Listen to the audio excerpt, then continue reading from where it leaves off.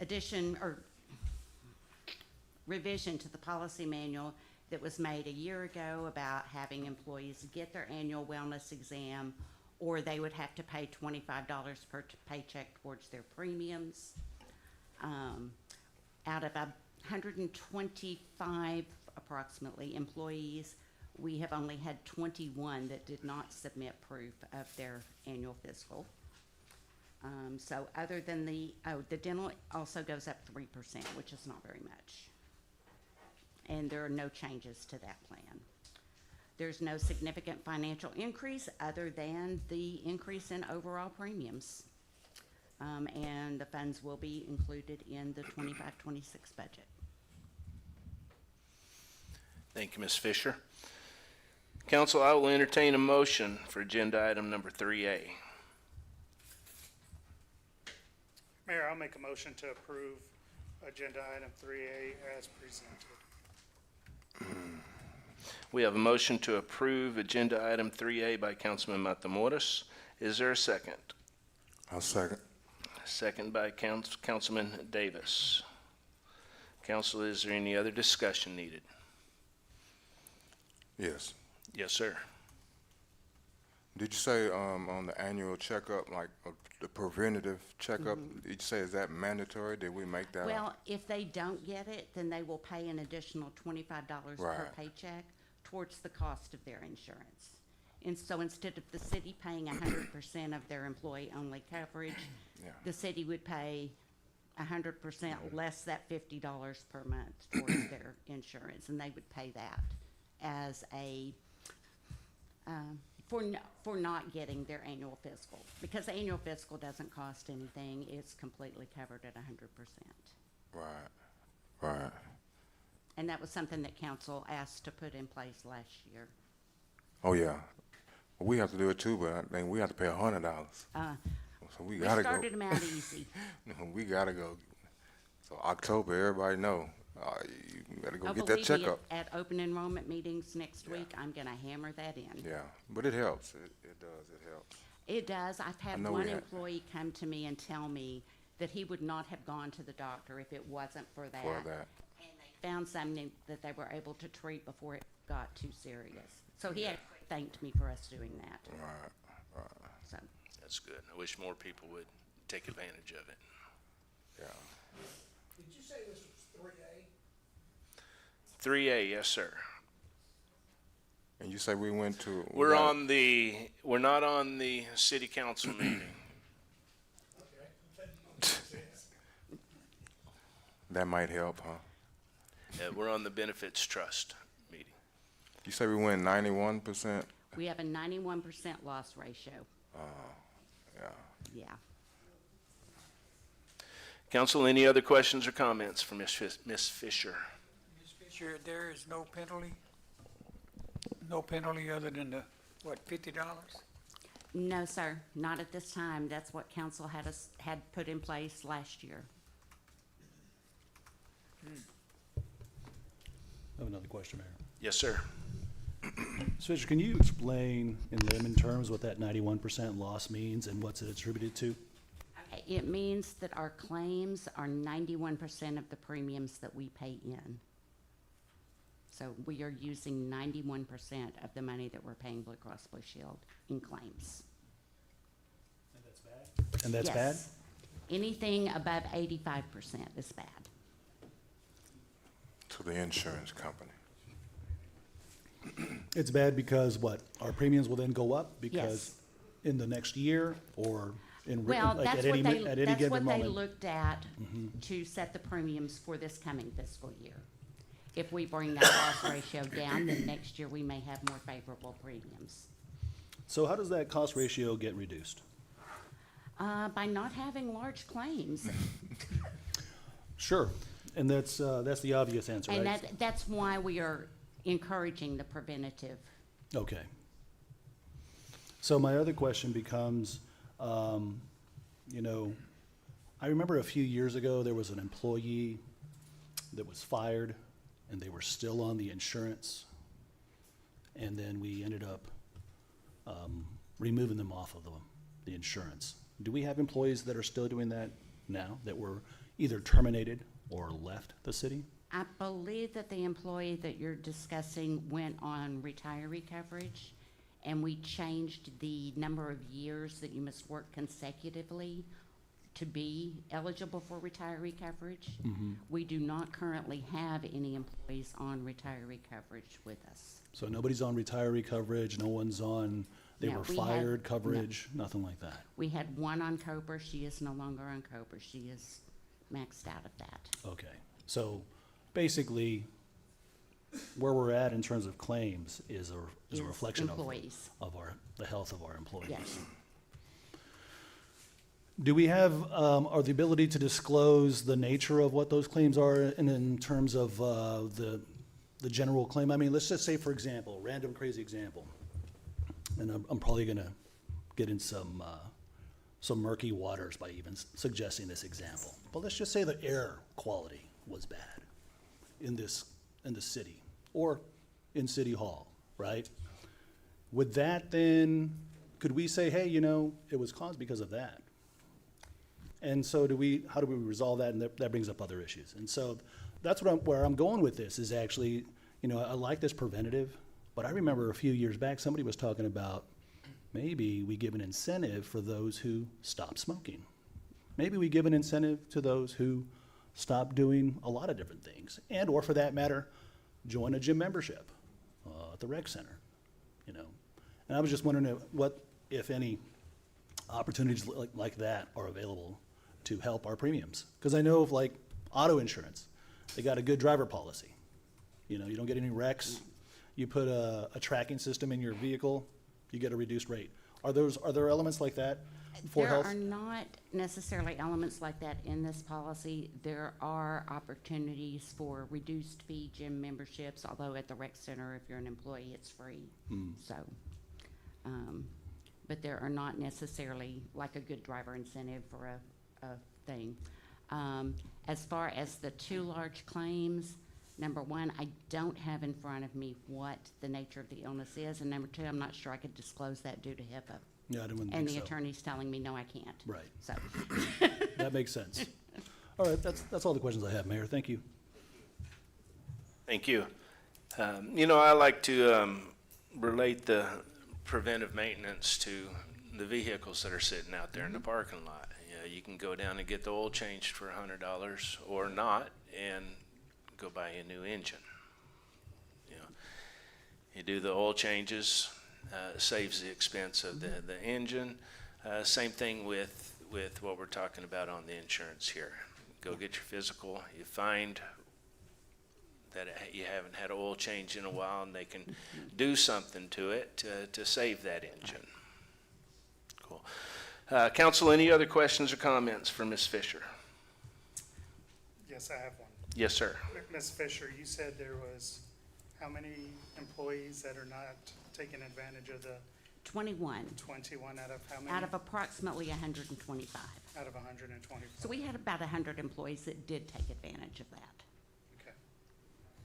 And you stated that this past year was the first year we, Yes, it was. okay. So,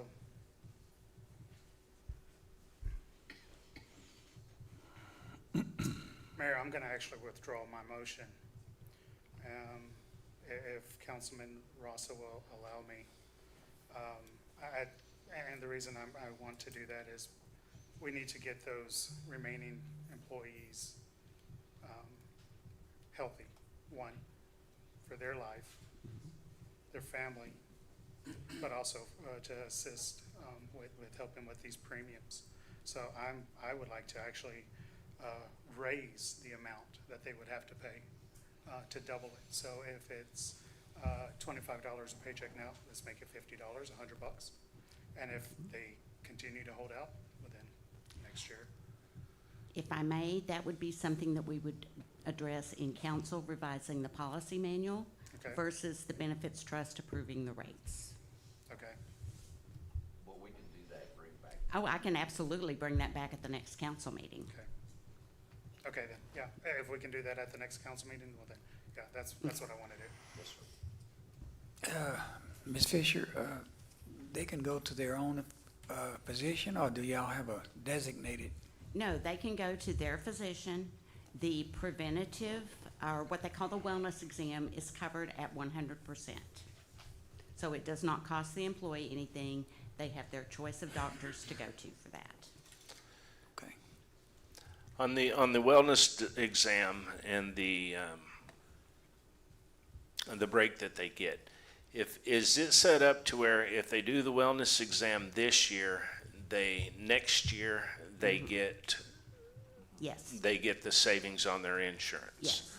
Okay, so just so we understand this, because we do a similar situation at our branch.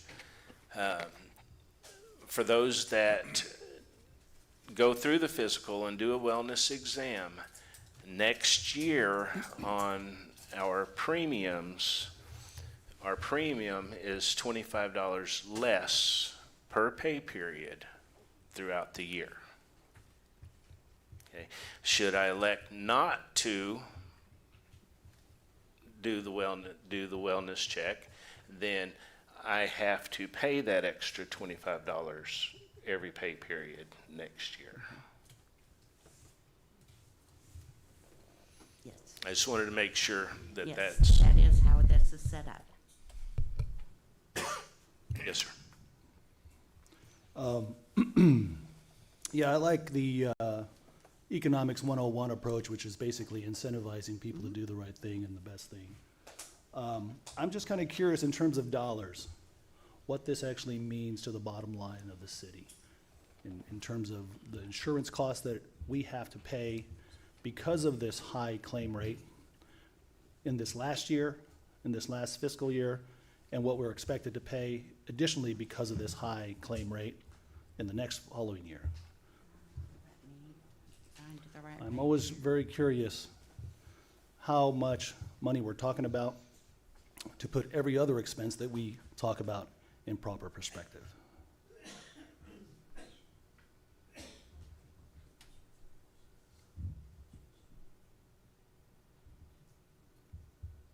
Okay, I do not have a calculator, and this is breaking it out by plan. We have 3 different plans. The high deductible plan currently is costing us about $36,000 per month. It will go up to $43,000 per month. I'm rounding here. The base plan is currently costing us $43,000 per month. It will go to about $50,000 per month. And the buy-up plan is currently costing us about $14,000 per month and will go to about $16,000 per month.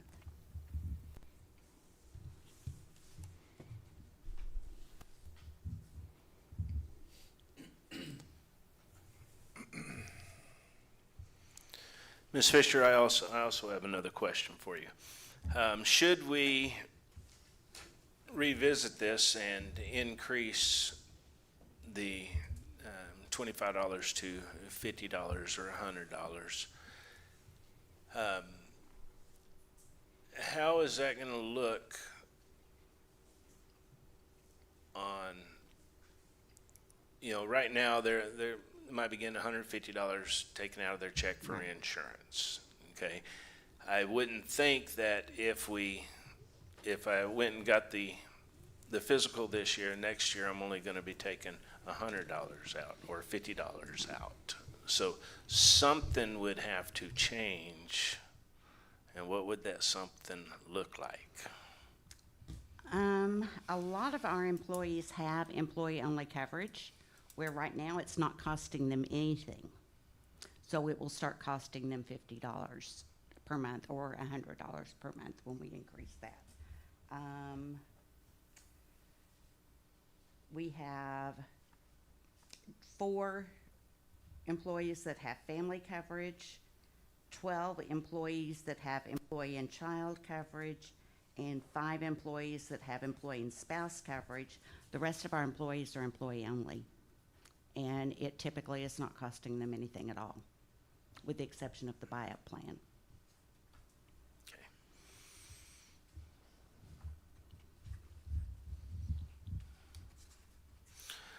All right, so where we stand, Councilman Matamoros says, I have another question. okay, yes, sir. I can go. Go ahead. All right, well, let's make, so this is gonna be, that's $25 the whole year? Yes, Okay. it 'Cause will like, be the entire year from October through September. okay. Cause like Winston, you know, like ours, if we have a date like October, if you don't have it by October, then you have to pay, and what was it, $400? $350, and, but that's just until January? Oh, okay, yeah, it was $350. And we Can you gave speak them in the mic? until, the deadline was June 30th. Because Yeah. this was the first year, I gave a little Right, grace yeah, if somebody no, turned, you know. that's good, that's good, that's good. Okay, now, what I'm asking now is, out of the 21 or so, Mm-hmm. did any one of them have they probably not even the ones that had the large claims. large No. claims. So see, that's what we have to, we have Mm-hmm. to understand, this don't happen all the time. I mean, we had it one time since I've been at the county, and we had too many babies. So, so out of them 21 people, they're not even the ones. Now, you still want to make sure everybody gets their thing, but, you know, this is something that, even though you get the checkup, it don't catch everything. Right, on the You know. large claims, this sheet here does not have what they were. It just Right. says one was about 85,000, the other was about 65,000, just for this fiscal year. Yeah, yeah. So, and that's a lot for one person in a year. Yes, it is, yeah. I just wanted to point that out, that, Yes. you know, so we focusing on the 21 maybe, some people, and they may be one of the ones, but they're not even one of the ones that, you know, the other person got their checkup and they still had to get this surgery. So it happens every now and then, but, so. I mean, appendectomies are not exactly something you can schedule, and sometimes if you have a complication or whatever, you know, Right, it could run up there in expenses, yes, okay. so. Yes, sir. Just looking at that math about the different programs, it looks like the first program had the biggest disparity in terms of cost to the city. I think you said, last year was 36, it's gonna be 43,000 Yes. on a monthly basis, Yes. which is about $7,000 a month roughly, using It's- your rounded up numbers. That particular plan is about a 19% increase. Mm-hmm. Which comes to about 84,000 for the year. So, And so what we're really talking about here, I'm wondering how important it is. I'm really wanting to know what your opinion is on this, on how important this whole Freeport Employee Benefit Trust plan is in terms of the medical and dental insurance renewal. How important is this to the whole operation? Maybe this is a question for the city manager, but I'll ask you, since you're quarterbacking this. Since we are not competitive with salaries with industry, our benefits have to be good to be able to keep employees. Okay. And this is one of those areas that we do that in. Well, that's a different wrinkle where I was going, but I'll touch on that wrinkle in a second. Where I'm really going with that is that how important is this? We're talking about an $84,000 difference to our budget to make sure that our employees are properly insured, Correct. that they're properly working in a safe environment, that they're properly, or maybe supplementarily,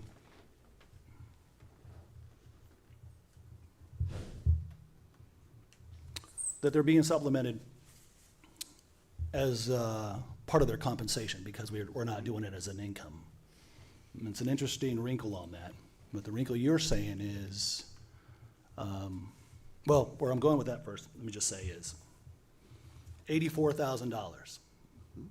And when I'm looking at the annual budget of all the other things that we're looking at and what we should really be making hay about, this kind of starts making me feel like this is so important, we gotta do it. And considering the cost to the value, it's really kind of inexpensive. So, and Ms. Hurst and I did sit down when this renewal came in and looked at the numbers and can we do this? So, and determined that yes, we absolutely should do this. And to be clear, this particular program touches every employee, that also Every full-time includes, employee. that includes every first responder, police Yes. officer, and fire department staff? Yes, every full-time employee. Okay, so then the argument can be made that, you know, I know that we're always talking about salaries being competitive, and we gotta try to, you know, retain the talent. So I think we've done a pretty good job of staying right there in the median, or the mean, maybe even slightly above the average on salaries, but we're above average, it seems like, for benefits. Is that a fair claim? When you talk about first responders, they typically work for other cities or counties who also try and beef their benefits up because we can't compete with industry. So the benefits may or may not be above average. That's one of the things, the salary survey that is in process we'll be looking at, but I don't expect that until probably the end of September, sometime in October. So then you're saying, and I just want to understand this clearly, because, you know, I don't want any mixed messages out, so I want to get it from the source. And like I said, you're quarterbacking this, so I'm leaning really on your experience on this and your homework on this. And that is the benefits program, or the benefits package that the city of Freeport provides its staff, non-emergency responder staff, is above average. Yes, It's the top tier. yes. But as it relates to first responders, it's not? It's on a par with others. It's on par? Yes, Okay. But it's not deficient, it's not less than? No. It's not wanting or lacking? no. That's an interesting question. But I want to go back to the other point is that this is so valuable that it's $86,000 well spent if we go with the program that has the highest benefits. So, I say we do approve it.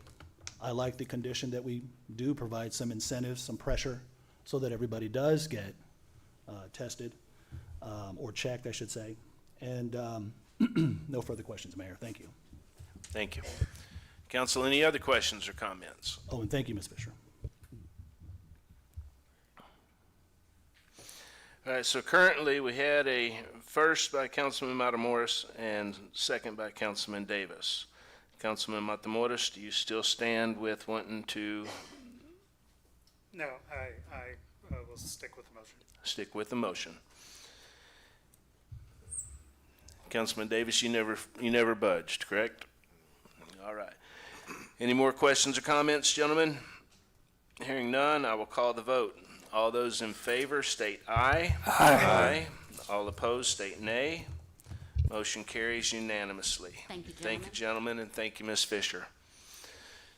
It is now 6:36, and I will entertain a motion to adjourn the Freeport Employee Benefits Trust meeting. Motion that we adjourn. We have a motion to adjourn by Councilman Rosso. Is there a second? I'll second. Second by Councilman Davis. All those in favor state aye, gentlemen. Aye.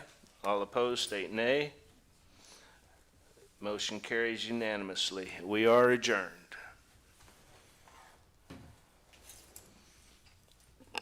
That 10-minute meeting took a little bit longer, Duncan. Just gonna say. All right, it is now, we gotta rearrange all this stuff now.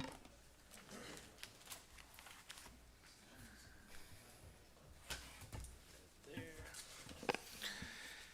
It is now 6:37, and I hereby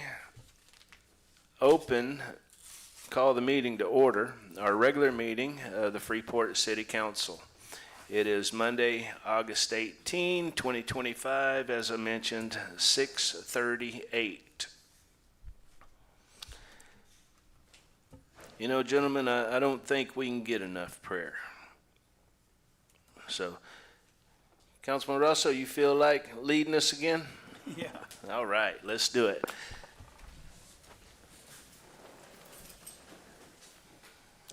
Let's pray. Gracious Father, we are so glad that you are in charge. We thank you, Lord, for taking care of us. We're so thankful and so grateful for your grace and your mercy. We ask you to bless this council and everyone under the sound of my voice. In Jesus' name we pray.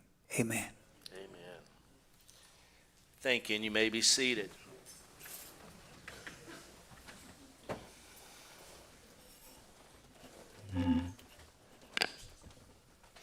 At this time, we have citizens' comments. I have a handful of them that have been turned in tonight. We're going to start with Mr. Greg Thompson.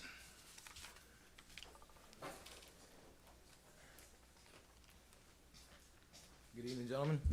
My name is Mr. Greg Thompson. I'm a Beating Hearts, Inc. assistant. I'm here to speak on a couple of things. First, I want to start.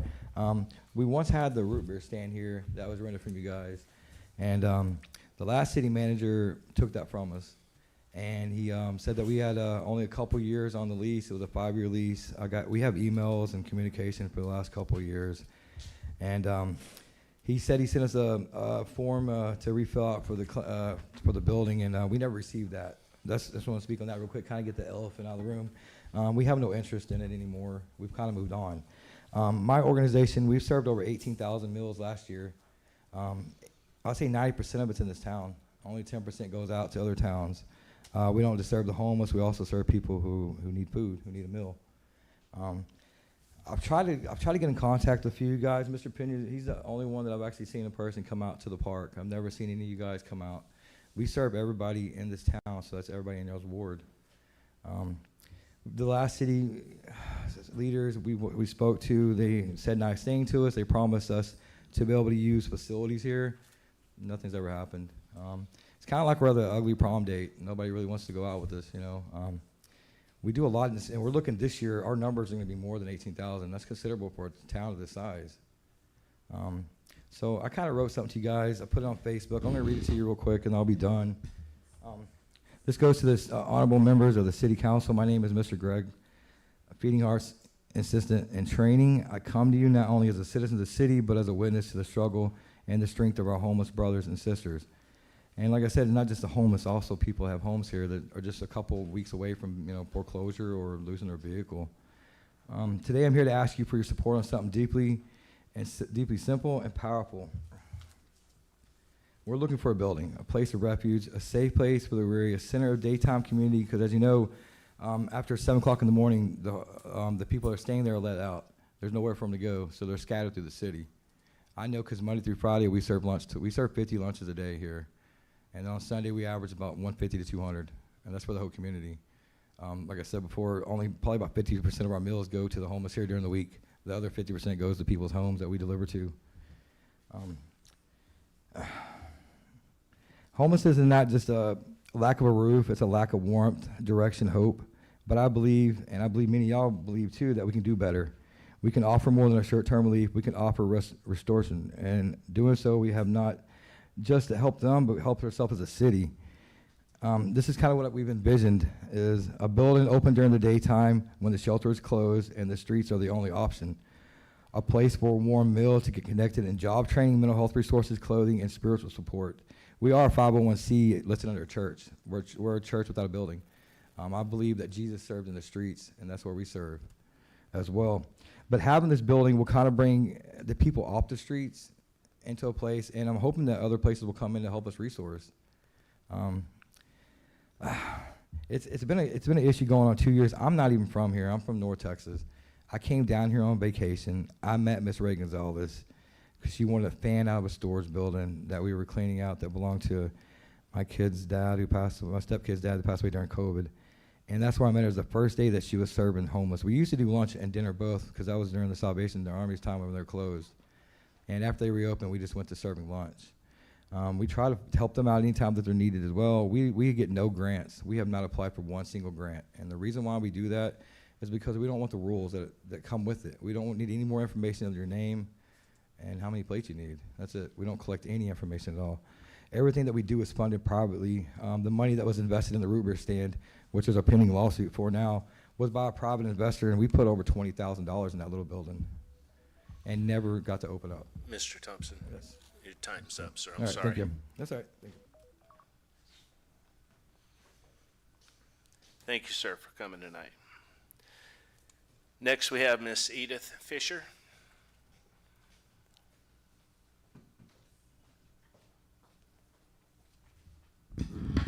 I'm Edith Fisher. I'm the Vice Chair of the Freeport Historical Commission and Main Street Advisory Board. I'm here tonight to introduce the new Freeport Main Street Coordinator, which I'm sure many of you have already met. But we're just excited to have somebody with the city to continue the work of preserving, promoting, and revitalizing downtown.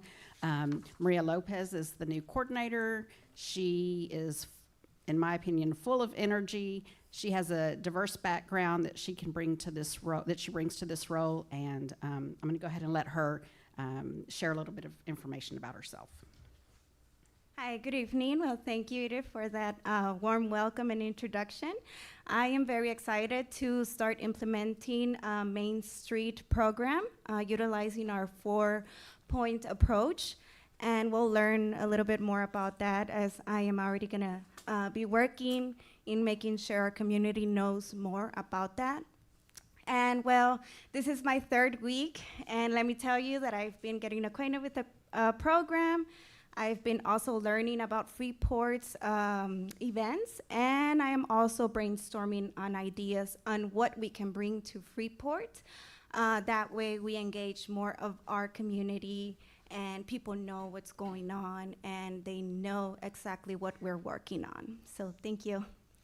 Thank you so much and welcome. Thank you.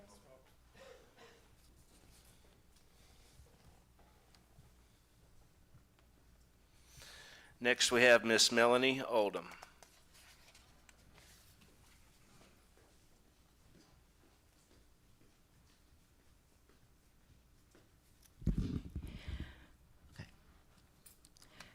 Good evening, Melanie Oldham, 531 West Brazos Street. I'm here to talk to several things. First one, thank you for the 4 minutes. I would like to have the City Council consider, if need be, that we might have one extra special budget meeting. I understand that the next scheduled meeting for the public is September 2nd, but some of us that have looked through the budget again have come up with some, quote, possible solutions that we'd like to have time to share with the entire City Council. And so, you know, September 2nd, everything wasn't decided on and voted on. There could be a meeting September 9th, just something to think about before the deadline of September 15th. Next, again, I went to the EDC meeting last week and I was very disappointed because Mr. Parker, the new president, and Mr. Martin, one of the board members, came up to me and said, well, guess what, Melanie, we voted. Instead of having 4 minutes, you only have 2 minutes for anybody in the public to speak. Then they said, oh, and by the way, we don't have to have any supporting documents with our EDC agendas. That's not being open and transparent. Again, I'm on the Historical and Main Street Board, and I very much want to welcome Maria Lopez to be our new Main Street coordinator, and let her know that the entire board will be glad to talk with her, work with her. So we're going to be hearing or discussing the water sewer rates, and you probably have looked through your package, and Miss Ashley has recommended 5 different plans or whatever possible plans. The thing is, you know, like we mentioned, for 15 plus years, the water department has been in the red. I mean, former city managers knew, Pines, Kelty, Petty, they all knew. So there's got to, y'all got to do something. But one possible suggestion is, I think I got this right, for the water bills, 26% are residential, 73% are commercial or industry. So if you total all that up, and some of those people are like the big tenants of Port Freeport, Gladio, some of the water goes to Dow, BASF, I think, for their water suppressant systems. So maybe you could calculate, because the compassion issue in 2023, you know, we the public got 2 rate increases on water and sewer. But again, I'm not going to name names, but certain industry, big business make billions. So you might look at, could you just, at this point, raise the industry commercial water sewer rates? Just an idea to think about. And then we're going to hear about the 2024 audit report. And like I've mentioned, I and others have looked at the previous audits by the same company.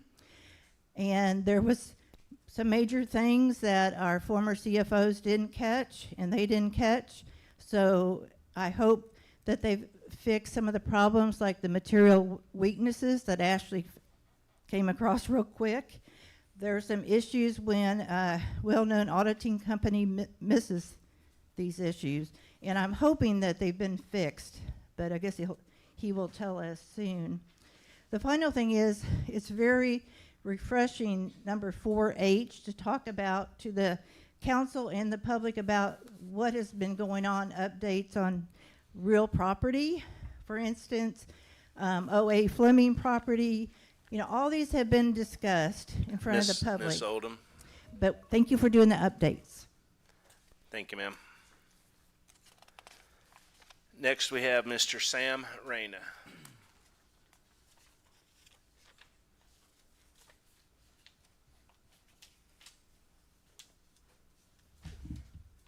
Mayor, Council, good evening. My name is Sam Reyna. Good and I evening. reside in 2002 North Avenue G. These don't have nothing to do with no agenda items. It has something to do with my defense. First council meeting in June, Melanie Oldham stepped up to this podium and said I had said something she didn't agree with. What I told her was she better have a good attorney, and the reason why I said it is because she called a friend and told my friend not to listen to me and don't believe anything I had to say. Time of the call was 3 o'clock in the morning, and it wasn't the first time she called. She don't call 2 or 3 times at the same hour, 2, 3 o'clock in the morning. Next time she calls any of my friends, she will be recorded, and then I'll contact my attorney and let him do his job of filing a lawsuit for slander. I do not want to address the issue with her. She's liable to assault me just like she assaulted Mr. Hickey. Mr. Hickey was in his late 80s when Melanie assaulted him right outside this building and got away with it. She was fined and placed on probation when the judge should have rendered a judgment of jail time. Melanie kept saying she was innocent, but she pleaded guilty because she was guilty. Prime example, Councilman Peña. He pleaded not guilty and stuck to his guns. Jury found him not guilty. Melanie should have done the same thing if she was innocent, but she pleaded guilty because she was guilty. Just last week at the Brazosport Chamber of Commerce banquet, Melanie was escorted out of the building by security. Third-party hearsay. She was demanding VIP status. My opinion, she was just being Melanie, a daily routine. Councilman Peña called her ignorant and that she should not be on any commissions or committees. You'll find that statement in the 2022 minutes. I had those minutes. I misplaced them because I wanted to make a copy and give it to Melanie. Why did he call her ignorant? 12, 13 years ago, when I was pursuing an investigation into corruptive and dishonest Jeff Peña's administration, I had about 2 years worth of work into the project, but I knew I needed help with the investigation, so I contacted Mario Diaz, KHOU Channel 11 Investigates, and asked for help. We settled on a scheduled appointment. Melanie had put together a board outlining the ties each council member had with Jeff Pines, a well-informative board. I asked if she was willing to share with KHOU and explain the detailed board. She said yes. The day of the meeting, I called Mario Diaz, let him know I was on my way, and he told me to come by myself with the info and documentation. They didn't want Melanie at the meeting. I never told Melanie the reason I didn't take her or asked Mr. Diaz what the reason why they excluded Melanie. I'm sure she called the station, and what was discussed, I'll never know. But she ruined the meeting. KHOU didn't want to investigate unethical behavior. They wanted criminal activity. So the investigation never materialized, and it was because of Melanie. Thank you.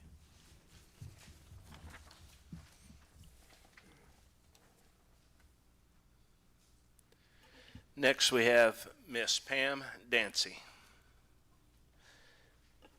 Pam, did you want to speak now or 4H? It's up to you. It's easier on me if you speak now.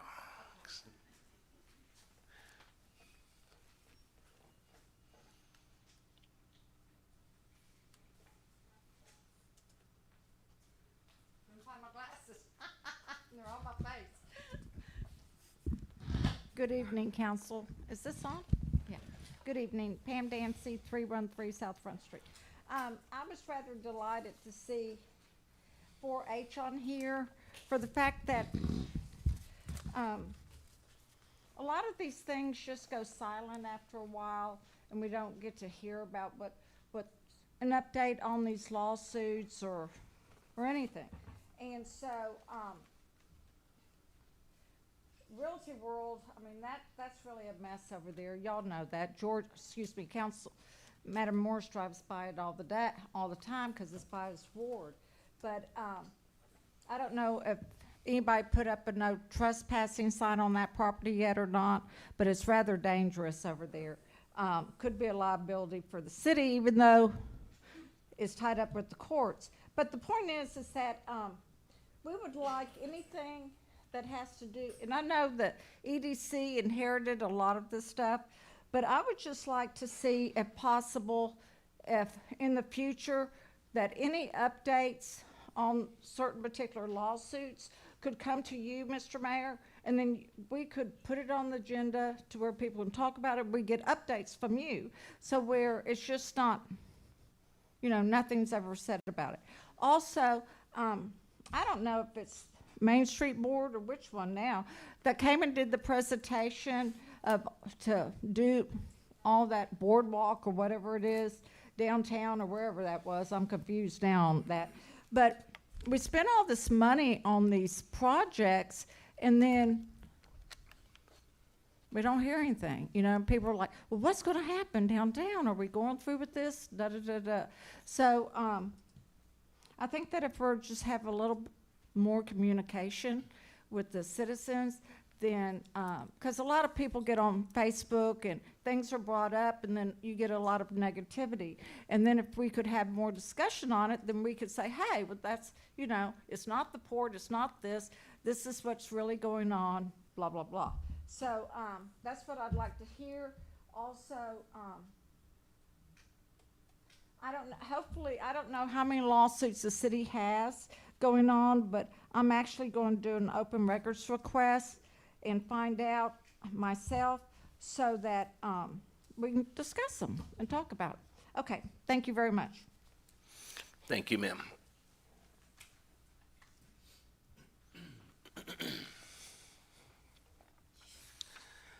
All right, next we have the consent agenda. On the consent agenda, we have 2A, action regarding the minutes of August 4th, 2025. Agenda item 2B, action approving resolution number 2025-2944, accepting the actions of the City of Freeport Employees Benefits Trust. Item 2C, action approving monthly financials through July 31st, 2025. And that's it. Council, I'll entertain a motion. Mayor, I'll make a motion to approve the consent agenda as presented. We have a motion to approve by Councilman Matamoros. Is there a second?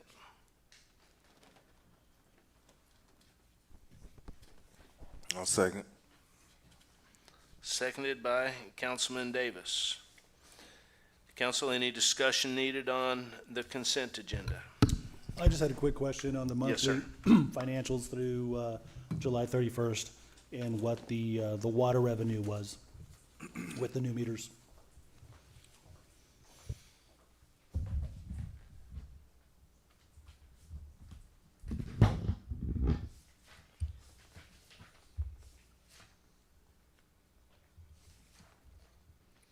The water revenue for July is listed in the report. Total revenue for just July is $738,678. And that's for the month? Yes, sir. Is that an increase from the year from a year ago, and for that matter, from June? In the next column is year-to-date actual. This year, we're at 7.7 million. Last year, at this time, we were at 8.3 million. That column, or row, I should say, is to the right. And are we at full implementation at this point, as of this day, of the new meters? For the meters? No, sir. Are we still outstanding on the port? Yes, sir. Okay.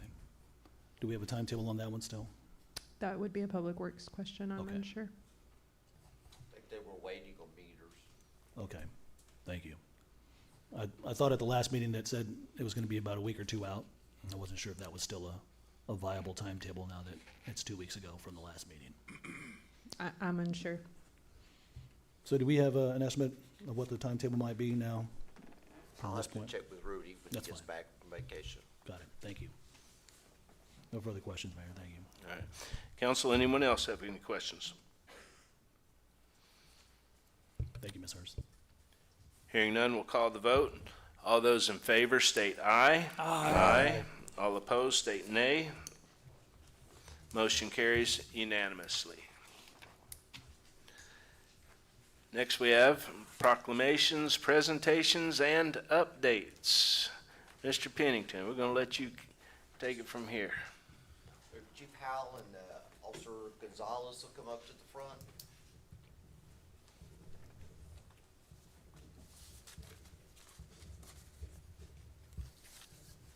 Chief, you want me to read it, or do you? I'll read it, that's fine. So on July the 20th, 2025, Officer Gonzalez went above and beyond, or should we say below and inside, to rescue a tiny kitten trapped in a storm drain. Here is a picture.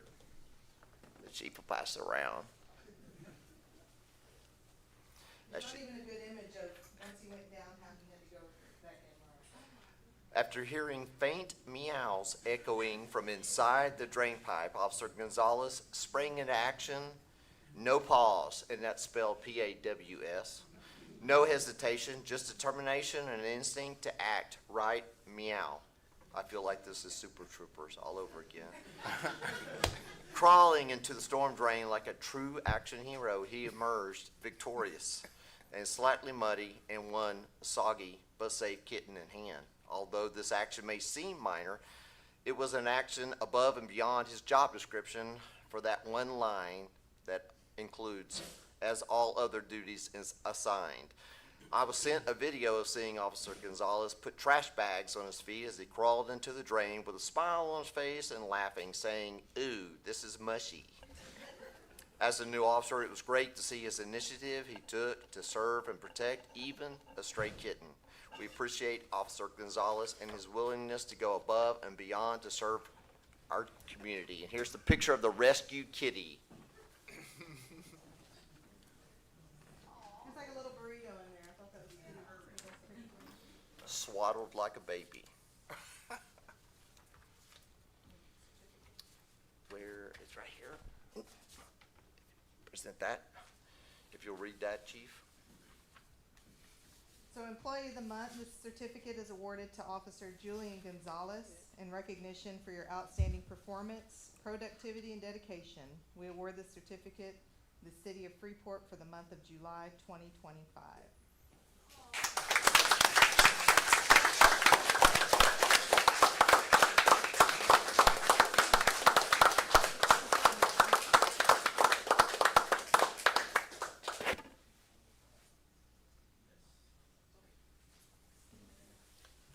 Well done.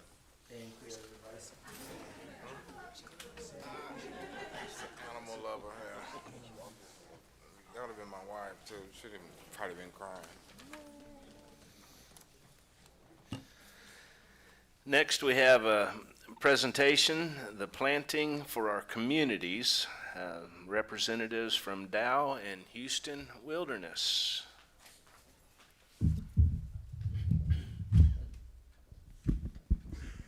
Hello, everyone. Good evening. We have a presentation that goes along with this. You guys have it on your PDF document, correct? Yes. Okay, perfect. And then for the community, it's up on the screens.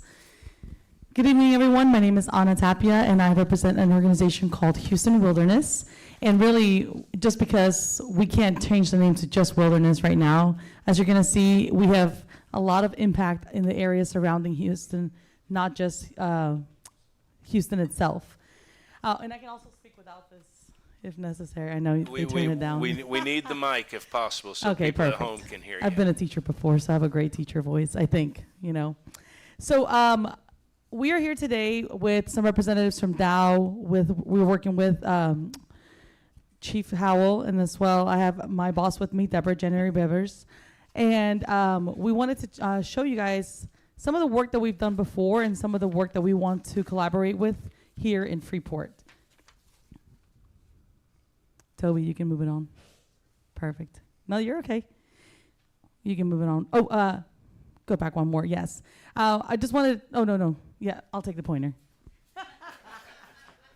We don't have to do this dance. Perfect. So once again, I'm going to tell you guys a little bit about Houston Wilderness, what this organization has been doing with our trees impacting for the last 5.5 years. And then we're going to talk about some of the work that we want to propose here in Freeport. So in 2019, we started with the idea of placing trees in the Houston Ship Channel area. And it's an area that runs along 25 miles, basically saying we want to put trees that are native and that are going to help the community in any of the green spaces that we see along the area. And we grew to planting 20,000 trees annually, which is a really big impact for all the communities that we've been working in. Now we've expanded to include areas like Baytown, Channelview, even as far as Anahuac and what is that area called? Channelside? No. General view. It is Channelview. Okay, yes. I'm not a Houston native, but sometimes we just work all over the place, so it gets a little muddled. And now we've changed the name to Adjacent Ports because we're also coming down here to Freeport to expand our program and work with Dow. We have some representatives that have been working with Houston Wilderness for a while, and now we wanted to bring some of the impact locally here with you guys. And so when we say we plant native trees, we've actually termed them super trees because, as you guys know, there are a lot of benefits to having trees. If you step outside right now and you have to be outdoors, it's preferable to even just be in the shade of trees. But there are many more benefits from these native species, and I've listed them on here. You can also find this information on our website, houstonwilderness.org. And these trees are great at what they do. I'm going to show you a little bit, a slide later on. But we have called them super trees because we've researched a lot of the why plant these trees, because there's a lot of native species to the areas that we work in. But specifically, we want to max out the ecosystem benefits that these trees provide for humans and anything else that uses trees. So we do know that, and we've calculated how much air pollution they remove, how much water they store and absorb in the areas they're planted, and how much carbon sequestration, which is a big topic for a lot of people, how much carbon sequestration these trees are able to conduct from the moment they're planted until they're at the end of their lifespan. Of course, we know that they increase canopy, they result in less heat in your area overall. If you've never, in Houston, we've barely documented, I think it's only been done twice, a heat map, so that during the hottest parts of the year, they go around and they look at what areas are the hottest. And you always see it a lot less where you have trees planted. Of course, we also want to increase the view, and this is actually one of my favorite pictures. This is in one of the Ship Channel area sites that we have, and you can see very industrial area behind it, and then you have the trees starting to grow, which can make a big difference for anyone that works inside of the buildings to the left of these trees. Now they no longer have to see all of the industry to the right. Their eyes can take a break and see some of that green foliage. And then, of course, every time that we have hurricanes come through, we know that we're going to get some sort of flooding, whether it's from upstream or from the Gulf. And trees are also really great at stormwater retention, not necessarily just where the tree itself, but where they're planted. They work with the soil to be able to absorb water, hold on to it, and they're just great benefits. There are great benefits overall from trees. So in 5 years of success, there's a lot of research that has been done. What trees from those 14 species that we identified have done the best? We've had 2 years of drought in the area that we were all affected by as humans, and so were our plants. We know that our weather patterns have also included freezes, have also included or include annual storms, rainstorms, derechos, just a lot of things that have happened to our trees. And so with 5.5 years of data behind it, now we know, and we're starting to work with every organization that we've worked with, municipalities, city governments, to allow us to have no mow zones around our trees. And allowing those grasses to grow around the trees have resulted in a lot better temperatures for the soil, for the trees to grow in, a lot better stormwater retention, not just the area they're planted in, but by the trees themselves. And so we say no mower equals more grow for those trees. One thing too that I didn't mention before, but when we plant these super trees, we're not landscaping. Landscaping would be planting 20 trees along the side of a road. We do small projects like that with municipalities once we've planted thousands of trees. And so today we're proposing a project with Dow where we are planning to put in 20,000 trees in an area. And of course, mowing and landscaping around that would kind of be almost just very costly and truly just unnecessary. And so here we're trying to push the idea to plant these in a forestation style.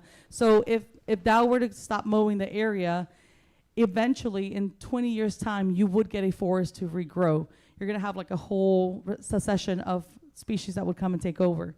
Well, we're coming in to kind of start the process from the trees being put in and allowing that to make the difference for the area without all the grasses unnecessary or the shrubs growing in place.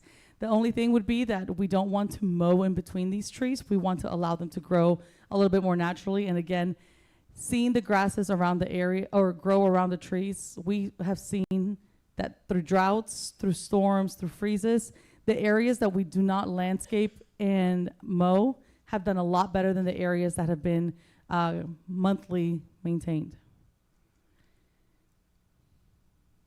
So in evaluating the areas that Dow has presented to us, we have limited the species being planted. So instead of the 14 super trees, which ones are growing the best in Freeport? We're going to arrange the quantities that are going to be planted. So as I mentioned, we have an area that is targeted with 20,000 trees to be put in. And then of course, we have a planting style. So typically when I talk to landowners, they're going to say, hey, we have to mow because of A, B, and C reason, or you don't have to mow this area, you have to mow this one. With the areas that we've brought, that Dow and us have put together to plant in Freeport, we just want to mow around the outside of it. We don't want to mow in between the trees. Apart from knowing that the grasses allow for better health overall of the trees, there are not a lot of people who are able to mow around the tree without nicking it.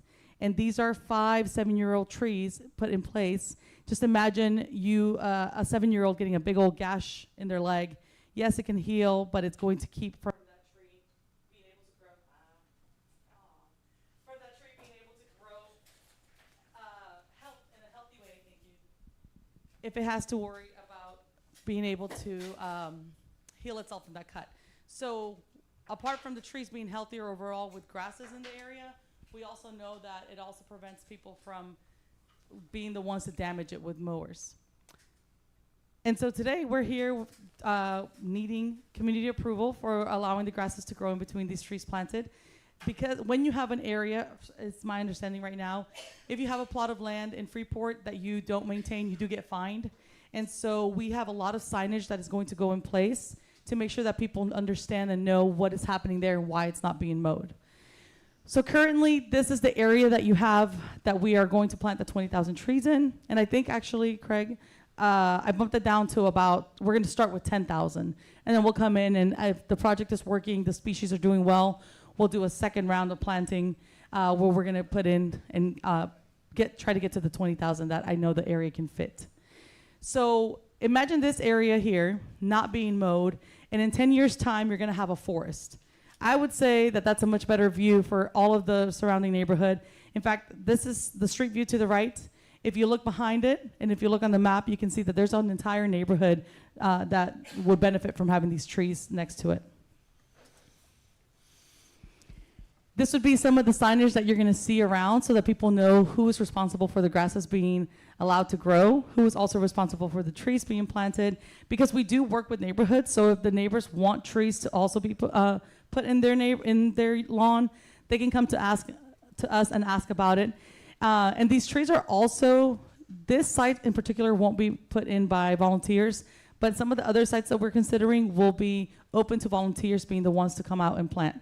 And so on top of us being able to provide the trees for the community, we're also going to get the community involved in the project themselves. And I would love to see the council come out and be the ones to also plant trees. I do make you get your hands dirty though. This isn't just a photo opportunity. So, for example, this is also one of the, actually this is the very first planting that Houston Wilderness did along the Ship Channel. And one of the things that we like to tell people is that trees will eventually shade out grasses, right? So as they grow, their canopies become wider, and you can see this happening here. So the picture on the left was about 2 years ago. The trees had taken root. They started to grow. We say the first year they sleep, they're putting roots in the ground. Second year they creep. You're starting to get some of that length if they're in a healthy state. And then by the third year they're put in the ground, they leap. You really start to see those trees take off. And so this is an example of those trees, like I said, really taking off. So another area where you have a cement facility behind it, that's what is covering.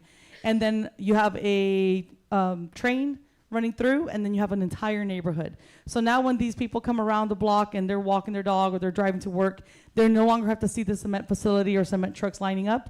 They're going to get to see the beautiful view of our native trees doing their work. So I mentioned before, we know what ecosystem services are.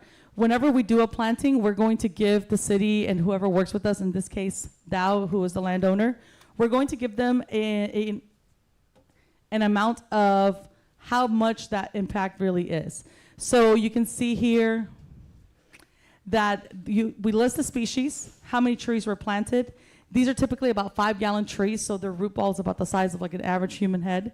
And then we have the ecosystem services, how much carbon is sequestered, stored, water is absorbed, stored, in the millions for these trees and for the work that they do. And this was only for, this is what I calculated for the tree species that I want to plant and the quantity. So this is what those ecosystem services would be provided by the trees if we're allowed to do this planting. Okay, so just again, we've been doing this for 5.5 years. Every year we plant 20,000 trees. And so if you're curious about how the different areas look and where we planted, we have all of this information on our website. This is inside one of the Kinder Morgan facilities, just in front of their parking lot, another area where instead of just seeing chain link fence and seeing more of the industry that they're involved in, they get to see a bunch of native tree species growing in. So I don't know, are we taking questions? Well, from the council, yes. I don't know if we're taking questions from the public yet. I have a question. Who are you working with in the city? We're working with Dow, and then we met with our interim city manager, Chief Howard. No. Chief Howe. I think they've been talking with Chief Howe. Yes. And are these trees, do they have to be watered? So one of the reasons that we plant in the quantity is that we don't water. In natural forestation, you're not going to have anybody out there landscaping and watering. The drought was probably the only time that we saw a little bit of a setback, and that was with the smaller trees. The 5-gallon trees, because they're native, they still do well. So if I plant 10,000 trees, I still see 5,000 to 7,000 trees be able to take root through the drought from our research and from the areas that we planted. And we don't want the landowner to have to do so much watering, hands-on maintenance, anything like that. So when the trees... The answer is no? No, we don't do watering. You don't do watering. If the landowner wants to, they can. They're trees, they love water. But no, we don't do watering. And you should still see success in their planting. And so you say you and Chief Howell are going to be working together as to where the trees are planted? So the property is owned by Dow, and we've already identified about 7 different locations where we want to do the plantings. So yes, we're working with the chief. Well, we talked to her and we said, this is where we want to start the planting. This is one of our biggest ones. And her concern was about the style of planting that we're doing and the grass maintenance for it. And all of them in the city of Freeport? So my involvement came about due to the code violation that would occur of letting the grass grow. And so that's where my interactions with them came about, which is one of the items later on in our agenda to discuss that ordinance. So. Yeah, and none of these trees are planted coming into Freeport, right? Like that they're currently in Freeport? No, y'all haven't started yet. Oh, no, sir. No, Yeah, sir. and when you do start, you've designated where you're going to plant them, right? Yes, so this first project is there. She has the address listed on the presentation. The exact address I was trying to remember, 2173 Victoria Lane. And Where so- is that? And so that's about a 5-acre tract that Dow owns. You know where like Talk About Good is? Uh-huh. It's gonna be further back behind that. It's right across the street from TNT Crane. Okay, so it's on the other side of Freeport. Yeah, it's on Ward C, behind Jack in the Box Memorial Child Well, Care. my concern is we can't mow, and we don't want people coming into Freeport looking at uncut grass. Yeah, this is off the beaten path. Okay. And we'll still allow, again, I don't really need this. My dog would tell you she doesn't need this. We can't do, and we will be doing mowing around the edge. So it's just in between the trees that you would see grasses. And they, from what I've seen out there, the species that we see out there, none of the grasses, because I think that, I don't remember what the mow cycle is right now, but they don't mow every month or every week. And so the grasses that are out there right now, you can't tell, but they're about breast height for the average person. Yeah, and it doesn't look unsightly right now, so.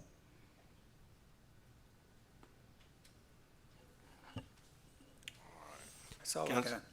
Council, any other questions for her? Yes. Looking on this photo, so I'm looking for the daycare. Looking for The daycare. It's a daycare over there. Oh, okay. I'm trying to find the daycare. Toby. No, back on that photo Yeah, that right one there. right there. So That's the- Jack in the Box, that's the daycare, okay, that's a body shop. That's the property, that's the Dow property over there. okay. So I was just hoping it wasn't butted up to the back of the daycare. No. Cause we saying we weren't gonna cut the grass, and you know you got kids playing over there. And it's a fence right there, and then I've seen that area grow, and they was complaining about the grass needed to be cut in the daycare, cause there's snakes and stuff came through there. But this is not the area, the property you're talking about. Well, it's to the right of it. Okay. Where you at? Can you see? Oh, it's a big white building to the right of it. So that's no. Oh, the big white building, okay, I know what Yeah, you're talking well, I about. thought it was butted up to the back. I thought it was that back area. I thought it was this one down here. What is that yellow? The yellow is where you're gonna be planting them? No, the yellow is another property that Dow owns that we had in consideration. The picture is just cut from my larger map. Yeah. And so you say they probably would mow the trimming of it? We will mow the edges of it, yes.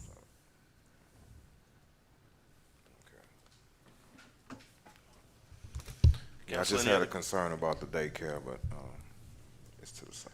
That was my concern when I initially saw this as well. Yeah. So one of the things in discussing with them, when they talk about like mowing the edging, it's around the entire perimeter base. And so we were looking at approximately a 10-foot perimeter around like the entire property where the trees go. And once the tree catches on, you start mowing. Is that what you're saying? So in about 5 years' time, which I know seems like a lot, but in tree world, that's nothing, right? In about 5 years' time, those trees should shade out any high grasses. And so you won't see, kind of like the picture that we showed you before.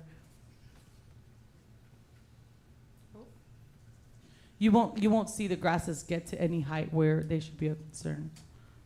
In fact, the grasses with trees in place will probably be lower than grasses get between mowing cycles.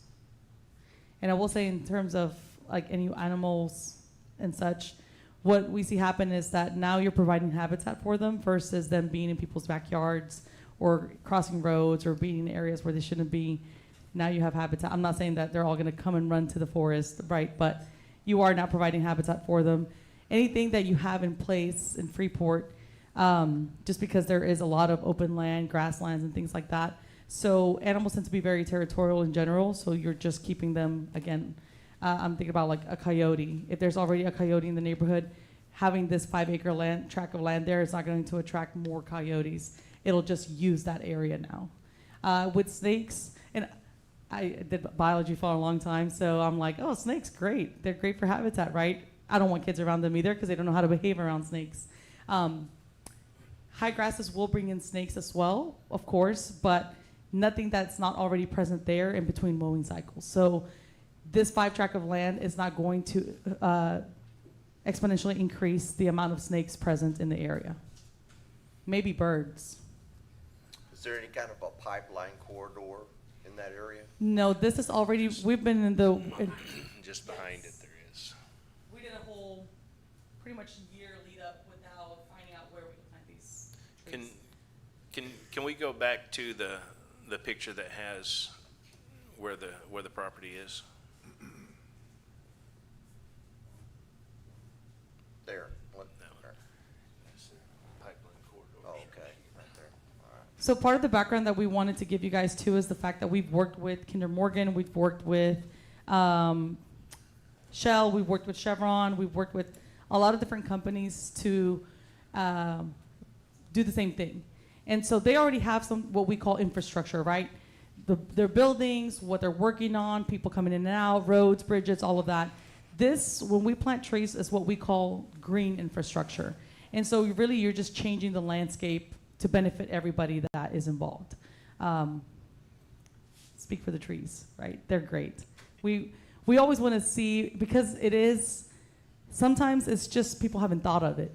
We just mow. What do we do with that area? We just mow it because it's an access point, it's this, it's that. Well, why not plant trees on it? We didn't think about it. And really that's how this whole project started, of knocking on the doors of ship channel areas and saying, instead of mowing that area, why don't we come in and put some trees down?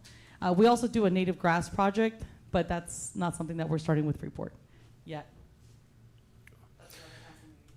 Council, any other questions? Yeah, I have a Yes, sir. couple of questions. So what we're speaking about today, first of all, welcome. I like what you guys are doing, and I like this creative idea by Chief Howell to address a mowing cost issue for the city with this quite innovative, creative way to solve this problem. So no cost to the city, right? That's great, even better. So now we don't have to spend money cutting it or any other places, is that right? I'm thinking 25 years down the line, you may have trees that need to be picked up because a tree limb fell, something like that. In those 25 years, you've probably saved yourself a couple $1,000s of mowing. And so to take some of that money and then do some of that small maintenance, that's kind of that would be in the future. So the overall goal, though, is what, to beautify? Yes, and to show people that we can do different things with green spaces instead of just mowing, which is a problem all around in pollution added to the air, cost to the city, cost to the taxpayers. Mm-hmm. And then currently, we're only talking about these 5 acres in the city of Freeport city limits, is that right? Yes, we're going to start with this, and then in the springtime, if this is approved and we're able to move forward in the springtime, we already have a couple tracts that Dow also owes that are a little bit more in neighborhood areas. I see. So primarily, these are just Dow properties, is that right? Correct. Okay. They're all kind of off the beaten path? Yes. Okay. I wasn't sure if there was any discussion or collaboration with your team, your organization, and the beautification board. Not in yet, Freeport. but we tend to start with landowners. We tend to start with private landowners because they usually have more say in what they want and how they want it. And then the word gets around. That's kind of why the Ship Channel Trees program has expanded to and adjacent ports. Yeah. So I would love to work with the city. I already mapped that out in my head driving down here. Hey, they could use some trees here, here, and here. because we're happy to do that. We're happy to get the ball rolling on. The research is done, what trees, how to plant them, how to space them out. And like I said, we've worked with so many landowners that everybody has had their say of how they want to maintain it. And so some people will want rows of trees where they have to be able to mow in between. Kinder Morgan had 7 properties that we planted. Each one had its own style. Some of them are seen by people all the time off the Beltway, so they had to be able to mow in between trees. Then there's others that nobody ever goes to that property. They said, do whatever you want in that area. And the soil was so low quality when we started planting there. Now they see a lot less runoff. They see a lot less water on the roads that they drive on because those trees are doing their job. They're fixing the soil, they're absorbing water and storing it. So with the beautification group of Freeport, yeah, I'm happy we can get that conversation started this week. It takes me about 6 months to get a planting in place. So if we want to plant in the spring, I'm happy to talk to them about it. The idea is just to show people something different can be done. So, Yeah, when I started seeing this here, I was reminded of the I-10 corridor by Mount Bellevue. And it's a lot of industrial that's been hidden by these 20, 30, 40-foot tall eucalyptus trees. And I've always thought that would be very valuable to kind of cover a lot of the industrial streetscape here in Freeport. So one of the, I'll say, cool things about working with Freeport is that we are a policy organization. We are not tree planters in our essence. But we said the policy needs to change of just having the idea of mowing these areas. And so now with Freeport, there are rules in place where it says you have to mow. And so this is going to be one of the chances where we get to say, well, Freeport did it this way, and look at the forestation that's been able to happen in their land now. So next time that Baytown says, sorry, we don't want to do that because we want to mow, we can turn to the example of Freeport and say, well, they actually changed the rules and no one has complained, or they changed the rules and they have 60,000 trees in the area now. So, well, I'm curious, just to follow up on that, is that I can appreciate the infill and trying to save on policy and cost, but I'm also curious about the aesthetic and on the major roadways. And I'm just curious, do you guys donate trees to the city so that we might be able to couple that with the beautification plans? yes. That are going to be have to using look for trees? approval for that. Correct, right. Yeah. Okay. Yeah, I wasn't sure if you guys do those high-reaching eucalyptus, or for that matter, those high-reaching palm trees. So we haven't done palm trees yet because the research that we did is to help not just beautify things, right? It's to help the citizens breathe better, be able to have better storm water retention and those kind of things. So palm trees and non-native eucalyptus trees aren't going to be considered for that. But we do have native species that can be put to use and put to work like that.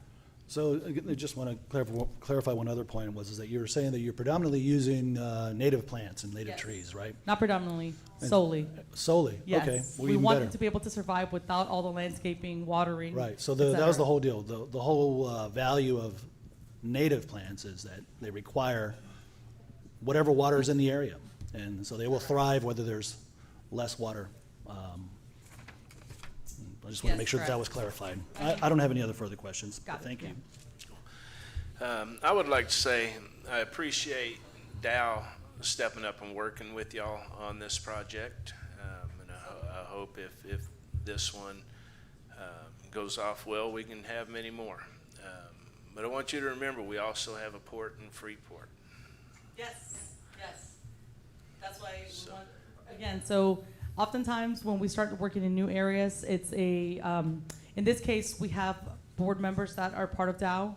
And so they've been hearing all this great stuff happening everywhere else but Freeport. And so they're like, hey, we actually have terrain down there that you guys can put this project into place. And so typically we start with private landowners, and people usually, it expands into city land, city land. Usually private in cities, what we work on. Hand it to this nice lady before she leaves. I have a question. I hope it's Yes, not sir. mowing. He's with the port. Okay, perfect. Councilman Rosso. Yeah, if, say this is approved, when do you guys think you'll start? So the planting would happen at the beginning of October is when I have a crew ready to go. And that's procedure, that's normally when you do it Yes. in October, that's best for the Oh, trees? yes. For the trees? Yes. October through March? For trees, yeah. We do some of the native grasses in September, but we learned that if we plant trees in September and it's not been a rainy enough year, they won't establish well. So again, 5.5 years of experience now that we do October through March. Okay. Beautification meeting is this Friday Oh, okay. at City Hall. This Friday at 10 o'clock. Okay. If you wanted to meet up with those people.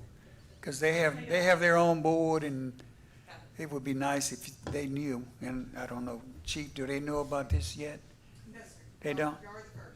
Okay, yeah, this Friday, and then we won't meet again till next year. I'm sorry, next month. Yeah. So we're, no, so we're meeting in October, and then we'll meet again in September, at the end of the month. Okay? Council, anything else? Well, I would like to say 9,000 is a whole lot of trees. I hope you don't expect these guys to plant a whole lot of them, but I do expect, if this project goes on, that we will come up and contribute the best we can. Yeah, absolutely. So as I mentioned before, for this area, we're going to use a crew to plant these to start with. And then the smaller tracts that are about a ½ acre to 1 acre, those will be volunteer events that you guys will personally get invited to come out and plant and maybe even take a tree home. Great. Yeah. Okay. Great. Thank you very guys so much. And I'll have business cards to leave, and you guys are welcome to email me with any further questions. Thank you so much. And thank you, Chief.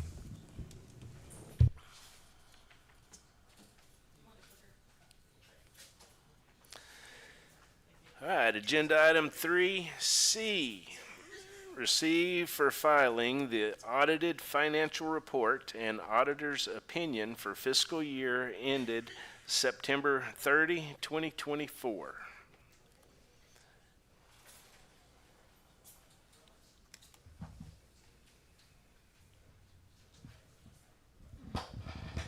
Mayor.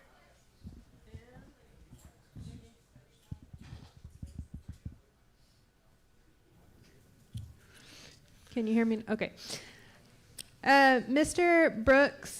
Mike Brooks is here from Brooks Watson to formally allow us to receive for filing the audited annual comprehensive financial report and their auditor's opinion for the fiscal year ended September 30th, and we are very excited to finally receive this. So I will let him come up and give his presentation.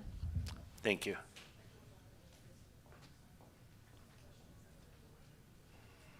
Good evening, Mayor, Council. Good evening. My name is Mike Brooks, audit partner with Brooks Watson and Company, CPAs. I do want to thank Ashley for participating in this audit. Anytime there's a changeover in staff, anytime you have a changeover in staff, especially finance director, there's normally a little bit of learning curve getting into a new audit. We do things our certain way, and cities may not be used to documents that we request, but it's a process, and it can take some time. And we got through it, and everything went well, so we appreciate it. All right, so in front of you, you do have a copy of the audited financial statements for the year ended September 30th of 2024. I have prepared a summary presentation. You should have a copy of that under the front cover, and you can follow along, I believe, on the screen. No? That's okay. So you all do have a copy of the summary presentation within your audited financial statements under the front cover. It's just going to touch on some of the more important numbers and statements within your report. So if you don't mind, I will go over that now, and then we can open it up to questions.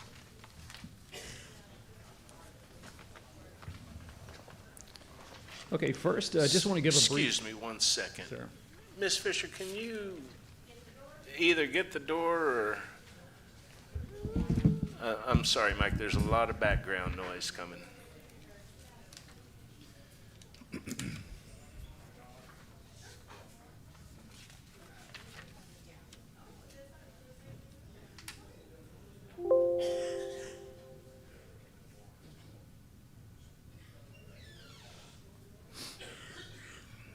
So much better. All right. Would you like me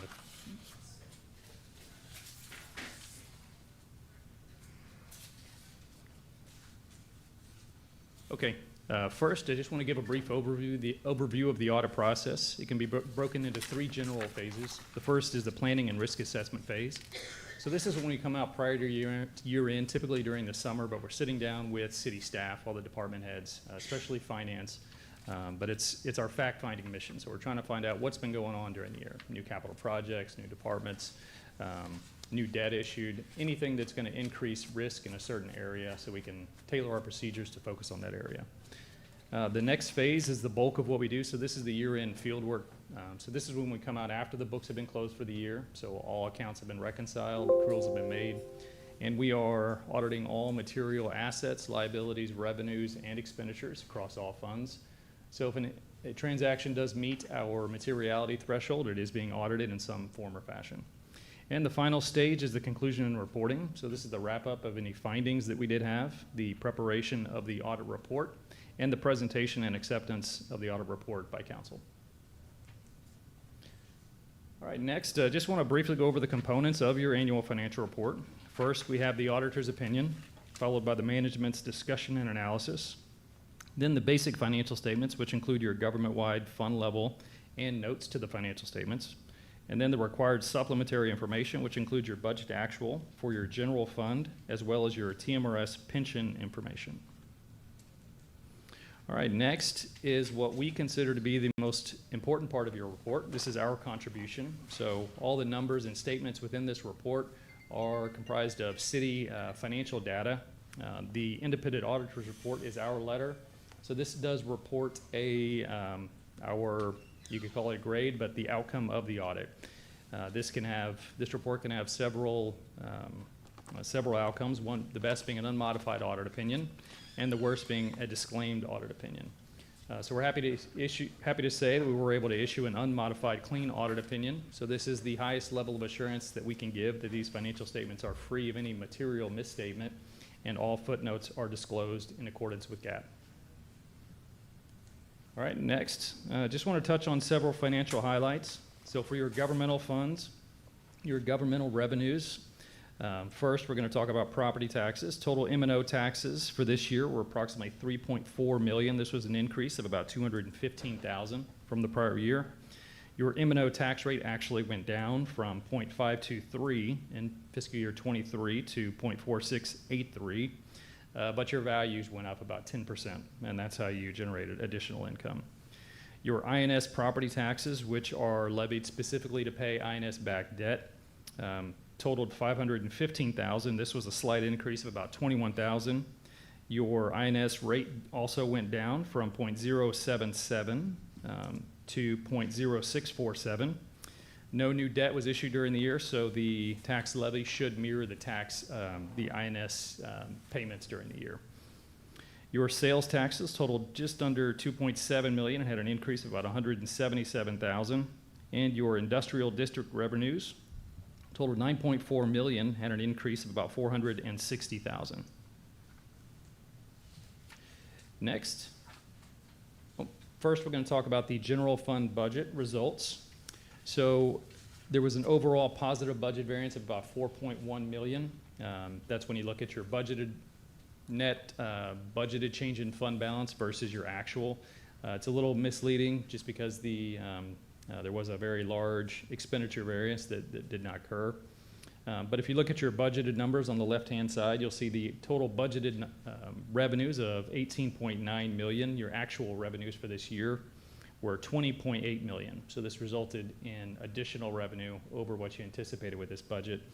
by just under 1.9 million, and this was across all revenue categories. So budget was somewhat conservative, and you came in with a lot more revenue than you anticipated. Below that, your expenditures, your final budgeted expenditures were 21.4 million. You had actual expenditures of 19.775, with a positive expenditure variance of 1.6. Most of this was related to capital outlay. And your other financing sources and uses, which are generally going to be your transfers, had a positive budget variance of 633,000. And overall, the budget variance was 4,149,000. So when you anticipated budgeting for a deficit of 3.5 million, you actually added to fund balance this year by 621,000 to your general fund. Now, city policy is to maintain an adequate unassigned fund balance reserve of at least 25% of your operating expenditures for the year. The unassigned fund balance within the general fund as of the end of the year was 11,215,000. This equated to about 56% of your annual general fund expenditures, or 7 months or 207 days. So above policy, and certainly in a very healthy position for your unassigned fund balance. All right, next is a summary of the financial activity for your water and sewer fund. This is considered a proprietary or enterprise fund. These funds are different than your governmental funds in that they should be self-supporting. So they should have rates that are set at a level that do fund operations, debt service, and any capital improvements. So if these funds are losing money over time, it's typically an indication that either the rates are too low or some of their operational issue.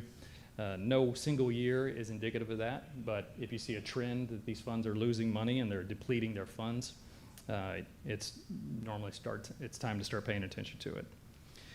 So the overall net change in position for the 2024 year was 4.6 million, an increase. Now this does include contributions and grants. These are not recurring type revenues of about 3.2 million. So that made up the bulk of that increase. But overall, from an operating perspective, the fund did have operating income of about 965,000. So no issues noted as far as the operation and fees go with this fund. All right, next, I just want to go over several major capital outlay items. So this year, the city invested in street improvements by just over 1 million. You had improvements to the fire station for 354,000. Multiple vehicles were purchased for 510,000. Sewer improvements total just under 3.5 million. Your lift station and wastewater treatment plant improvements totaled 1.2 million, and there was a new ambulance purchased for 227,000. Next is a summary of your TMRS pension liability. So the city does participate in the Texas Municipal Retirement System, and all of your employees, all your full-time employees are eligible and do participate in this. So just quickly, I want to go over the health of your pension and just talk about a few numbers so you can see how it's doing. The total city contribution, so that's just the city portion during this year, was 1,275,000. Your city contribution rates for the last 3 years were 15.33%, 14, and just under 14.10%. The next thing we're going to talk about is just the funded percentage. So whenever the pension is reported, actuaries will develop an overall pension liability. So how much is ultimately going to get paid out? All the city and member contributions are going to an investment fund, and they're going to sit there until they are paid out. So a funded percentage looks at your total investments versus the total liability. So if the total liability is 1 million, your investments are 900,000. That results in a 90% funded percentage. Generally, anything over 80 to 85% is considered a healthy pension. So you typically don't get over 100%, but you certainly don't want it under that 80% number.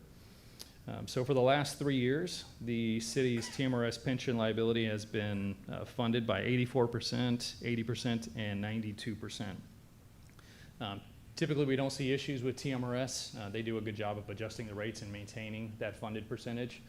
So your city pension is in good shape and nothing to worry about. I wouldn't anticipate any issues in the future. Your overall pension liability at the end of last year your net pension liability was just under 7.3 million, and it actually decreased this year to just about 6,100,000. The biggest factor in that was your income. These pensions are driven by the stock market. All those investments, if you have significant losses during the year, the pension is going to go up. If you have good results during the year, it's going to go down. So you're going to see big swings up and down. So generally, as long as you're looking at a trend on how things are doing, you can evaluate it. All right, next, in addition to the city's audit, we also do review the city's compliance with the Public Funds Investment Act. So the city's required, city investment officers are required to attend investment training. City is required to adopt an investment policy in compliance with this act. And the city is required to provide council with your quarterly investment reports in accordance with this act. So overall, the city was in compliance, and we found no issues with the city's compliance over the act. Okay, in addition to the audited financial statements, you do have two letters. One is our required auditor disclosure letter. This gives us an opportunity to discuss any issues we had with the completion of the audit, as well as give you the journal entries that we proposed to bring these accounts into accordance with GAAP. In addition to that, you do have our findings and recommendations. We did have several. So if you had any questions over those specifically, I'd be happy to go over them. And with that, I'll open it up to questions. Council, you have any questions for Mr. Brooks?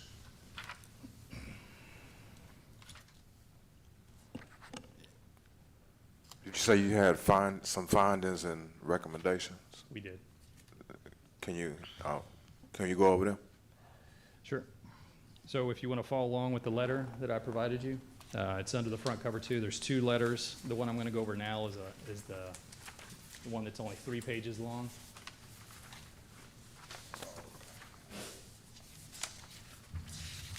You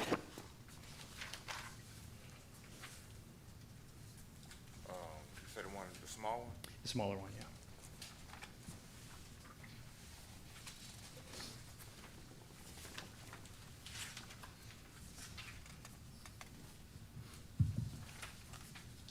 All right, so do you want to say this letter is a lot shorter than it was last year? I think the findings were probably cut in half. So the first one that you see there is the effective controls over financial statement disclosure. This is considered a material weakness. This is the result of us coming in, preparing this set of financial statements, and also proposing a material amount of journal entries to bring these accounts into accordance with GAAP. So the reason for that is we, as auditors, cannot be considered part of the city's internal control over financial statement preparation and the adjustments required to go into these financial statements. So anytime we do have to make those adjustments, as well as prepare the financials, we have to report that to council. It's not uncommon that auditors come in and provide this service for cities, especially as cities the size of Freeport. So it's difficult sometimes for cities to be able to afford the staff to be able to prepare these and remove this comment. It's pretty much a cost-benefit analysis that the cities have to do. I will say it's not uncommon for us to do this, but we are required to report it to you that it is occurring and that it is considered a weakness. All right, the next one is related to bank reconciliations. There were some manual, the city utilizes what's called a pooled cash account. So one single cash account, and each fund has a particular position within that account, so they all share it. So when you look at all the individual positions of those cash accounts, they should add up to the single cash account, the single bank account. It's more of a convenience thing to cut down on the work required to reconcile, say, 20 accounts. You have 20 accounts that share one. You do one big reconciliation. So it does provide some efficiencies. But those individual accounts should add up in total to the single pooled cash account. And in this case, they didn't. There were some manual journal entries that were made to those cash accounts, just some errors that were made. So they did not balance, and there were some reconciliation issues. So we had to come in there, find out what caused it, research the issue, correct it, So our recommendation here is that the city should always monitor those accounts, make sure that they are in total the same as your pooled cash account, and you don't see those errors. Because if there are errors, the cash balances that you're seeing within the individual funds would not be correct. All right. The next one is related to utility billing adjustments. So the city does have required approval of utility billing account adjustments. So if there is an overbilling, some other adjustment that's required, that it does require utility manager approval, or it might be the finance director, but it does require approval before it's entered.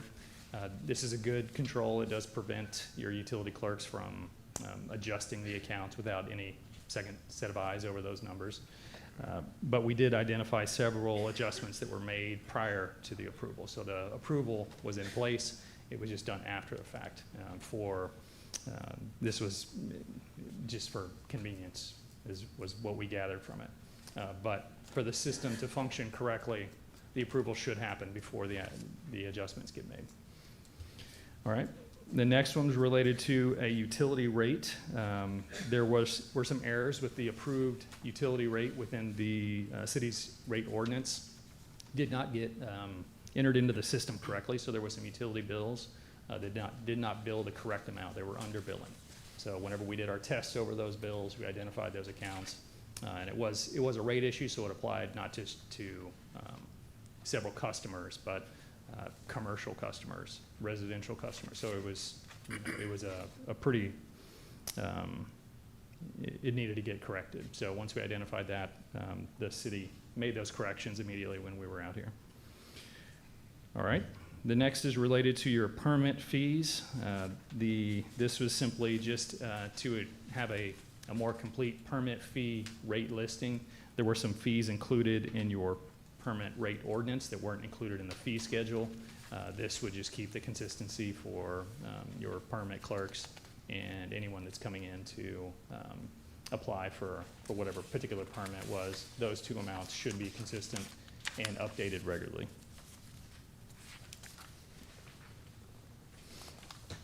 All right, the next and final comment is related to a new accounting standard. This is GASB 101 over compensated absences. So this would include your, typically just your unpaid leave.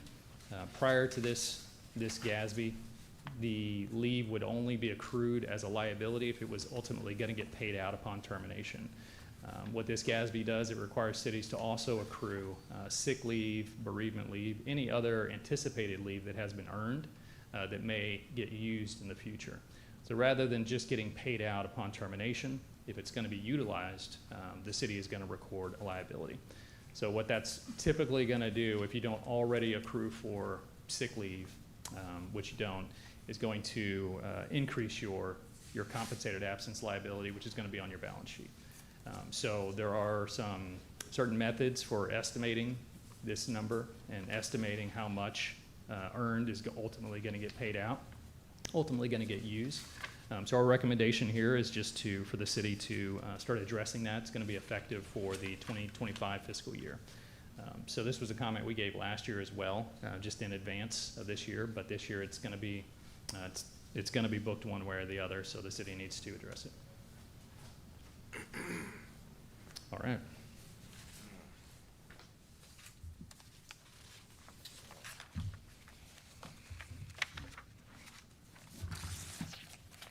That was the last one? Yeah. All right. Well, thank you. Absolutely. Appreciate that. Mm-hmm.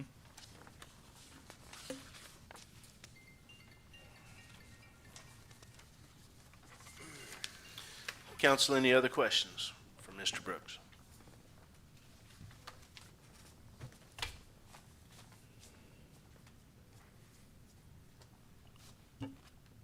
Going once. It's quiet up here. Thank you so much for what you did.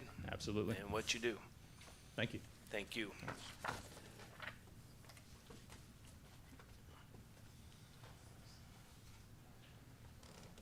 Next, we have 3D, presentation, water and sewer rate increase, proposed budget items. Ms. Hurst.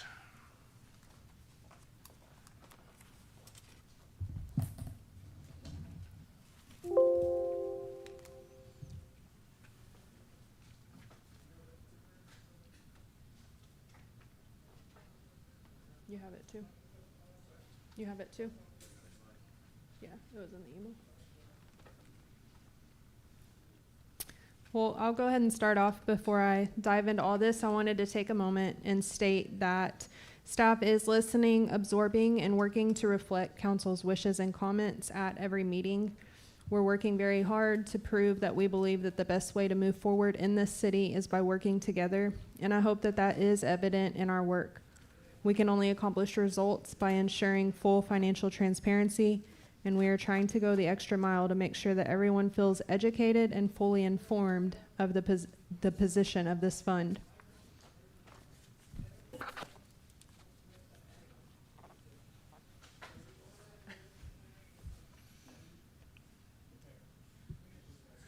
There, the chief was headed that way. Thank you, Chief.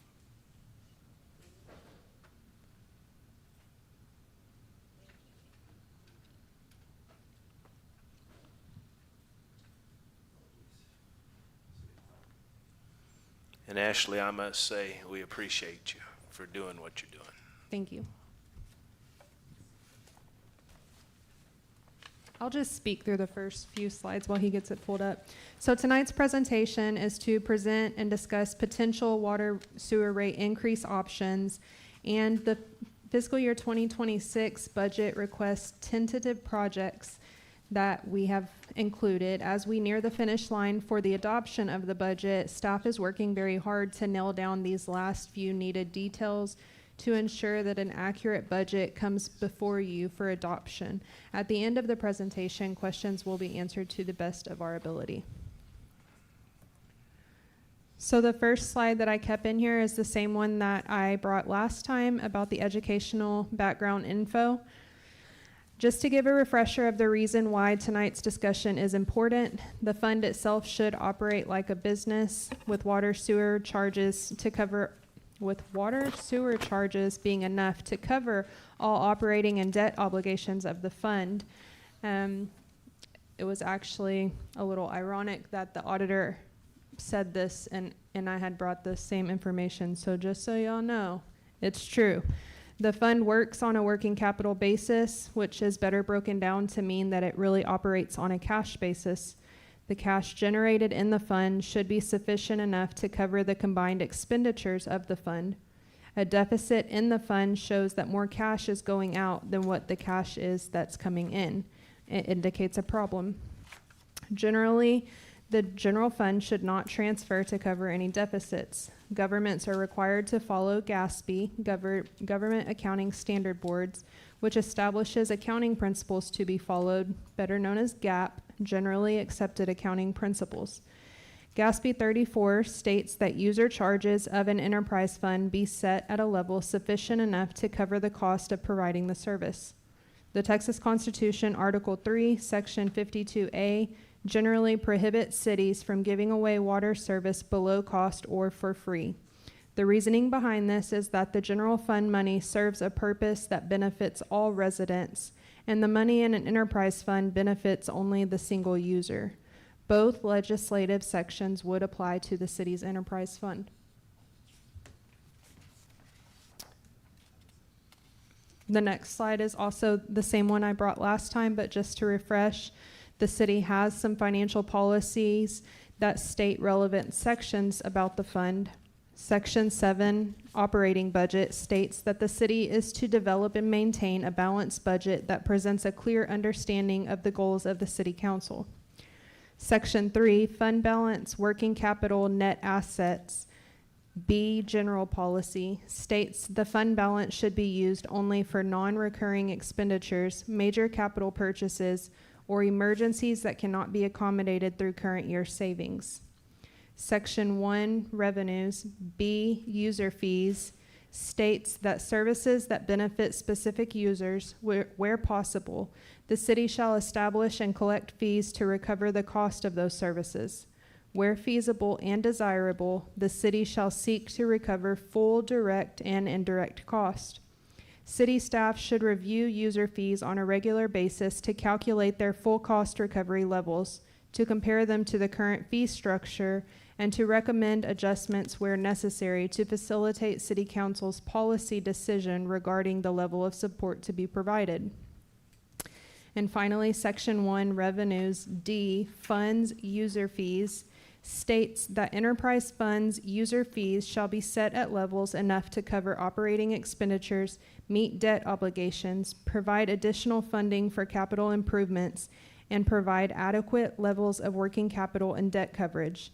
The city shall seek to eliminate all forms of subsidization to enterprise funds from the general fund and seek to reduce general fund support to enterprise funds. That is a mouthful.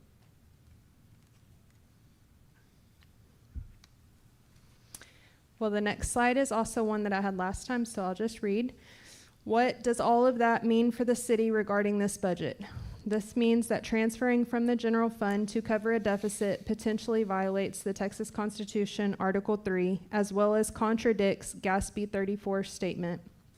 The billing rates for water and sewer have not been changed since September 1st, 2023.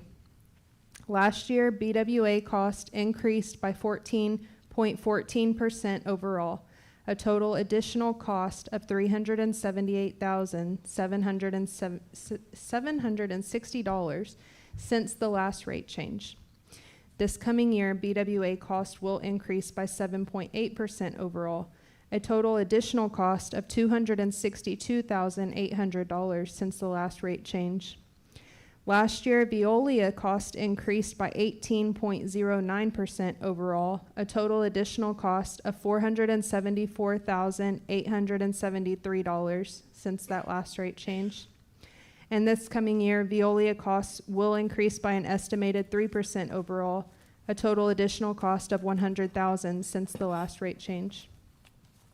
That grand total of BWA increase in costs since we last adjusted rates is 21.97%, totaling $641,560. Sorry, guys. And the grand total of Veolia increase in costs since the last rate adjustment is 21.09%, totaling $574,873. The grand total combined increase in costs since that last rate adjustment totals $1,216,433. Are we good? Sweet. Thank you. To better educate council and the public, staff broke down the previously shown local comparison into water versus sewer billings. After establishing the increase in costs contributing to the deficit, staff began researching further to determine how Freeport water bills compared to neighboring cities. The water bill was based on a residential consumer using 5,000 gallons a month. Freeport remains one of the lowest for the local communities. After hearing from the public last meeting that local comparisons were not beneficial to the city, staff did go a step above and turn to the state average, looking at cities with our population size. This information is available for the public to view on the TML website, and I've included the link. The water bill was based on a residential consumer using 5,000 gallons a month. Freeport's water bill for 5,000 gallons would be $37.61. Versus the state average for that population size being $41.58. This indicates that Freeport is 9.55% below state average. To better educate the public and council, staff broke down the previously shown comparison into that water and sewer billing. This is just the sewer side. After establishing the increase in costs, we went a step further. No, I'm sorry, I got ahead of myself. The sewer bill was based on residential consumer using 5,000 gallons a month. Freeport remains one of the lowest for the local communities for the sewer portion. Ms. Hurst, can I interrupt you? Mm-hmm. On that comparison there on the previous slide, you said that based on 5,000 gallons of consumption, Freeport's at 14.85% lower than the local average. And are those numbers based on what period? It was slide number 5.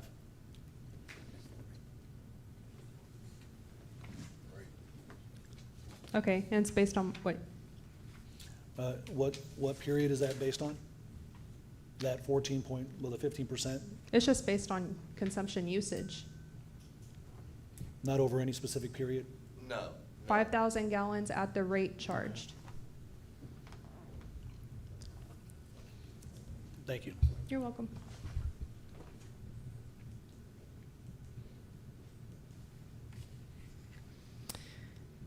Okay, after establishing the local cost, we went to the state. I already did this one. Whoops. We went to the state website for the sewer costs. The sewer bill is based on residential consumers using 5,000 gallons a month. Freeport sewer bill for 5,000 gallons would be $28.55 versus the state average of $35.05 for cities of our population size. This indicates Freeport is 18.55% below the state average for sewer. Coming before you tonight are 6 different rate options that we have put together. We went back to the drawing board after the last meeting. Instead of doing a flat rate across the board, we tried to come up with different ways to spread this cost out so residents didn't feel the impact. Hearing the word compassion took that into account. So we came up with 6 different options. So on this slide, option A is what I brought last time. It proposes that 10% increase for water and sewer for all users and tiers, except this time it excludes residential. The impact to a non-residential user for option A would be $11.13. It would not impact residential. However, it would only provide the city additional revenue of $745,975. Option B proposes a 20% increase for water and sewer for all users and tiers except for residential.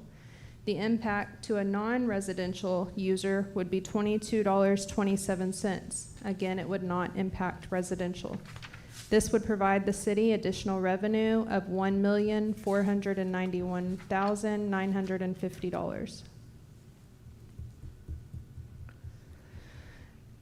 The next 2 coming before you are option C, which proposes a 15% increase for water and sewer for all users and tiers except for residential. Residential is only increased by 5% on their top tiers.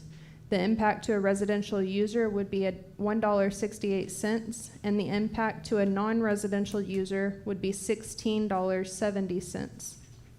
This would provide the city additional revenue of $1,120,463.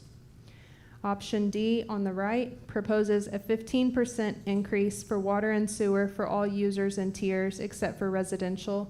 Residential still getting the 5% increase only on the top tiers for their water and sewer. However, a 15% base fee on their sewer increase.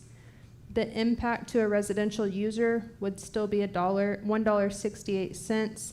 The impact to a non-residential user would be that is not right. The impact to a residential user would be $7.08. The impact to a non-residential user would be $16.70.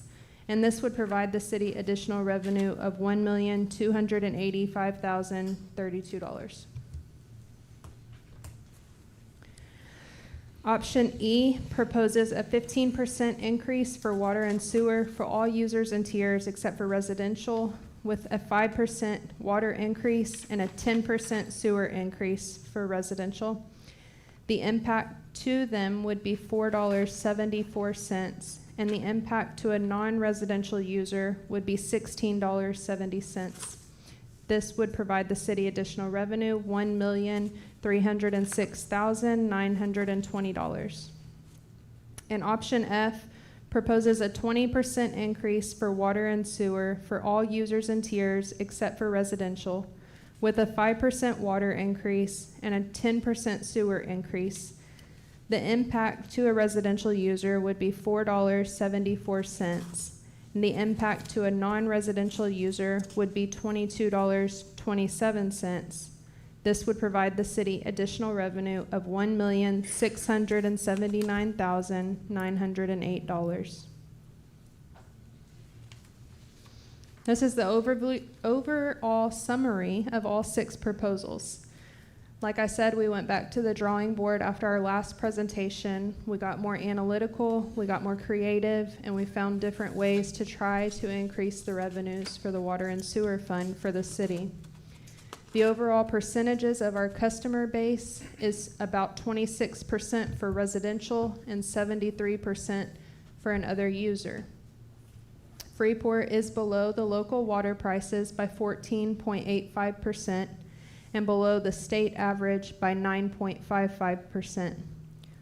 We are below the local sewer prices by 17.13% and below the state average by 18.55%.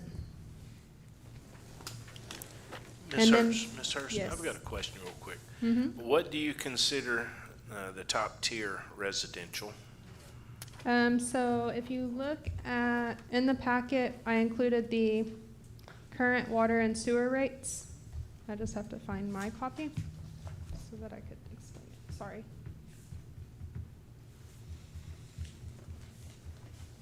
So if you look at the current water and sewer rates, the over 12,000 gallons, or, What page you on? I'm sorry. let me get it out of the binder. Looks like this. Should be behind the presentation.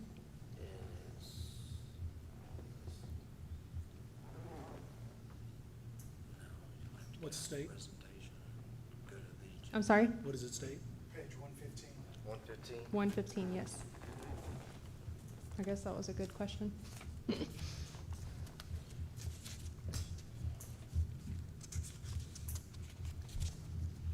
All right, I found it. So what's that top tier mean? So on the very top section is water fees for single-family residences. And you'll see 0 to 2,000 gallons as the base fee, and then it goes from 3,000 to 12,000, and then over 12,000. So those two, it would be adjusting those rates, not the base fee. For the sewer fee, there's only 2, so it would be adjusting that 484, leaving the base fee alone unless otherwise stated.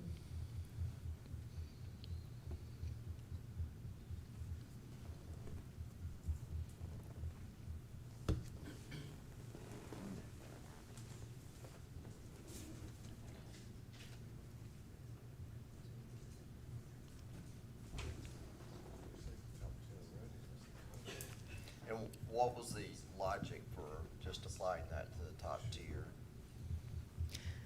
So the average user is at 3,000 gallons, so their base fee wouldn't change if that was the proposal that was set. The logic being trying to reduce the impact that a residential user feels at all. Our original thought was just looking at industrial versus residential. However, the industrial customer base is not high enough to support passing that fee to just them. It would not generate the amount of revenue. So we got more creative, more analytical, really started pulling all these numbers. So it would just impact a very large water consumer? Yes, that is correct. Residential over 13,000? Yes. And how many of those users are there? I can get the number and let you know. And I saw that you have the sewer bill comparison by the local averages. We have 3 that are much higher than everybody else, and everybody else is Freeport, Oyster Creek, and Clute. Freeport, Oyster Creek, and Clute are all kind of in the same ballpark, plus or minus $1, whereas everybody else is $10 higher or more. And I was just kind of curious what your opinion was as to what contributed to that price differential in terms of billing. I don't work for those cities, so I was not involved when they set their rates. I cannot speak for that. when I'm coming before you tonight, I spoke to a resident today, and I'll say it just like I told her. I have a very compassionate and very soft heart. That's who I am as a person. But it's also my job to bring this stuff before y'all tonight. I in no way intend to just come in and raise prices for no good reason. I think there's been a problem, and we want to fix it. And we have to base those rates on what it costs to run that service. Our costs are continuing to increase. I can't say for sure how they base their rates. I'll just say this, is that, I look at this, at the comparison being Lake Jackson, Angleton, and possibly not Richwood, other than, number one, the size differential is what we can point to, number one, in terms of the population. Number two is maybe possibly the amount of development in terms of new residential development and the cost associated with that. And those costs being passed along and passed to the customers in those communities. Whereas Freeport, Orchard Creek, and Clute don't have that, that kind of development. And so those costs aren't passed along. So I just as I guess maybe a intellectually honest pushback of the 17% below average, I think it's actually probably right there in line. No criticism on your part or to you, against you. I'm just saying that that's how I read those numbers, number one. But I like the various plans, and if I'm trying to speak on behalf of the residents, there's one part of it being compassionate. If I'm speaking on behalf of, like, yeah, we have a city to run, I understand that as well, and I appreciate that you can articulate both points, and for that matter, understand them and appreciate them. So I like these plans that they kind of capture those nuances between the compassion of the residents and for that matter, those that use it. Now, I'll just say that in terms of the pushback for the residents, I would say I like the idea that those that are not the top 5 users of water in terms of the residential, that the other 95% would appreciate that. And really the voice on that would be, or the commentary would be, well, it'd be nice if the city got their act together and start, managing the water department and all of the sewage facilities and maintenance so that we wouldn't have bills so high. And I could appreciate that particular sentiment in terms of, like, well, once you guys get it working and stop wasting money, then yeah, we're happy to pitch in, but in the meantime, let's get it fixed. And that's what we're trying to do. And so that's the business side, right? And that's what we're trying to do. And I just wanted to make sure that we express those two sentiments, because as we move forward and talking about compassion and talking about also the practicalness of this billing, that we weigh those two points to consider, so that we do look at something in the middle between the extreme raise and the lowest one. So just thought I'd give you some feedback on that. Thank you for the 6 options. So I agree, and the resident I spoke to told her the compassion level still remains in the fact if y'all do decide there's an increase and a resident's going to feel it. If they're worried about it, they can pick up their phone anytime. They can call me directly, or they can call the girls up front. We're more than happy to work with people. So that compassion comes in that aspect. And then, as you said, also I reiterated that today to the resident. We can't get anywhere if we're continually drowning. If we're constantly chasing our tail, we can't make those improvements. It's only going to continue to get worse. And at the end of the day, it's our job to do the due diligence to bring it before y'all, and then it's up to y'all what y'all choose. So that's all we're trying to do. We also have to remind everybody that the cost of water is going up. The cost per gallon of water that we get out of a spigot is going to cost us more. So, we've got to do something. Council, any other questions or comments for Ms. Hurst on the There is water one and sewer more bill? slide. Yeah, so I had a couple more slides. Sorry, I just stopped here because it's That's so all much to right. take in. Keep on going. So in the packet behind the presentation, we included the BWA contract and then those current rates. For full transparency, we heard it mentioned last time that some wanted to look at it, so it is in there.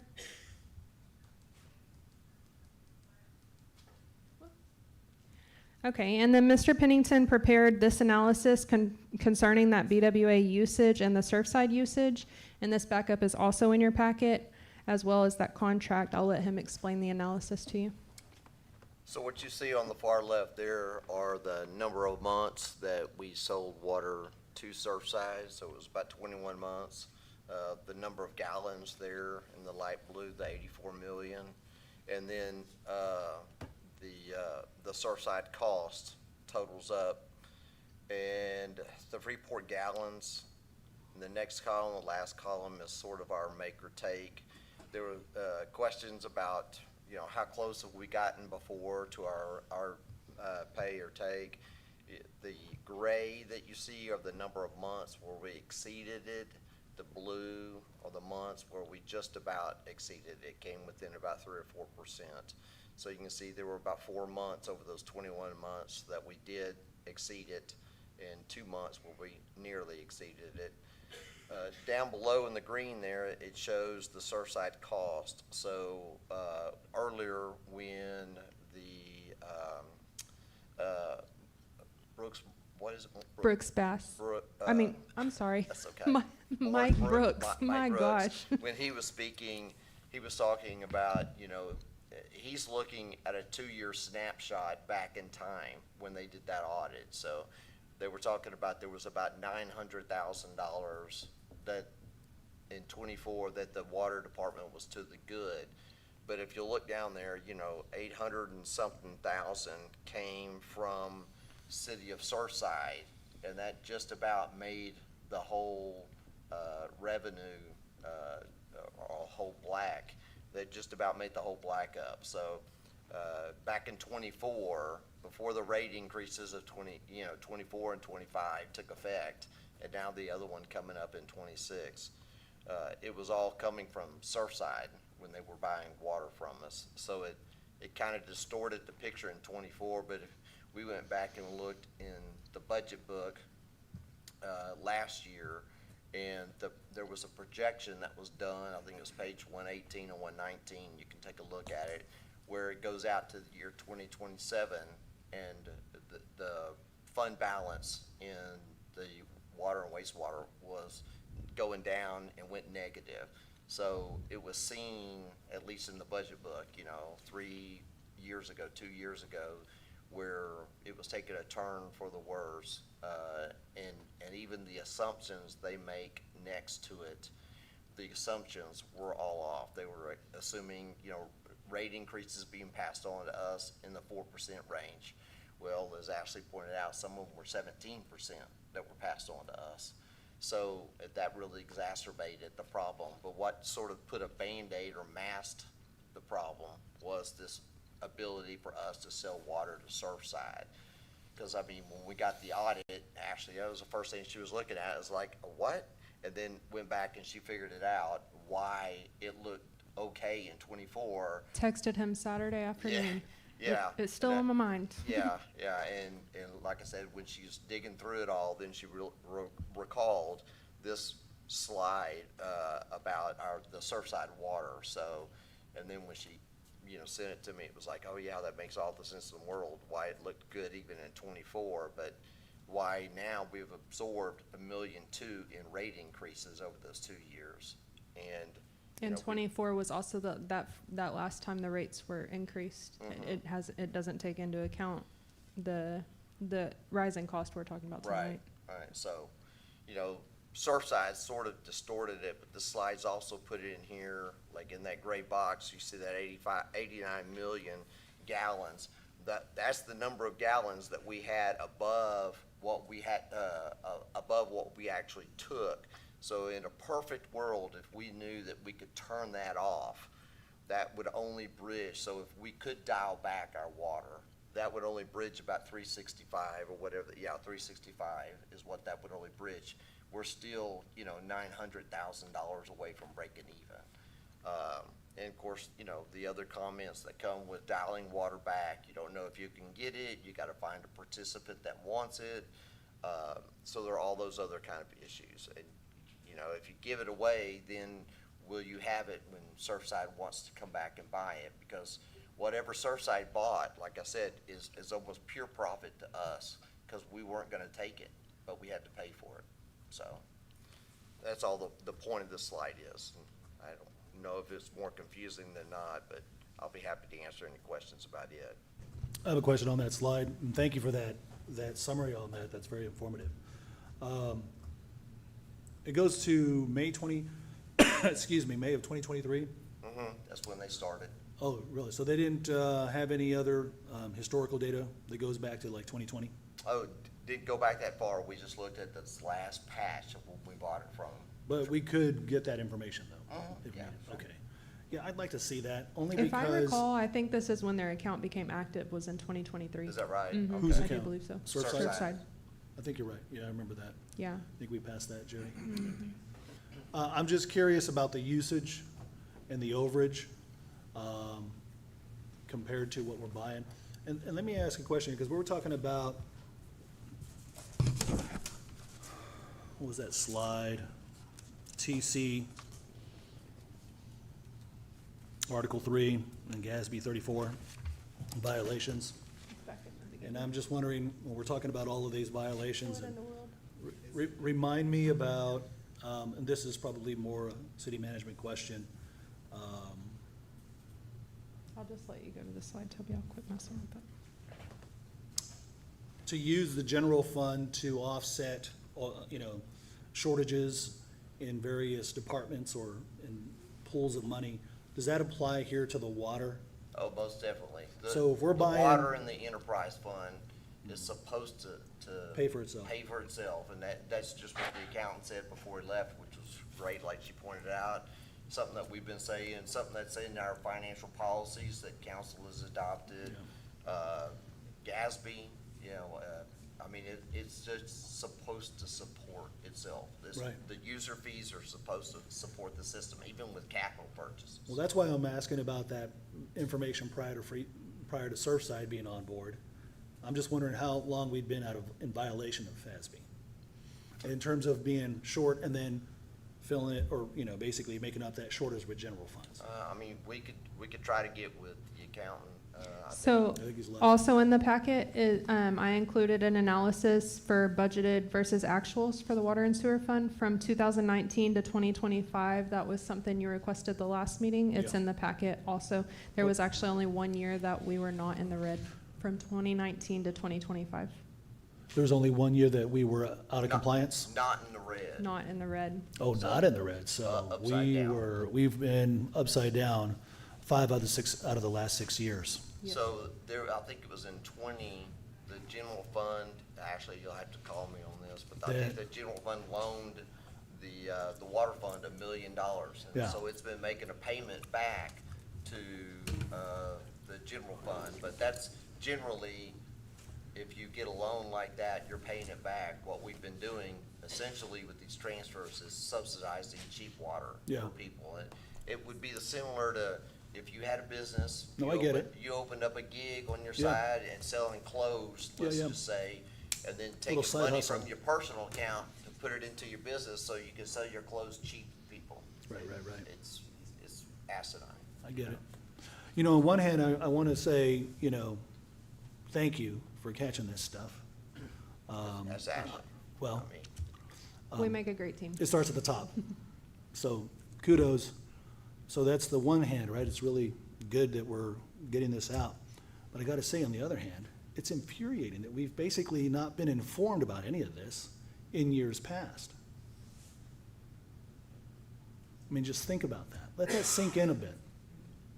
What the hell was going on? When we're asking for transparency, these are the tough answers and information that we need so that we can adjust. And I'm just curious, we were upside down. How much was that total upside down over those 5 out of 6 years? Do you have that number? I apologize, I don't think I printed that page for my binder, but it's in the packet. I don't know, Dan, if you could look at it and maybe help me. let's see here. And maybe I just care too much, but it's pretty infuriating to hear this.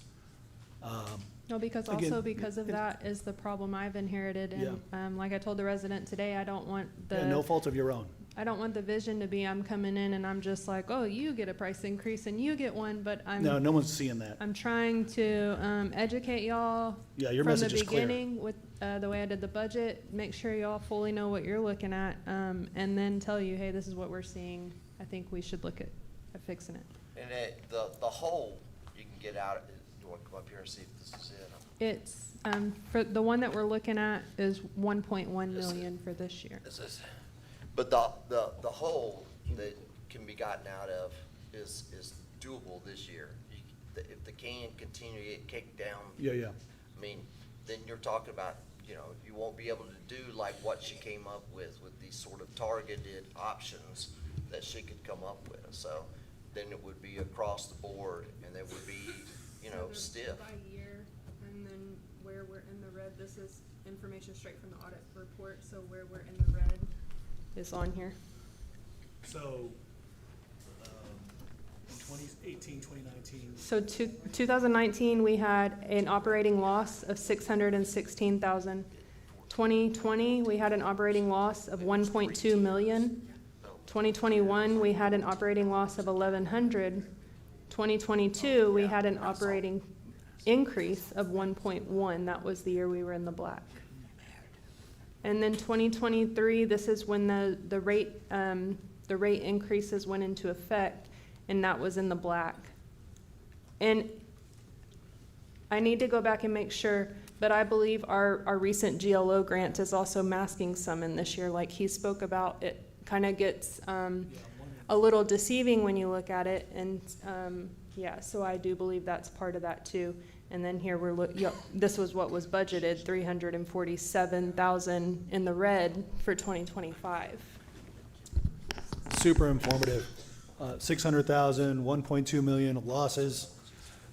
Never really brought to the public's attention to truly consider how City Hall was really operating ineffectively, incompetently, and deceptively.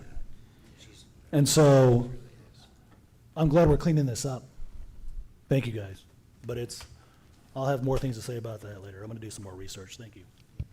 Okay, and then I'll get to the last of this. Toby, you can just flip to slide 14. And on this slide, you'll see highlighted in yellow are some tentative projects that Mr. Pennington went through and highlighted for 2026 budget. These are potential. These are not set in stone by any means.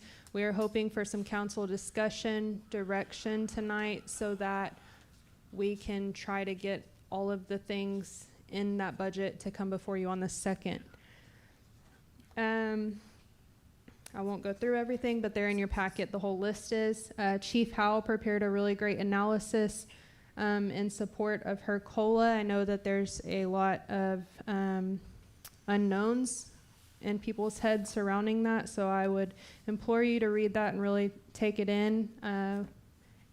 And we did calculate up those benefits if the 5.5% was, and the overtime was included, and there is enough resources to allocate to cover that. So I just want everyone to be aware as you take that into account when you're thinking about it. And then other than that, we can answer questions if there are any about the projects.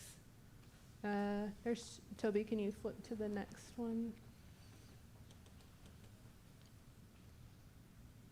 Yeah, that's all of them.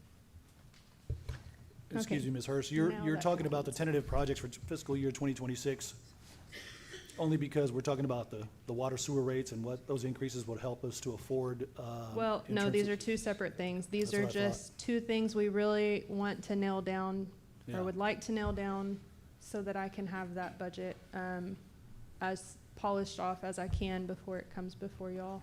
in a Yeah, I couple didn't weeks. want to get into that conversation because that's Yeah, I know that more weeds. these are two separate topics, so please don't get it confused. One money does not help Right. the other in any way. These are just two things that still have a question mark over them for 26 budget. Yep.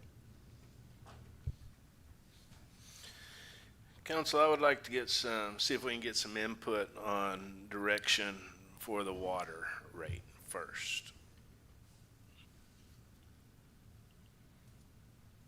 We're not taking a vote. We're not. From the public or from council? From council. Something that we can give her direction to put on the agenda. And we're not taking a So I have it on vote. tonight's agenda if y'all do want to vote. All six, I have all the documents for all six proposals. They're ready to go. However, if you need time to discuss, think about it, we understand, but it is on the agenda. We would like some direction tonight, because it would be a lot to come and talk about water and projects on the final night. It'd be a long night. Let me, Can you put that slide back up? yeah. Shelby's already. Can I just, let me just, if I may, I'll just, if I may, I'll just say this, is that the six proposals, I like the options that we have there. I think it's probably somewhere in the middle. I don't really know that you really want the feedback on the projects just now, because I think that's unfair to the analysis and evaluation of the merits of each of those. You know, we started thinking about, hey, all these projects, well, there might be a lot of needless projects in there, and a lot of needless budgetary items, so I don't want us to think, well, shoot, we gotta shoot for F if we're gonna try to capture all of those projects, when we haven't really even talked about various cuts within the budget itself, But not including the budgets. I don't think any of these will affect Okay. the projects. This is Yeah, this just is water. So water. water No, I- and no, I sewer, understand. those So, proposals are. I know, but separate. because we just saw those slides and then projects, I didn't want us, I wasn't sure that that's what we were talking about, and I wanted to Okay. clarify that. But if we're just talking about A, B, C, D, E, and F, you know, I think they're pretty self-explanatory. And I definitely want to take a vote on the next meeting at least, if possible. So something to mention here is that, you know, if you do something on the end that generate, you know, like an E and F, I say that because, you know, BWA and Veolia are gonna raise their rates again next year. And if you want to try to avoid a back-to-back rate increase, I would encourage council to consider like an E and an F. That's all I really wanted to say, is sort of think strategically, you know, forward and consider that. It's council's pleasure. With that being said, I would like to, we're not taking a vote, just where you feel like you are today. A, B, C, D, E, and F. I would kind of like to get from each council member. I'll say this, is that, you know, we've talked about these new meters having an increase in everybody's water bill, anywhere from 50% to 100% more. So you're getting a $50 water bill to $75 to $100. In one hand, you're thinking, well, shoot, there's the increase right there. There's gonna be a surplus of revenue, income, at the end of the year. And so it makes me lean on A, B, and C versus E and F, right? Does that make sense? I mean, if we're May making I more money answer? because the meters are bringing in more money, Well, then do we need we're to be? also fighting 1.2 million in increased cost. And then we're fighting not fighting, but we now have the new loan payment for those meters. And then we have the loss of a high usage customer. We have a lot of factors against us. So it's, even though they are generating more revenue, it's not near enough for what we need to cover what we're looking at. So conservatively speaking, what's that projection as a number, considering the loan, the loss of Surfside, and what was the third one you had, the first Of one? what we need to cover. Mhm. It's on the slide, 1.1 million, and this was after me drastically cutting any expense I could in the budget. It is a bare So bones budget. So at C, we're right there. D would give us a little buffer. And that's still not assuming really the excess that we're gonna be getting from these new meters. So I would lean, again, I kinda go back to, we gotta demonstrate to the public that we're tightening our belts, that we're doing things right. But I could see us at C and D, somewhere between C and D. That's my feedback, Mayor. All right, thank you. Councilman Davis. Well, that's what happens in city council. gotta make the tough decision. I know I've been looking in the paper and I'm seeing, you know, the cities around, surrounding cities around us, and, you know, everybody is going through this. You know, I think I've seen a 19% water rate raise. I can't remember if that was Clued or Richwood or. It's Angleton. It was Angleton? Okay. See, well, you watching too. I'm glad. But so everybody is doing it, and I was like, oh, I hope we don't get to a 19%. But so we have to go somewhere, and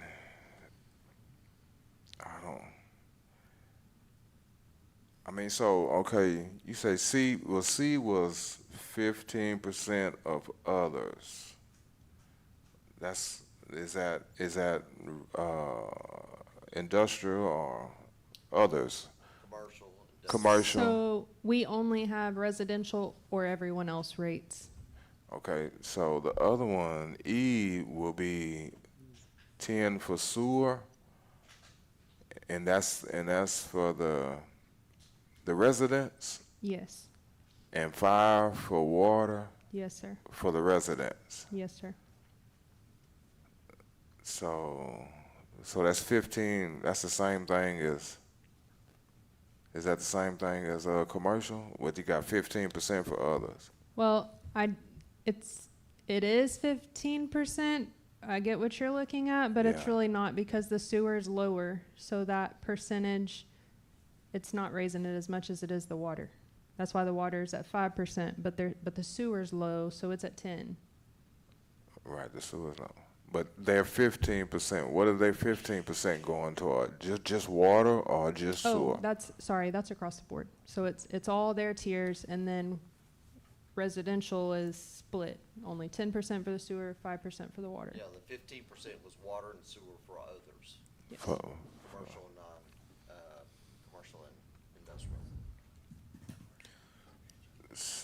All right, because I still seeing 5 and 10, so that equals 15. So it's 15 two times for the commercial, like 1 for water, 1 for. So we're sewer? saying all other users are getting 15% on water and sewer, no matter where their bracket falls for their usage. And then sewer is getting 10% for residents, and their water is getting 5% for residents. Okay. And so estimate the bills are probably going up, you know, for almost $5. Yes, sir. And the other ones. Those are good questions you're having there, Councilman Davis. You made me reconsider the numbers. So I'm just going to go back and change it so that everybody gives some additional guidance. I think F is the right answer. Is the what? Is the right answer for the city. F.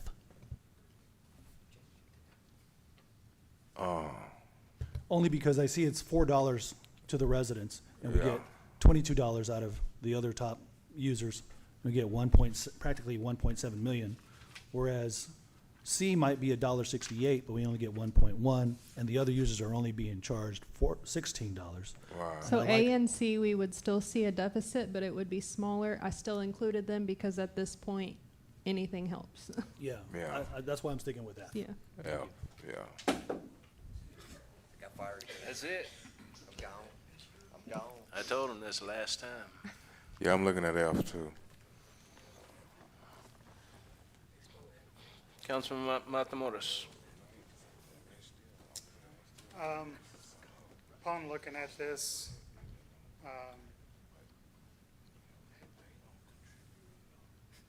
if we weren't renewing with Veolia, we wouldn't be in this issue as much. It's a 7.5% increase for residential between the sewer and water. If you go with E, it gives us a little bit of a cushion to cover the deficit.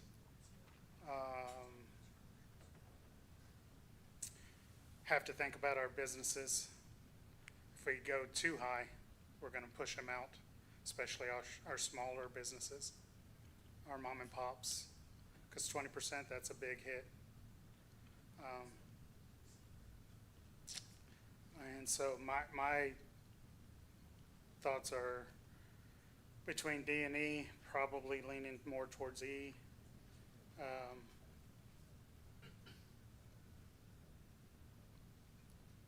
F, I couldn't get behind that one just because it's a big hit towards our small businesses. Councilman Rosso. I'll go with E. Councilman Rosso says E. So you have two Fs. Well, I got a question after. We have to increase because we're being BWA. Do they have a limit? I mean, can they just go up every year like they want to? If Every it year, supports right? their They can- rising costs, yes. So we can look forward to them going up every year. Every year, BWA. But at the same time, we wanna take care of our citizens as much as we can. That's why I'm looking at E. We gotta get close to their rate, or we'll steadily go in the hole. So if we can, stay close to their rate, I think we'll be all right. But if we try to go with A or B, for some reason we're flashing. I can't see it. That might be me. If we stay with A and B, where the resident,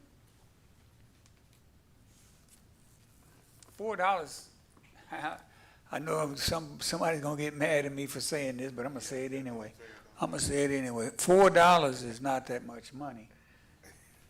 For most people, not everybody. For some people, $4 is a lot of money. But at the same time, if we don't increase our rate, we're gonna find ourselves steadily in the red. So that's why I say E, to try to keep up anyway. Thank you, Councilman. I have one question. All these numbers that we're looking at and the projections that we're looking at are based on a 1-inch meter. We have some businesses that have larger meters. Has there been any consideration about changing their rates? So, sorry, I wanted to read and make sure before I spoke. Each of the other user rates takes into account all of their meter sizes. So it's across the board, the increase that's listed. So the increase would, although it says 1-inch meter here, the increase would go to the 2s and further as well. Okay, Yes, that is thank you. correct. Mayor, are you asking that there should be a different rate for a bigger diameter pipe? There is. So that's what we're saying, that there is, in fact, with these numbers are reflecting that there's Yes, sir. I think he was just clarifying I didn't only adjust 1 inch, I adjusted all meter sizes, and that is correct. And how are those adjusted in relation to this, this table here? It's based on the others section, so F 20%, E 15%, D 15% sewer. Bless you. Oh, so the increase for the others is 20%, no matter what the size of their pipe is. If it says 20%, some of them are 15%, but yes, that is correct. I would thought you were suggesting that if it was greater than 1, it would be even higher. No, I was just wondering because on her slide, she says based on a 1-inch meter, but that's also. It was for the revenue Yeah, projection portion. Yeah, she's comparing the increase of the bill. Yeah. Consumption prices are the same no matter your meter size. It's just your base fee that's higher if you have a bigger meter. I mean, a bigger meter size. Yes, that's correct. Okay, Yeah. cool. With that being said, I feel like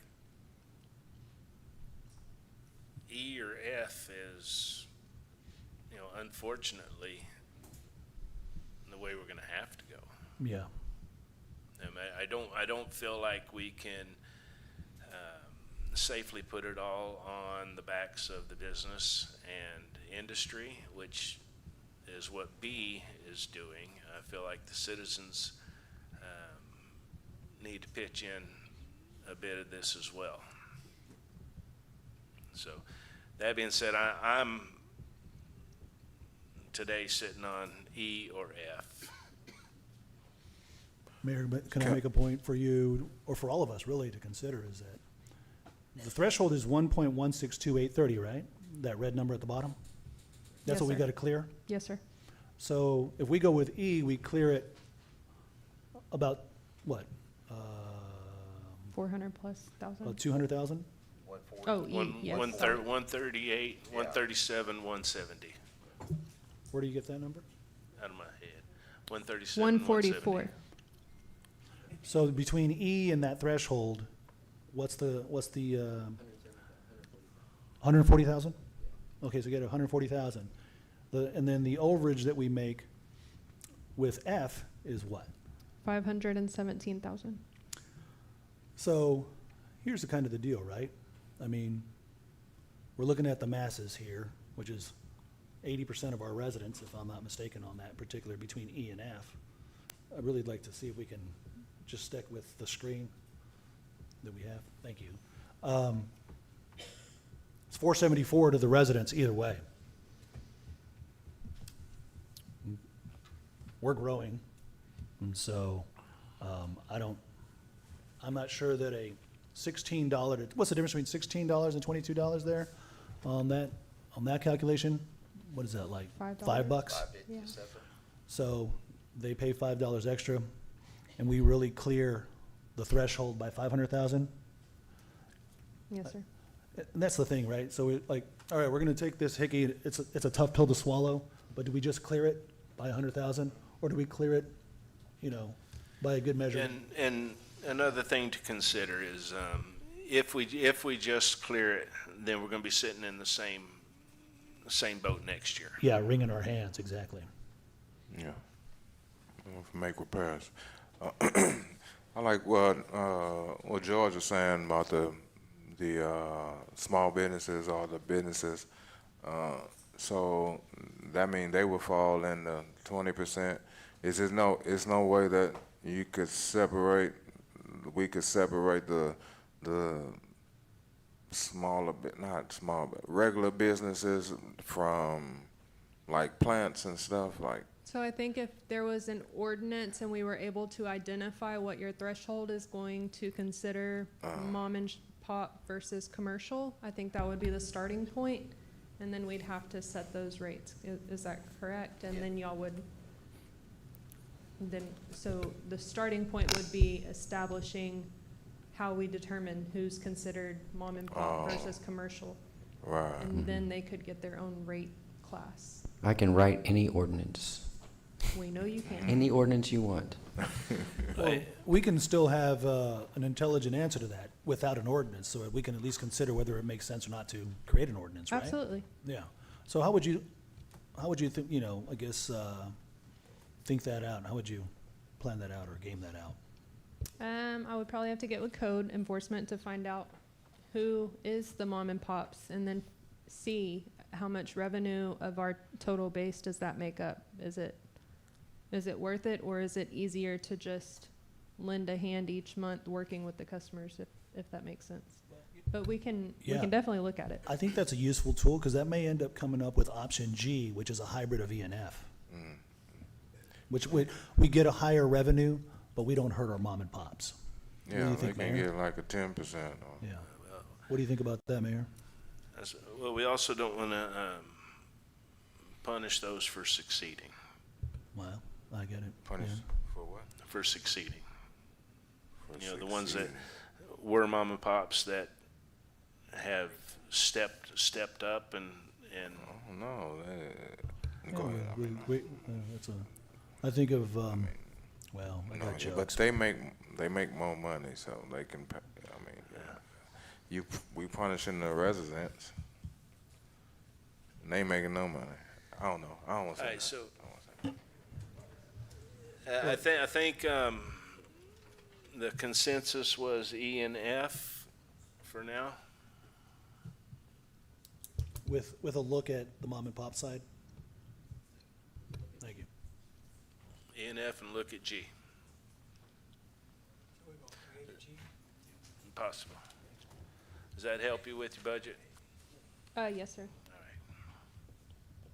I think that concludes, unless anybody else has questions on the presentation. That was We're just one of still the on most presentation. constructive presentations I think I've ever participated in the 5 years. Love it. Because a Incredible. lot of hours went into it. Hey, Incredible. we gave you more work. More work. I know. I More was so work. excited to add it to my to-do list. I can't wait. All right. Thank you, Ms. Hurst. Yes, sir. Ask Mr. Pennington if he explains to the council that they're under contract with BWA with that volume until all bonds are paid off, which is 2050 or 2048 or something like that. Yes, I mean, that's one of the reasons we put the contract in the packet, so that council could see that. And the information that he provided last time, I found everything in the contract, just like what he was talking about. A quick question on that. We have that contract, right? It's in your packet. Just like any other contract. We're always at liberty to negotiate or renegotiate, aren't we? It's a free country. I just want to make sure we put that out there. That we're not beholden to that contract, just so rabidly. I want to make sure that everybody understands that at some point, I'm hoping that there's some room for something. Well, we're getting outside of the agenda. Yeah, well, on that I know. conversation. I just want to make sure that the interests of Freeport are spoken for. Thank you. All right. Next we have, ladies and gentlemen, it's 9 o'clock and we're still in proclamations and presentations and updates. Isn't this a Should we order a beautiful, pizza? beautiful evening? Next we have 3E from Mr. Toby Cohen. Update on cybersecurity training requirement and cloud compliance transition.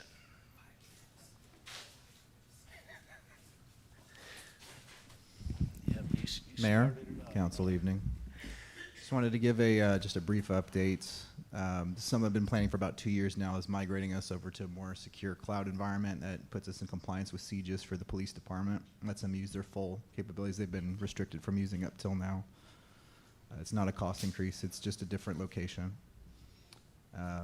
And I believe it's House Bill 1500 will go into effect September 1st, which removes the 25% computer requirement for cybersecurity training and adds an AI training requirement. So which means as of fiscal 26, council will be required to complete our cybersecurity and AI training.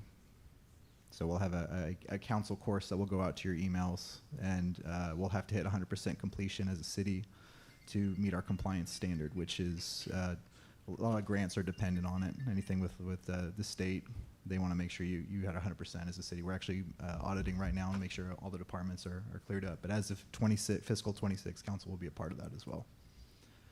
So Looking forward to it. and as far as the tenant migration goes, it's pretty much I'm going to pick like a weekend. You might have a hiccup in your email and nothing's going to change. Same account, same password. Just while I'm moving the email from point A to point B, you might not have like older emails until it's done, and it's not going to take that long. So. Cool. Council, any questions for Toby?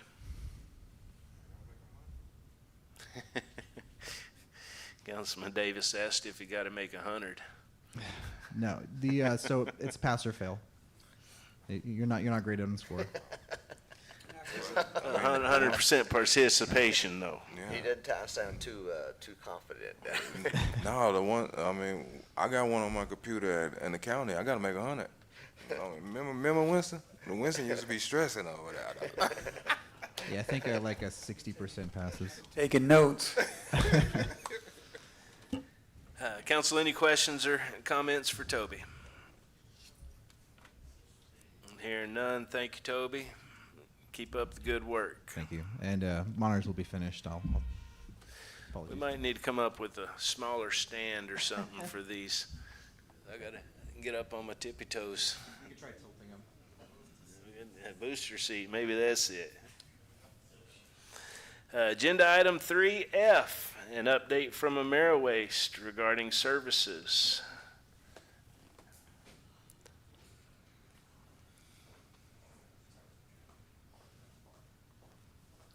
I just wanted to take a minute and say that we also heard those comments. I don't remember if it was resident or councilman or both, but we've heard where's AmeriWaste. We'd like to speak. We'd like to ask questions. So here they are. Great. Thank you. Good evening, ladies. Hi, Mayor and Council. How are we today? Doing great. I have to tell you, we didn't save a kitten today. We didn't plant any trees, but we are here to talk some trash. So we were actually told we were coming because you had questions, and then when we read the agenda, it says update. So I'll give everybody a little bit of update. If I get some things wrong, Jacqueline will correct me. We're in year 4 of a 7-year contract. Residents have learned to be a little more compliant with the contractual agreement. We still have renters or landlords that will take the whole house and put it on the curb when they move out, which we deal with code regarding. Code's been pretty good at doing that. This year we've dealt with Ms. Fisher and did an audit of the residents or small businesses that had multiple cans. We probably removed about 50 that weren't being paid for. So we're doing that. We took a drive through the city before we came here 3 hours ago. And we did notice that there were a lot of piles that had tags on that hadn't been dealt with by the residents or by code. Cans were all nice and neat against the curb in the areas that we drove through. We saw a lot less unbundled, non-compliant brush. So kind of overall, what AmeriWaste is seeing is that residents are doing a much better job at adhering to the contract, and our drivers and helpers are doing a much better job at making the city look much better than when we first took over and came in and spent a whole Sunday and 25 trucks and cleaned up what had been left behind for us to take over. But we will answer any questions you may have or concerns. If there's something we need to address. We do send complaint logs over every month. Our average call from the residents of Freeport is 5 to 6 a month. Now, if they're calling City Hall and City Hall is not then communicating to us, then we don't know that something may be awry. But when you look at the call logs, it's usually 5 or 6 residents a month that may have a question or a concern or need a little bit of update on what the requirements are. So I'm going to open it up to y'all to ask any questions, and we'll see if we can get you answers. Thank you. What's the best way to get a hold of you guys? All of our phones are answered. We have people that actually answer the phones. It doesn't go through AI recording, so we actually have bodies that speak. So you're saying to call AmeriWaste Yes. direct instead of calling the city? That's the way that was set up, that we would deal with any questions or concerns. So what's the way? To make a phone What's call. the best way? Make a phone call. To the what number? 281. Hold on, I'm writing it down. 281. 331. Okay. 8400. 8400. And You that's can to- also email. Okay, no, I'm not going to email. Okay. That's to get a hold of AmeriWaste. Are y'all out there on, what road is that you're on? We're on Highway 6 in Alvin. Oh, Lord. Okay. Do you guys go around looking at some of these receptacles, whether they need to be replaced or that's damaged, or We are in Freeport every week replacing cans, delivering cans, picking up cans. Is that the best So- way to get one, say the top is off? Yes. You know what I mean, the top is off. Is that the best way to get a Absolutely. Get a new one, is to call that 8400? Yes, sir. Give them the address, and they'll send somebody out. Is it best to, like, what, Tuesdays and Fridays, Wednesday to call you out, or Tuesday? Call us Monday through Saturday. Mhm. And Will they take within a couple of days, they will be out. Yeah, will they take a receptacle that's got trash in it, or does it have to be empty? No, we'll just come replace the lid. If the If- lid's broken, we'll just replace the lid.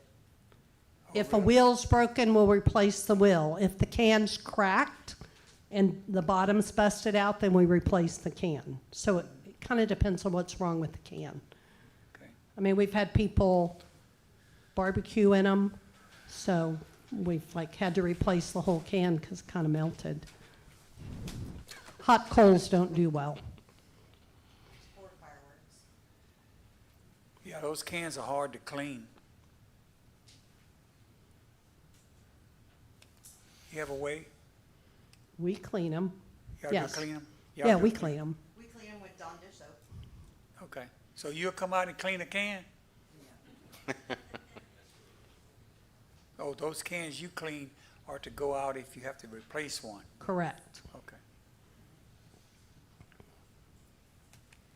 All right, Anything else, Councilman? that's all I got. So thank y'all for coming tonight. I asked for y'all to come tonight. I was a proponent for y'all when y'all first started providing our trash service. But I'll be honest with y'all. Y'all's service lately in my ward, Ward C, has sucked.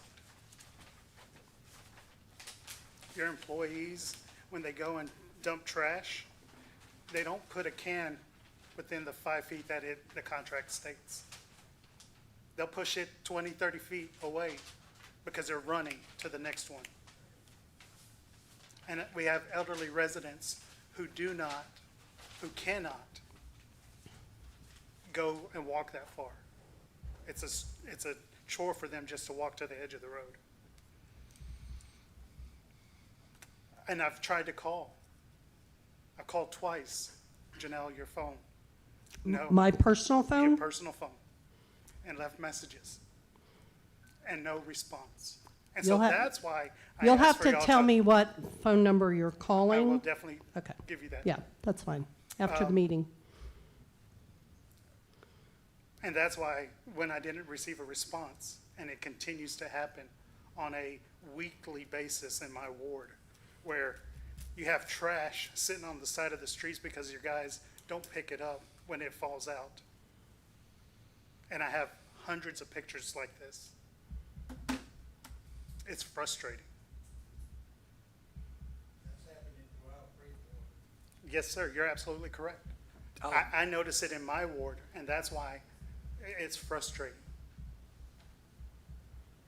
Are they supposed to pick it up if it's scattered? If it's things that we drop, yes.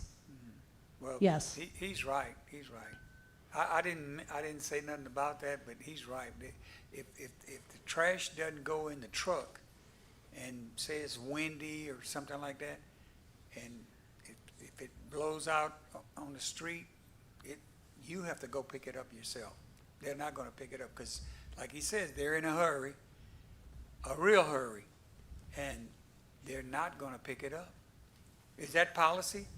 No, and we'll address that with them in the morning.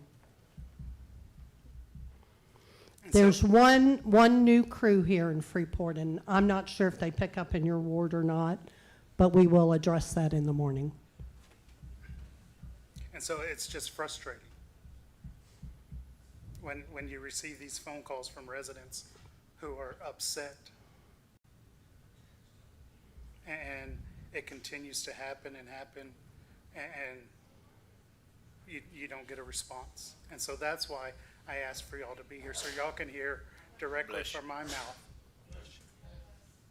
And you're hearing it from residents and other council members that it's not a issue isolated to just one street or one house. It's citywide now.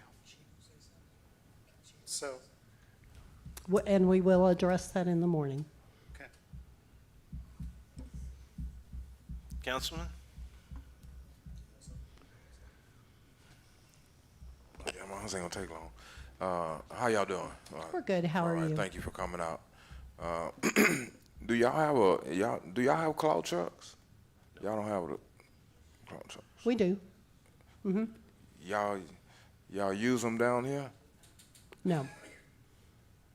Only on special occasions.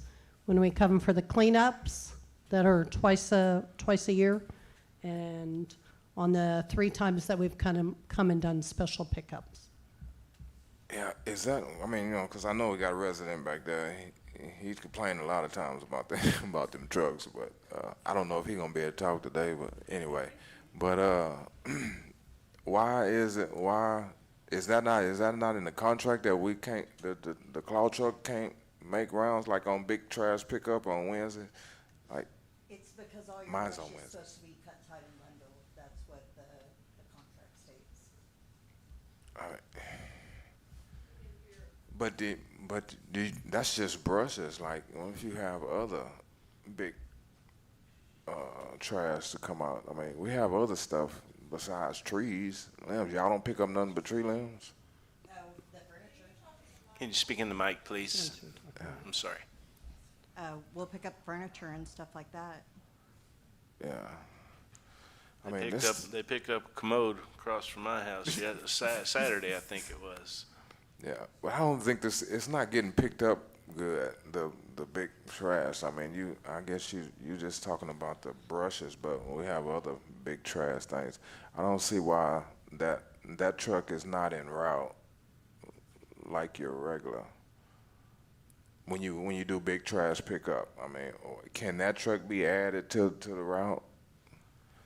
I mean, So when we did the contract, it Okay. wasn't part of it. That's why all the brush needs to be cut, tied, and bundled and stuff like that. And then construction debris is not included in the contract. okay. I see. Yeah, I don't have the contract with me, but oh. He got the, yeah. No, I mean, yeah. I mean, that contract gotta be, we can't do nothing about it now, but I don't think, it's just not going too good. Go ahead, I'm done. Well, welcome this evening, ladies, for sticking around for all the other presentations. I know it's late. You know, when you guys first got on board, I was probably your biggest critic. You were. And I want to let you know that I'm hearing all the complaints that's going on. But I appreciate you guys coming out, facing the music, giving your best answers. I can see it in your eyes. You want to get it right. So I appreciate that. I'm an effort guy. I love a good effort. You don't have to bat 1,000, but I appreciate a good effort. And I see these cleanups that you guys do citywide, twice a year. And I see actually the compliance of like, yeah, I remember Mayor Kane here was telling way back when, this is just an educational process, getting used to this program. People just have to get used to like bundling their trees and whatever. I'm trying to be somewhat compassionate with you guys because I don't want you guys to come out of here feeling completely beat up. It doesn't mean that we don't have problems, but we can address those. And whatever's in the contract and whatever's not in the contract, I think I remember when you guys came back probably about 3 or 4 months after we had signed the contract, and we sat in the conference room and I was in there, and you guys were amenable to modifying and adjusting. And I thought that was a good sign. And so I just said, you know what, we'll see what happens. And if we need to do that again, are you guys up for that again? To just kind of maybe recalibrate where it makes sense? That's what I want to know. We're always willing to sit down and negotiate. Yeah, well, that's what I like. That's all I have, Mayor. Thank you. Thanks, sir. Thank you again, by the way. You're welcome. I would like to say, opposite of Councilman Pena, I was one of the strongest proponents for you. Prior to y'all coming in, Larry Fancher, most everybody knows Larry, sent me 10 or 15 emails that had 20 or 30 pictures in each email of trash that was sitting on the side of the roads. And when I say trash, the big piles of garbage. Okay, so it was all over the city. As you're aware of, the week before y'all took over, y'all came in and cleaned up every limb that was sitting on the side of the road. Okay. You drive around the city of Freeport today, we still have a handful of folks that put out, enough garbage you could fill up a U-Haul truck. Okay? That is not in the contract.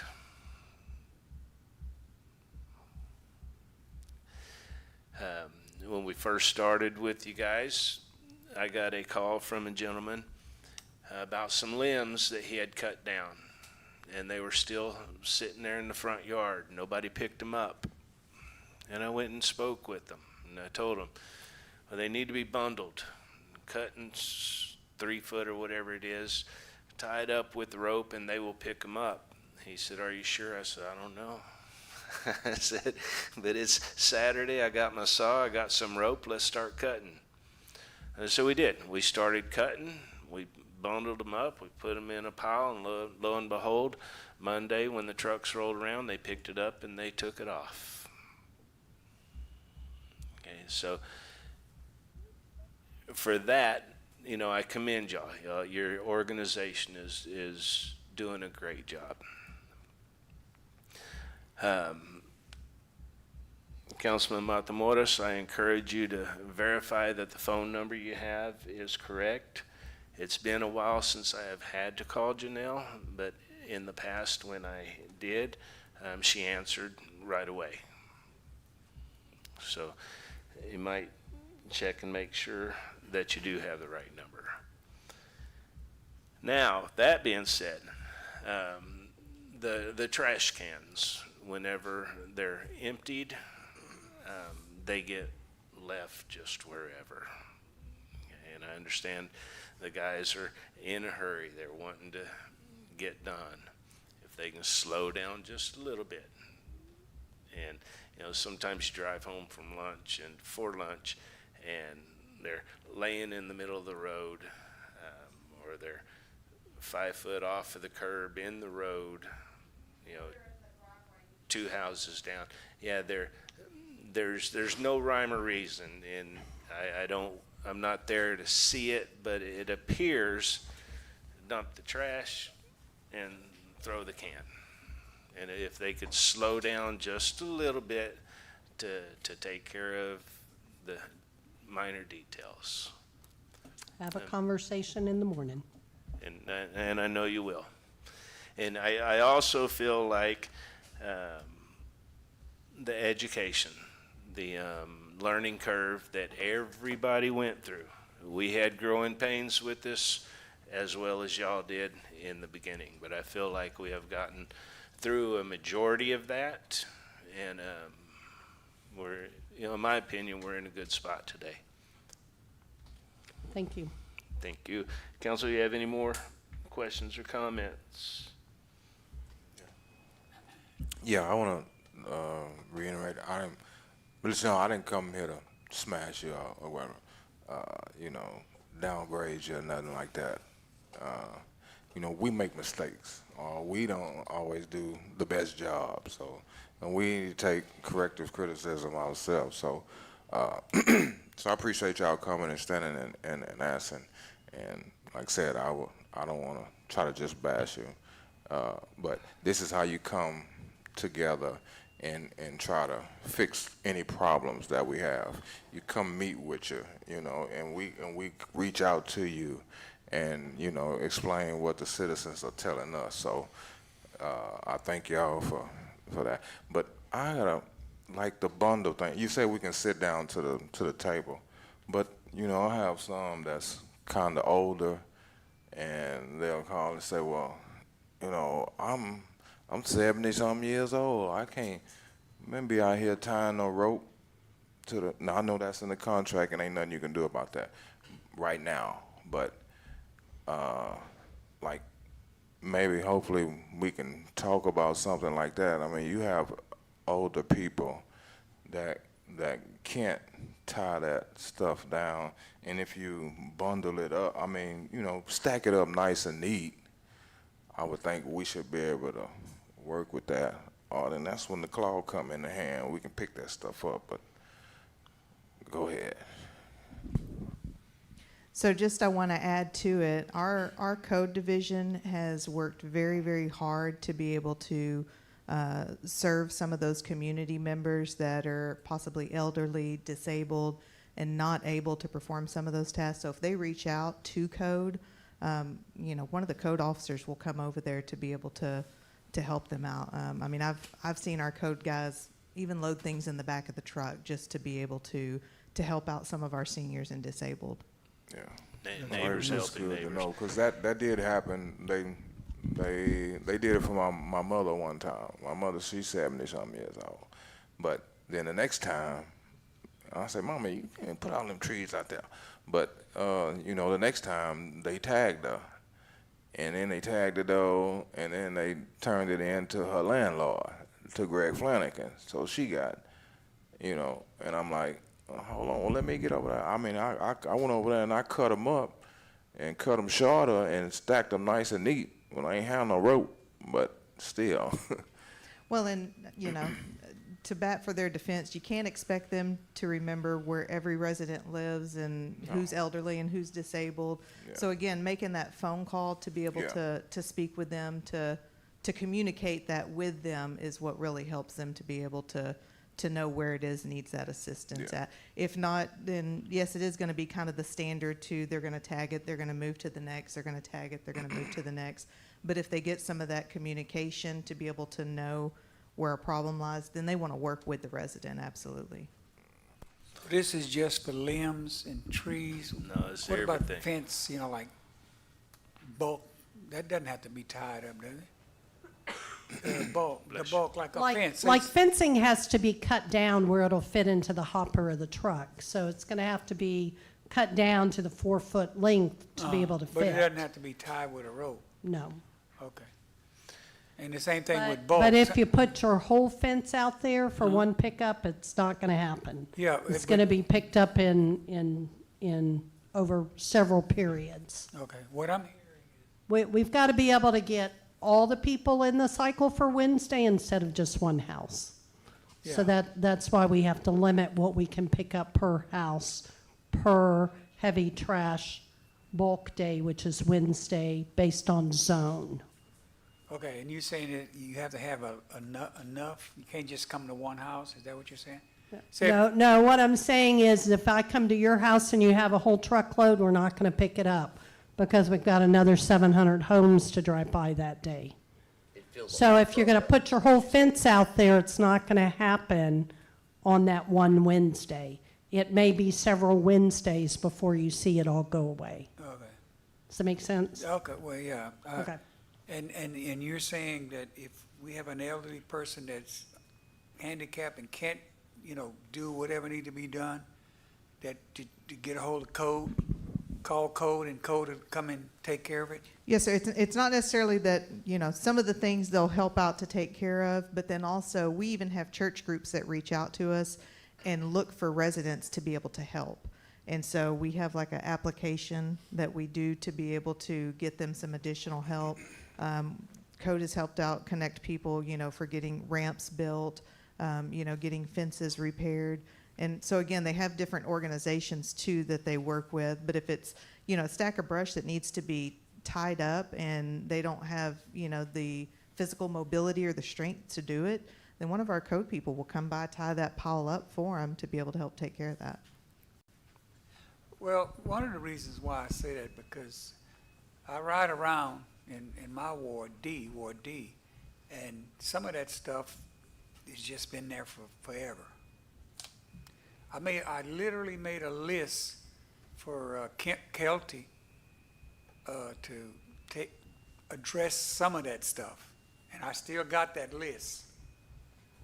Give it to me. Okay, I will. Thank you. I will. You know, council, I would also like to say if we had a claw truck running around here,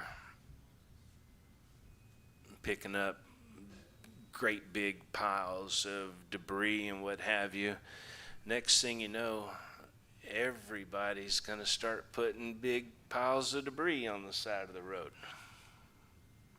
just waiting for the claw truck, and it's going to make the city look like it did 8 years ago with big piles of garbage everywhere. So I will say that a lot of the residents have gotten used to putting things out on their zone instead of putting it out the Thursday after we've been through their zone on Wednesday, and now it's going to sit out there for a month. So the residents have gotten much better at utilizing their zone and which Wednesday to put it out on, which makes a big difference. absolutely. On our website, do we have the, when they pick up on the website? Yes. Cool.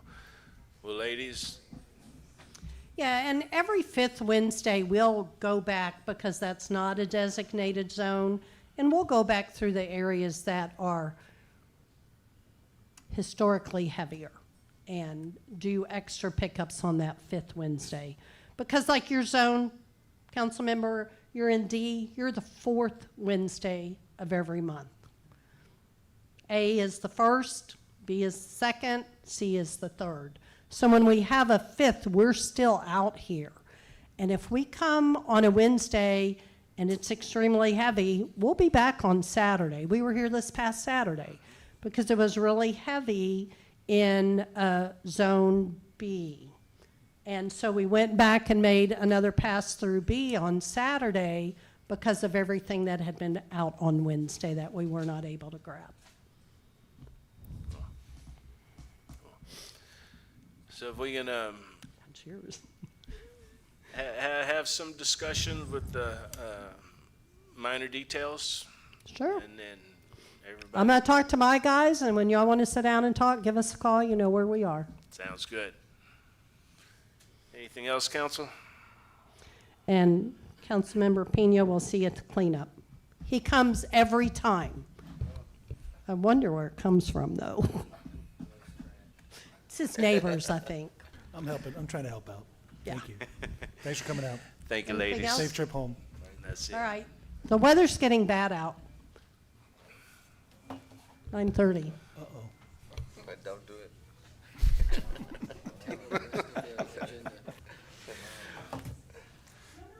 We can order a pizza, can't we? All right, agenda item 3G, upcoming events. Mr. Pennington, I'm gonna let you tell us what's coming up. Sure. We've got Kids Fest downtown Freeport, September the 6th from 3 p.m. to 7 p.m. It's always a great turnout out there.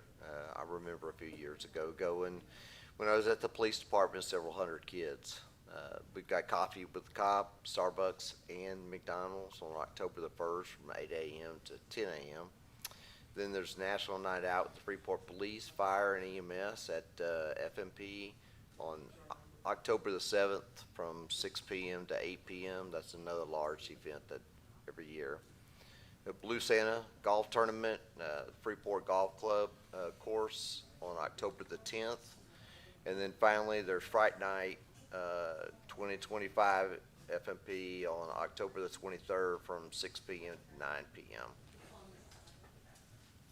I didn't hear you say how big the Fright Night is.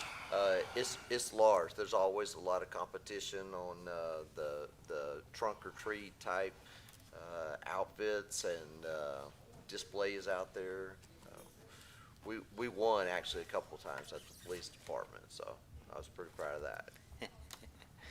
Police department does participate strongly in that. Was that? Is a coffee with the cops free? I'll have to go back to Ms. Howe. No. But you can sit down and talk to them for free. There you go. Where's the coffee with the cop? They're doing it both at Starbucks and McDonald's. Is that right? Yeah. I see. What about pizza with a politician tonight, since we're going so Pizza. late? Can we get some Pizza Hut pizza? I'm sure everybody would love something to eat before our blood All sugar right. drops. Agenda item 4A, we're finally getting into regular business. Let me get to that part on the agenda. Mayor, you want to pitch in for some pizza? I'll split it with you. I don't normally eat this late. I'm a growing boy.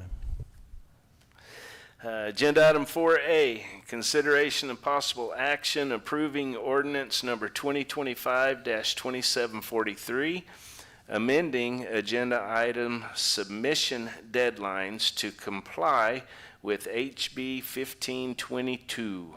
Mr. Pennington.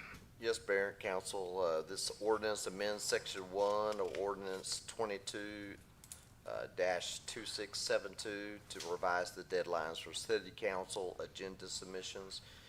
It requires items for regular meetings to be submitted at least 9 calendar days in advance by noon on Thursday, and makes provisions for recognized city holidays. It also specifies the timeline for special meeting agenda submissions and grants the city manager authority to place items on the agenda. Just a little background, the ordinance 2022-2672 originally established deadlines for submitting agenda items with the passage of House Bill 1522 by the last legislature. The Open Meetings Act now requires agendas to be posted at least 3 full days in advance, excluding holidays. This necessitates updates to the city ordinance to remain compliant. Previously, it was 72 hours. Now it's 3 full business days. Staff recommends approval of the ordinance. Council, I'll entertain a motion. Mayor, I'll make a motion to approve agenda item 4A, the ordinance of 2025-2743 as presented. We have a motion to approve by Councilman Matamoros. Is there a second? A second. Second by Councilman Davis. Any questions or comments on this, gentlemen? Is this concerning the, what's posted at City Hall? The timing of that, yes, sir. And so it's posted Friday evening, late Friday evening. Not anymore. So it's fixing to start getting posted Thursday. Much earlier. Huh? Yes, sir. Not even Thursday. It's got to be 3 full business days. Yeah. So if we have a meeting on Monday, that means it's got to be posted Wednesday morning. Wednesday, Thursday, Friday. Okay. And when it was 72 hours, it could be posted Friday by 6, right? 6 p.m. to 6 p.m. you go by the hours. But now it's full days. So we have to post it Wednesday morning. So it's up Wednesday, Thursday, and Friday. So you can have a meeting on Monday. So we're all the moving all of our deadlines are deadlines, backing up, moving back. yeah. Right. Chief, you have something? So some information that Clarissa, since Clarissa's in here and everything, that she obtained through, different city secretary associations. So it would actually be posted on Tuesday evening to give the full day of Monday, the full day of Wednesday, the full day, Wednesday, Thursday, Friday, sorry. And so that's when she had reached out, because we were trying to make sure we got our interpretation correct. And then that's what she found out. So it would actually be on Tuesday evening when it'll not be posted. And that'll take into account some holidays that'll fall in there and things like that. So it leaves a buffer. We didn't want to change it each and every time there's a holiday coming. Just back it up, have one set deadline so everybody kind of knows. So Tuesday is gonna be the day. Yes, that'll be It's the gonna day when posted. it, So that means we have to, if we want something on there, we gotta put it Monday. Thursday. Huh? By Thursday? If you want something on the next agenda, it needs to be by Thursday this week. Thursday of the same week that we have a regular meeting. So like if today is Monday, in 3 days, this coming Thursday is our new deadline. Right. Versus the following Tuesday, we usually get like a week and a day. Now, we're only getting 4 days. Really 3 days. Yeah, I was So- about to say, same falling for department heads that we're Yeah. having to have everything in this week, so that way legal has time to review everything and there can be any, any kind of back and forth on the transmission to be able to have it posted. So the Everybody's deadline's Yeah. getting, Sure. pushed back. Well, Yeah. my question is it Thursday 12 or Thursday 5? I think it was noon, Noon. right? Thursday noon. Well, that just means we gotta be that much more proactive and on top of what we're doing as a city to plan ahead, right? Or if there's something that you want on there and it doesn't get on in time, it gets put on the next one. Correct. Any other questions or comments, gentlemen? I'll call the vote. All those in favor state aye. Aye. All opposed? Motion carries unanimously.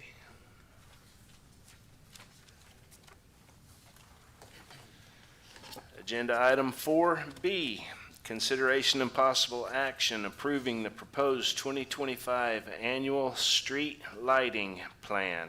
Ms. Kramer. I'll try to make this easy. Y'all have had a hard night. This item is on the agenda as a follow-up from last city council meeting regarding any changes or edits y'all might have for light locations. So I'm here to hear your changes. I already have Councilman Matamoris's.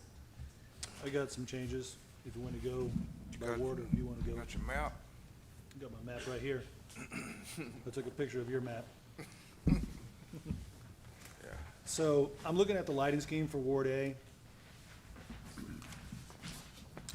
And I see that you have 3 lights on on 4th Street. And I want to make mention that the lights on Broad, right there at Pine, there's 3. Those aren't working. Okay, I can report those. Yeah, number 1. Number 2, those 2 lights you have at the corner of Park, those new ones there, I guess that's gonna be on the south side of the street, is that right? I'd have to double check the installation diagrams. I think they are though. Well, those are not necessary because the tenant there, that warehouse, has put in tons of floodlights. And it is probably the best well-lit space, so it would be a waste of those lights. The ones that are in blue are the ones that have already been approved, gone through CenterPoint's engineering, and has received permits and in the process of getting installed now. Well, that's terrible, because it's a waste. No way we can stop them to say, hey, let's save some money, put them in another location. I mean, we can try, certainly, Yeah. but like I said, since it's already gone through engineering, everybody's signed off on it, we've done the line locates. I mean, Well, then what are we talking about tonight then? we're talking about the lights The red light. that y'all have not currently approved, the ones that are in red. Yeah, I don't. All right, well, if there's any way to stop those 2, it'd be great. The 3? Those 2 Oh, on Park, but the one there in the middle between Park and Cherry is definitely needed. okay. But where I would put those red ones instead of over there, because what's gonna happen over there on 5th and 6th and 7th is that truck stop's gonna happen. And they're gonna have their own lights, but I could also tell you that that same warehouse is lighting that same area very Okay. well. So I would put those lights over there off of Broad and Cherry. If you could see right there on Broad, between West Park and Cherry Street, there's only 1 light. Mid-block, you mean? Yeah, we need, if we're looking at those 4 reds, I would put 1 in the middle, 1 there at, between Cherry and Oak as well, Okay. because it's a very dark area. So that's 1, 2, and then the 3rd one I would put over there on 2nd Street, between those 2. I don't know if you see those. Between Cherry and Oak on Second? On 2nd Street between Cherry and Park. Between Cherry and Park. So there's one mid-block currently, Mhm. and Yeah. then one on either end. Yeah, so like this one that's got a bigger gap between them, Okay, that one there, that'd be the third one, and then I could tell you that those last four on Second, mhm, going from Park, West Park, East Park, and beyond toward Pine, mhm, those are always on the blink, okay, I can get those. yeah. But I would also add another one over to, Well, you're taking away 4 red and you've know. added 3, so you still got I the. got one more, right? One more. And then I would put that other one over here at Cherry between First and Second. Okay. Are these yellow lights, are some of these the antique lights and some of them are the big street lights? No, these are These are strictly all- the street illumination The lights. big street, okay. Yeah. Yeah, and the reason I had marked those. Because I see all these lights, but I drive down It's dark. in that area at night, I'm like, wow, it's so dark. But Yeah. I look at the map, it looks like there's a lot of lights there, but But it's I not. don't know why the difference, I don't know. It's Yeah. the LED lights. Yeah, yeah. They don't have, that's what we were just talking about, they don't have the lights. Right. They don't Spread. project. Yeah, Yeah. I mean, they're directional. they're just straight down. Directional, they don't glow out. Mhm, Yeah, those three lights between Pine and East Park mhm, on Broad, mhm. yeah, very dark. The museum and the Pixie House are always dark, and there's always shady parking characters over there. Okay. Thank you. Mhm. You done? Ward B. All right. You going down here, on the intermediate school, where we at? What road is that? 4th? Mhm. See, you got 4 dots, 4 red dots down there? What, Mhm. where you at? Yeah, that's Fourth Street. Say again? You follow me? You see where you got 4 dots? I guess that's right here in front of the intermediate school, or is that 4th? That's Fourth. Councilman Matamoros was suggesting that they get moved over up closer to Avenue R. Them his lights?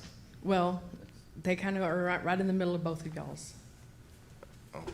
So, that's on them, so who lights it, who?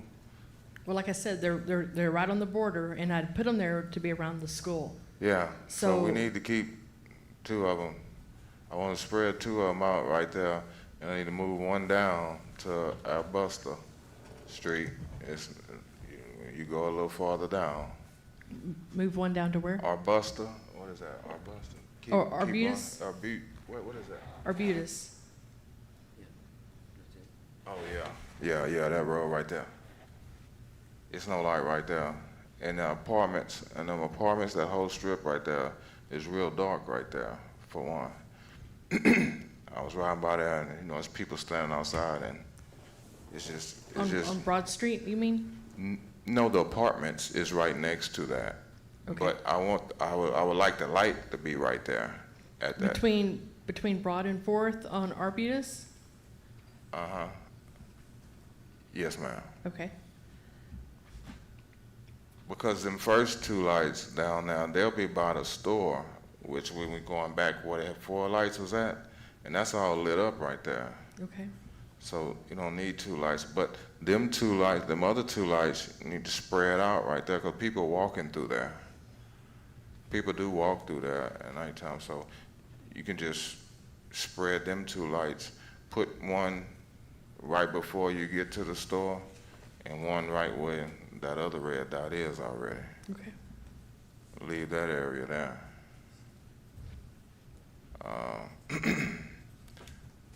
Got Acacia Circle, Acacia Court. You got 2 of them over there.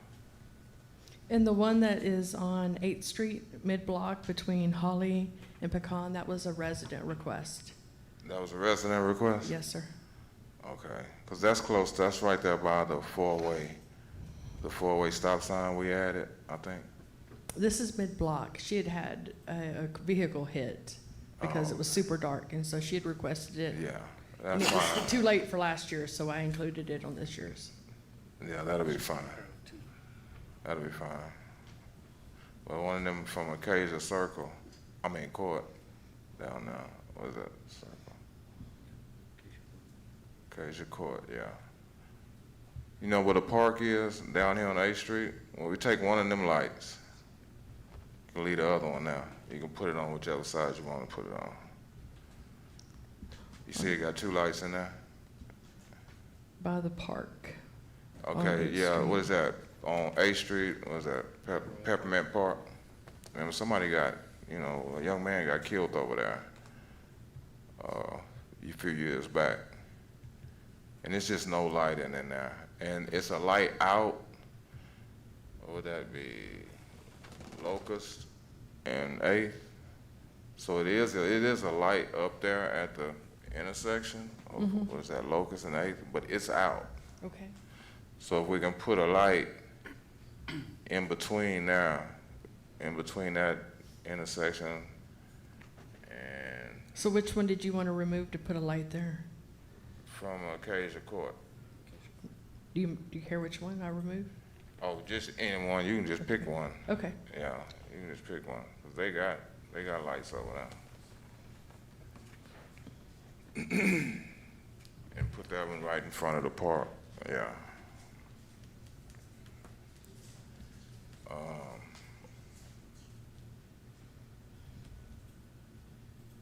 What she got?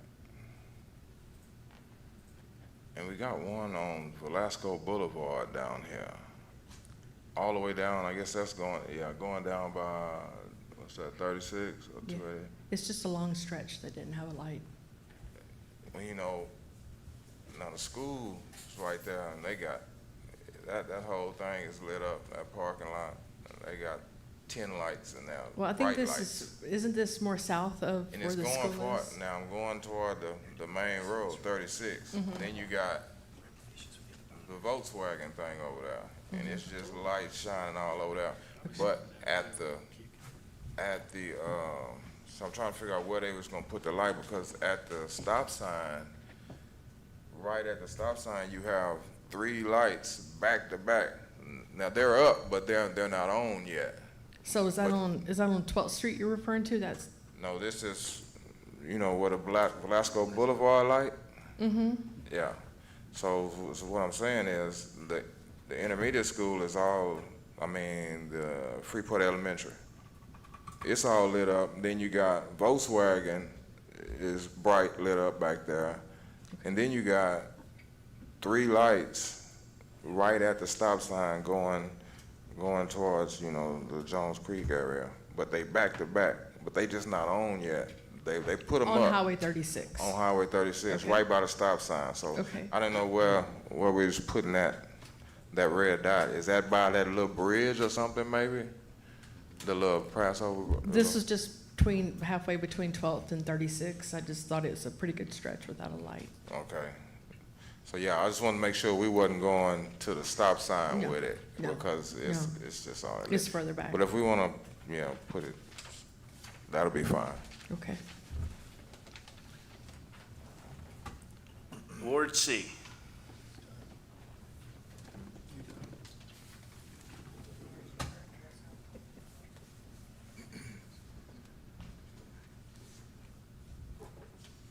So, looking at the map and counting,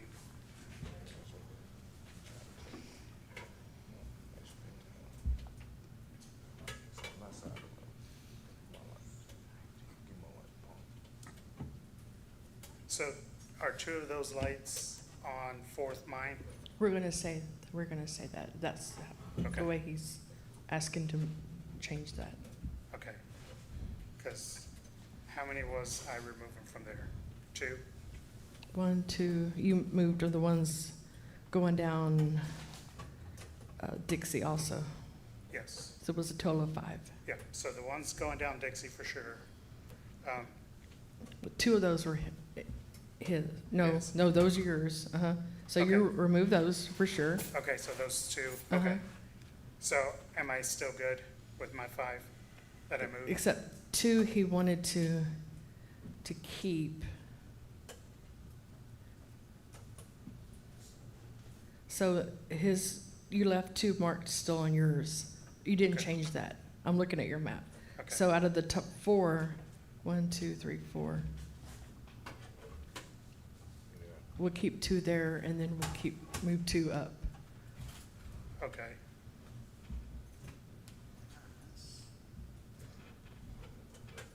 Okay. But the 2 that I removed from there, will I still have enough to do what I was moving? Yes. To the opposite side? Yeah, the only one we haven't commented on is the one between 4th and 5th on Dixie. Okay. And that was the one that you had marked to take off. Do you Yes. still want to continue? Yes. Okay. Yeah, and I think I have 5 that I Okay. added. Okay. So my number should be good. Okay. I know it's confusing. I'm sorry, fellas. You good, George? I'm good. Ward D. Ward D. Would it be okay if I come by your office this week? Absolutely. I'll be by there this week. So Laura, are we in any Completely. kind of time crunch on this? No, sir. Okay. And, It's just the longer we wait, the longer it takes to. All right, hold on. so let's bring it back next meeting. We'll see if the red dots got moved to the right location, and maybe You want we to do can it one vote- more time? Maybe we can vote on it then. Okay. Okay. I was just make sure, I heard y'all talking about it, the 4 lights in front of the intermediate school. Mm-hmm. You didn't give him 2 back, did you? Or what you did? 2 of them are mine. I have No. 21 total. You only have 10? Them- I know, but them should have been mine. No? I said, cool, I'm talking to her, man. I'm just telling you, I'm sticking up for my Calm residents down. as well. Calm No, you down. calm down. See, I'm not getting upset. Come on, guys. Come on, guys. We'll leave 2 on 4th Street. We'll leave 2 on 4th Street. Where you had 4 of them? Wow. Where there were 4, we'll leave 2, and we'll move 2 up over into the Velasco side.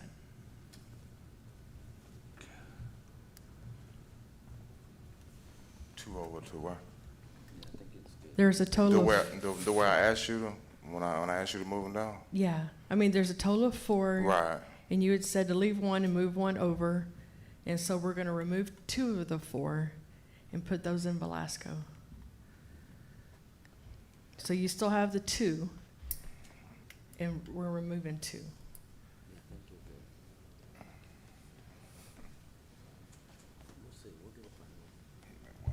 So how much did each ward get? It's on the memo. It's just how it ended up with the locations. Because I only had 4 and everybody else had 9 and 8. Yeah, let's see, Ward A has had 39% of the lights in the last 4 Gentlemen, we weeks. have a conversation going on. We have a conversation going on up here. Just I'd curious appreciate if we can what we have move this to year. one.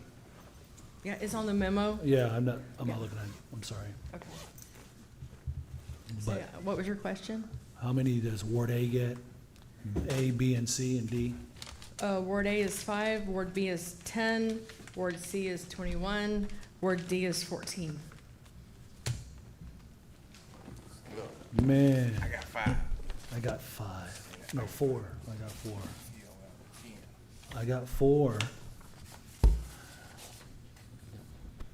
Is there any way we could just go 25% across the board next year? Absolutely, we'll give it a try. This way, we're not having these problems. Yes, sir. If I'm not mistaken, a lot of this comes from the police officers that are riding around late at night. Well, I ride around all the time too, so I know what's up. I know what's really up too. That's why I'm asking. Let's just do this 25% all across the board. This way we don't have tempers flaring over here necessarily. And we'll get it right next year. Thank you, Laura. right. Thank you, Mayor. All righty,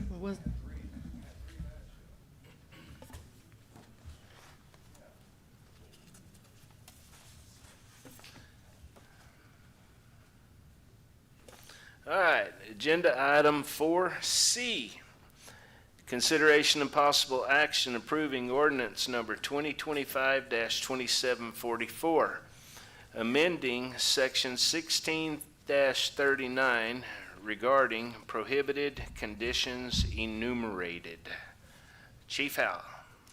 Good evening, Mayor, Council. So this ties into the presentation earlier with the Houston Wilderness and Dow. When they had reached out to us and we'd had our first meeting, one of the obvious concerns was the fact that they needed to allow the not mowing to allow the growing. So in having conversations with them, meeting with the code enforcement individuals, and then also even with Ms. Kramer, who assists with stormwater and drainage, we had determined the best course of action would be to propose council to amend the ordinance and allow a section for a special permit. And so any organization or individual that would want to submit an application to apply for a special permit that would allow them to grow vegetation, then this would give that opportunity to be able to, invest in such programs such as this or one similar to it. Council, is there a motion?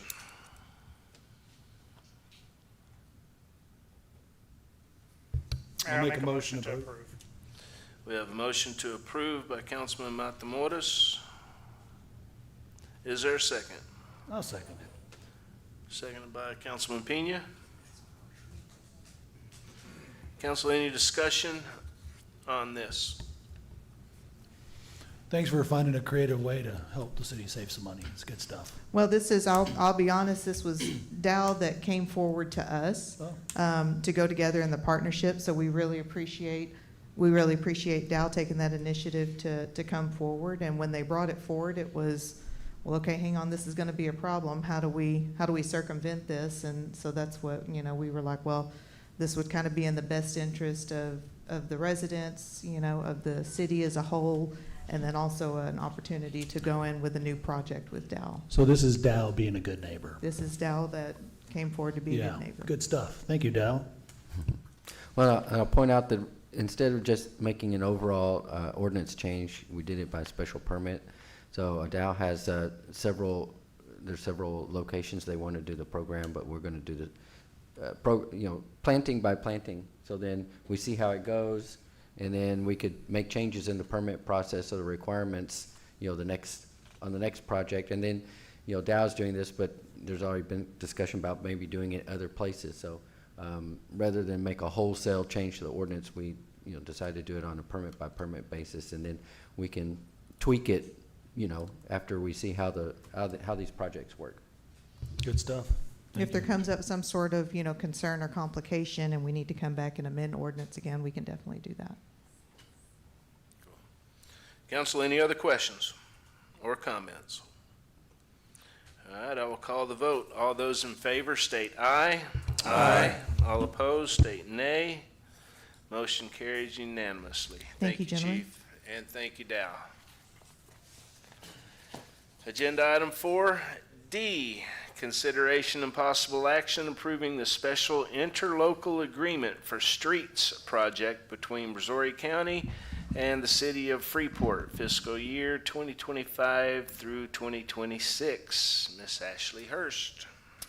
Yes, sir. Participation in the Missouri County interlocal agreement for road repairs for 2025-2026 fiscal year agreement is before y'all tonight. The agreement is the annual renewal of that interlocal agreement. The agreement would be valid from 10/1/25 to 9/30/26. Last year, the city did not submit for any new projects as the county was getting caught up from previous year submissions.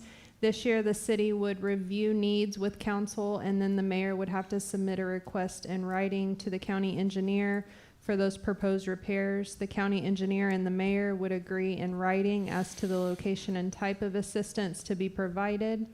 Upon approval of this renewal, Public Works will begin looking into the city needs and submit their proposed repairs to the mayor at a later date. If we choose to separate from the interlocal agreement, we can instead post for an RFP or RFQ for contracted road repair work. If the renewal is signed but later decided that it's not the most advantageous for the city can cancel with a 30-day written notice. The original proposal will require a budget amendment upon completion, as we don't know what the cost will be at this time. And we would recommend at least agreeing to it until we see that Where we're at. Yes. Council, I'll entertain a motion.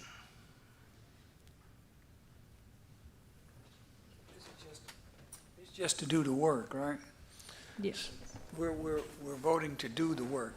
We're voting to sign the agreement To do the work. to do the work. Yeah. I'll make a motion. We have a motion to approve Yes, by Councilman Rosso. but I do have a question. Is there a second? A second. Second by Councilman Davis. What's your question, Councilman? Excuse me, when do we have, I missed that, you said October 1st? That's when it would go into effect. Yes, sir. No, I mean, we have a cutoff on the time to submit it to the county. You said we missed it, right? No, we didn't miss anything. We didn't miss it? No, sir. That was last year. Yeah, well, I say we missed it last year. I think we chose not to submit because they were getting caught up from what I read in council meeting in minutes. Since the city was getting caught up? The county was. County. The county was? Yes, sir. Okay, so the work to be done needs to be submitted by when? There's not a deadline. It's just To the submit it. sooner we get it submitted, the sooner we get it done. Gotta be a deadline if we want them to do it next year. The agreement is through September 30th, but there is not a deadline in the agreement for when those have to be submitted. So we got it submitted by September when?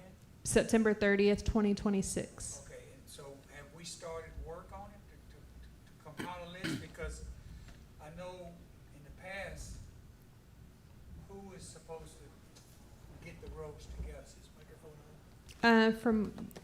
Or you've been here, so I would assume Public Works. In the past, Public Works would, but they would also take input from us as well. The council or the mayor? No, the council. From the council? Okay, Yeah. but has that started? No. That hadn't started? And you got till September what? Next year, September.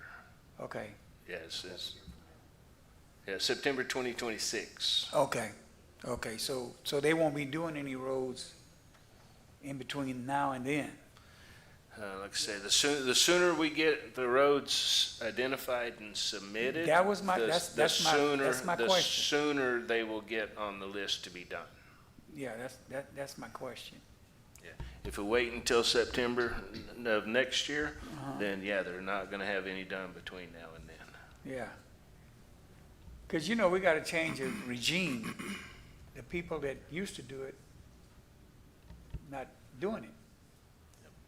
In other words, Lance. Lance was a big part of that. Yeah. But Now we between- get to make a say so. Between Public Works and us, we can identify the roads that are most needed. And I'll just point out that, just as a heads up, on 1.3, paragraph 1.3 of the agreement, you see that the actual plan of how the road is going to be repaired, if it's going to be an overlay, if it's going to be, what type of repair is done. That's an agreement that needs to be done with the county engineer, and we need to make sure that we pay attention to that part, because there are some occasions where the county comes in and does it how they see it should be done, and if we were not specific enough on our agreement with the engineer, then the county will just decide, and maybe it's not done to the specification that we want. And we get a certain amount of credit, right? So usually if it's just putting new asphalt, overlay, they scrape it and put the overlay, it's so much per, foot. And then when we come to council, they say, okay, we got so many feet, and y'all divide up the roads, right? But there are certain occasions where you can get different type of repair other than just the overlay, and that reduces the length, right? But if you're not very specific in your agreement with the engineer, then you're just gonna get what the county says they're gonna give you. So that's just, when we get to that point, months and months from now, I just want to point that out because there's been other experiences with other folks that had some problems with that. Well, I was told that the county is only gonna overlay from now on. What's that? That could change. What did that, can you repeat that? They're only gonna overlay. Oh, okay. That could change. That could change, but as of right now, they're only gonna overlay. Now, Gotcha. we may need to get some more information. Jarvis could get that for us. And if we approve this agreement and decide we don't want to do any overlays in the city, then we don't identify any, then nothing gets done with the agreement. Well, we know there Or are we a can lot of roads. terminate with 30 days notice. Or we can just terminate. with Well, 30 we days. know there's a lot of roads that need to be done. We know that. That's right. There's always gonna be, so we gotta make sure we get our roads in. Mm-hmm.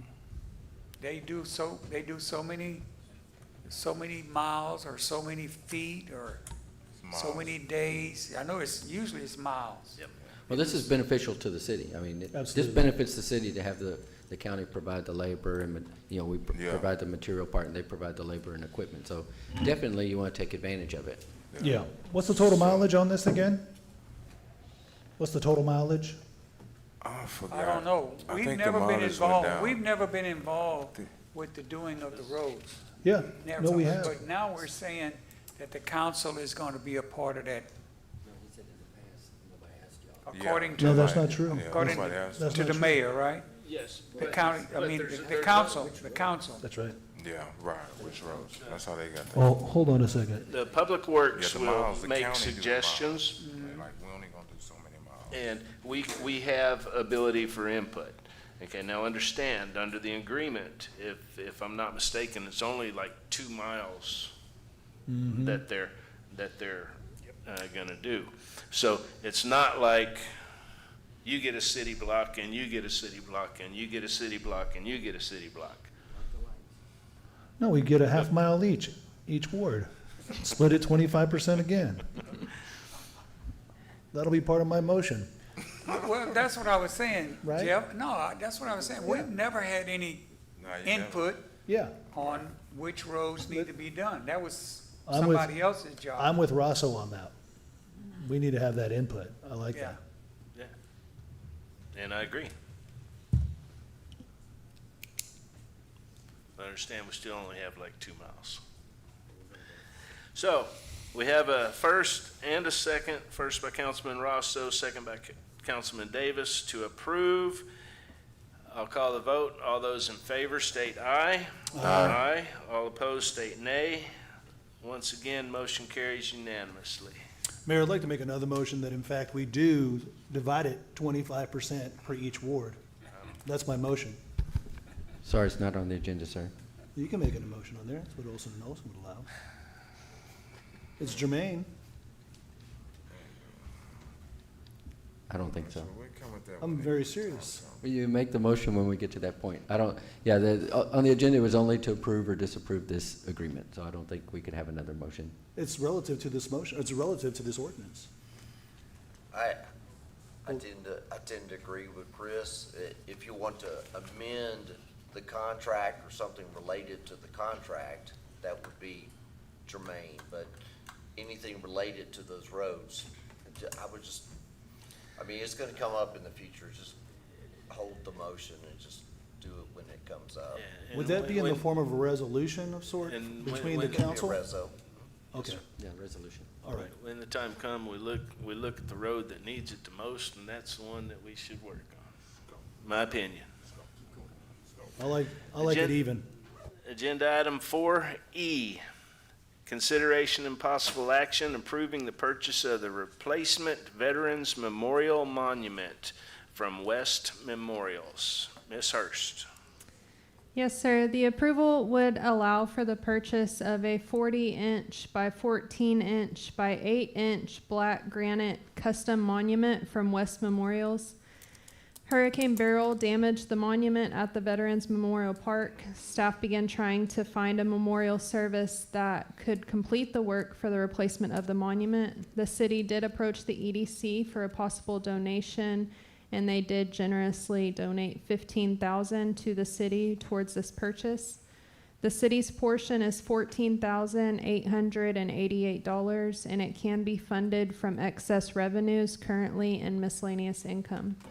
This is below the $30,000 cap that requires council approval, but we felt that it was necessary to get the prior approval since it was not a budgeted item.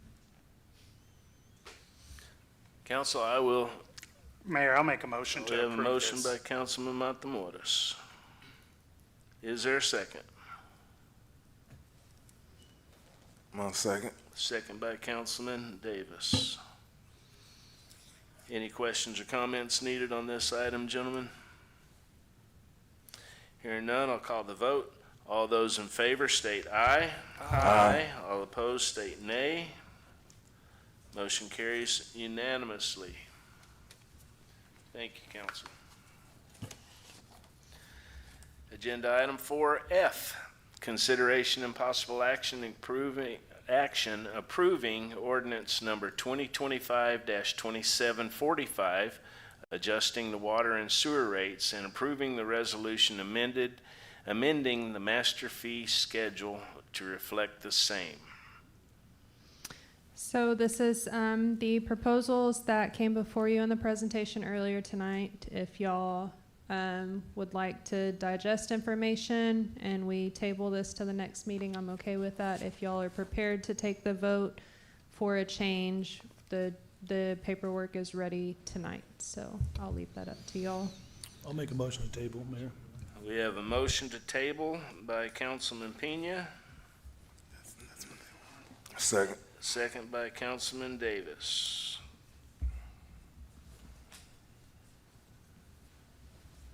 Any questions or comments on tabling? I think that's a good idea. All those in favor to table state aye. Aye. All opposed state nay. Thank y'all. Table to next week, next 2 weeks. Thank you.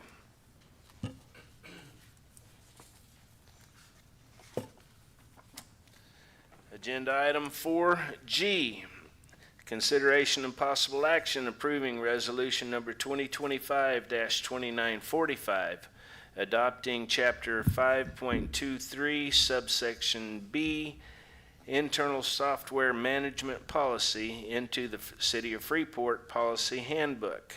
Toby? Mayor, council, good evening. This is more of a housekeeping item.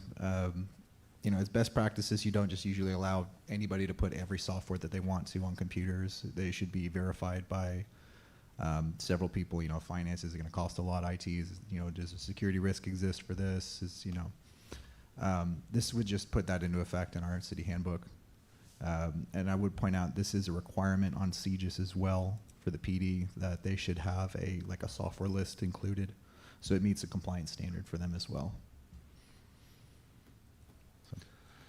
Seems like it makes sense to me. Council, is there a motion? I'll make a motion to approve. Motion to approve by Councilman Pena.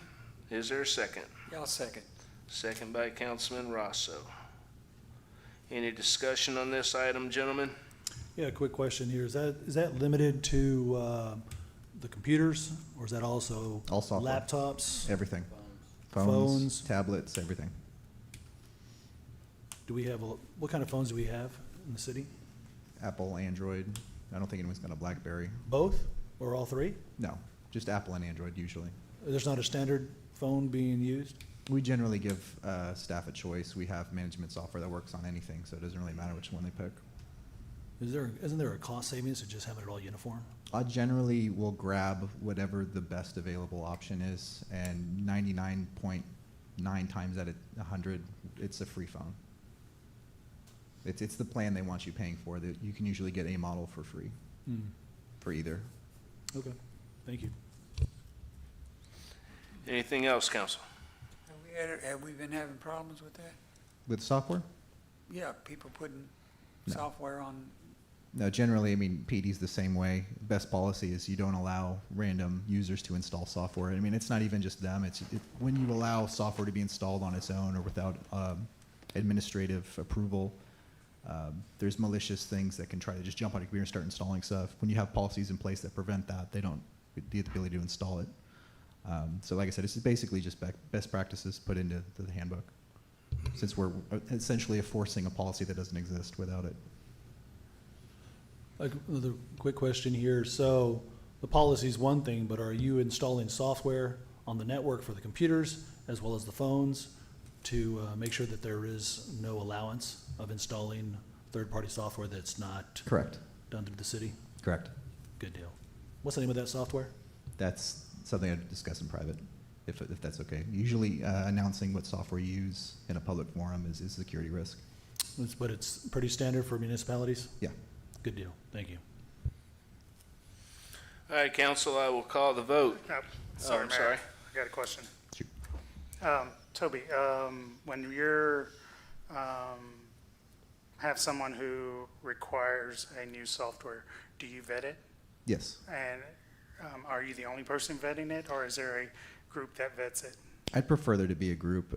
Usually they're looking at it internally, for the fire department, fire marshal or, assistant fire chief would look at it and then say, oh, this is something we need. Then they'd reach out to me for me to inspect, hey, this software looks good. It meets compliance standards with anything that we're required to do. So, and I will do, for expensive things, they usually go to finance as well, just to see if they have the budget for it. So there is kind of like a little, like an unofficial committee that people go through for software process. Okay, and when you get a request for a piece of software and it is approved, do you create a software installer package, or do you allow them to install it just? Usually a package. It's all managed. Okay, and do you have your ports locked down so nobody can install Correct. on every device?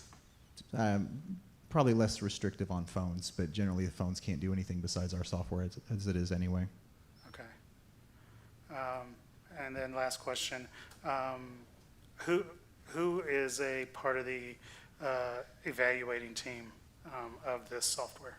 For general software, I mean, it'd be whatever the department head who's looking at getting it. Myself, Ashley, would probably be the primary three. Of course, Mr. Pennington at the moment, but yeah, city manager will usually have any software brought.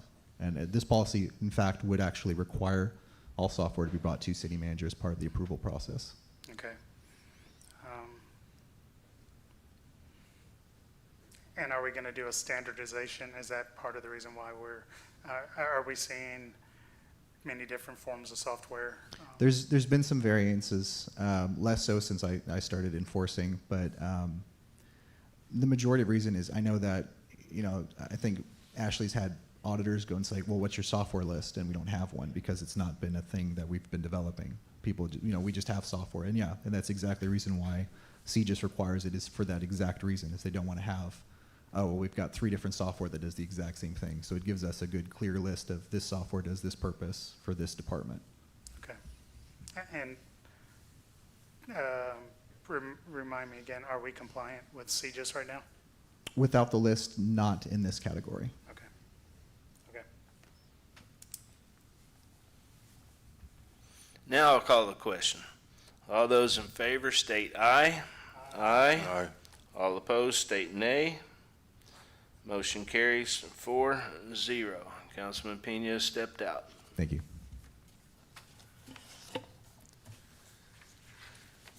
Agenda item 4H, discuss and take possible action on real property updates from staff regarding the following city and EDC real estate transactions: development of O.A. Fleming property, Realty World property off Skinner Street with development and litigation updates, Maddox development off Skinner Street. Please include all current agreements with Maddox in the packet to council. Clinton Wong residential development off 2nd Street with development, mud, and legal updates. EDC, 8.8 acres on the Brazos with environmental, boardwalk, development, and litigation updates. EDC, downtown properties on West Park Avenue with business and development updates. Downtown City Hall rehab and FEMA updates. Councilman Pena. Thank you, Mayor. Yeah, I mean, simply put, I'd like to get these updates if we can go just down the list here. The first one here is the development of OA Fleming property. I'd like to have the city provide any meaningful updates about the development plans for that, any developers we're talking to, and if we're not, start pointing in that direction. Additionally, there's pizza here, if anybody wants any. I got 2 pieces. Mr. Pennington, do you know of any development on the OA Fleming property? I'm sorry. Not specifically for OA Fleming. I don't know if Robert has got anything that he can mention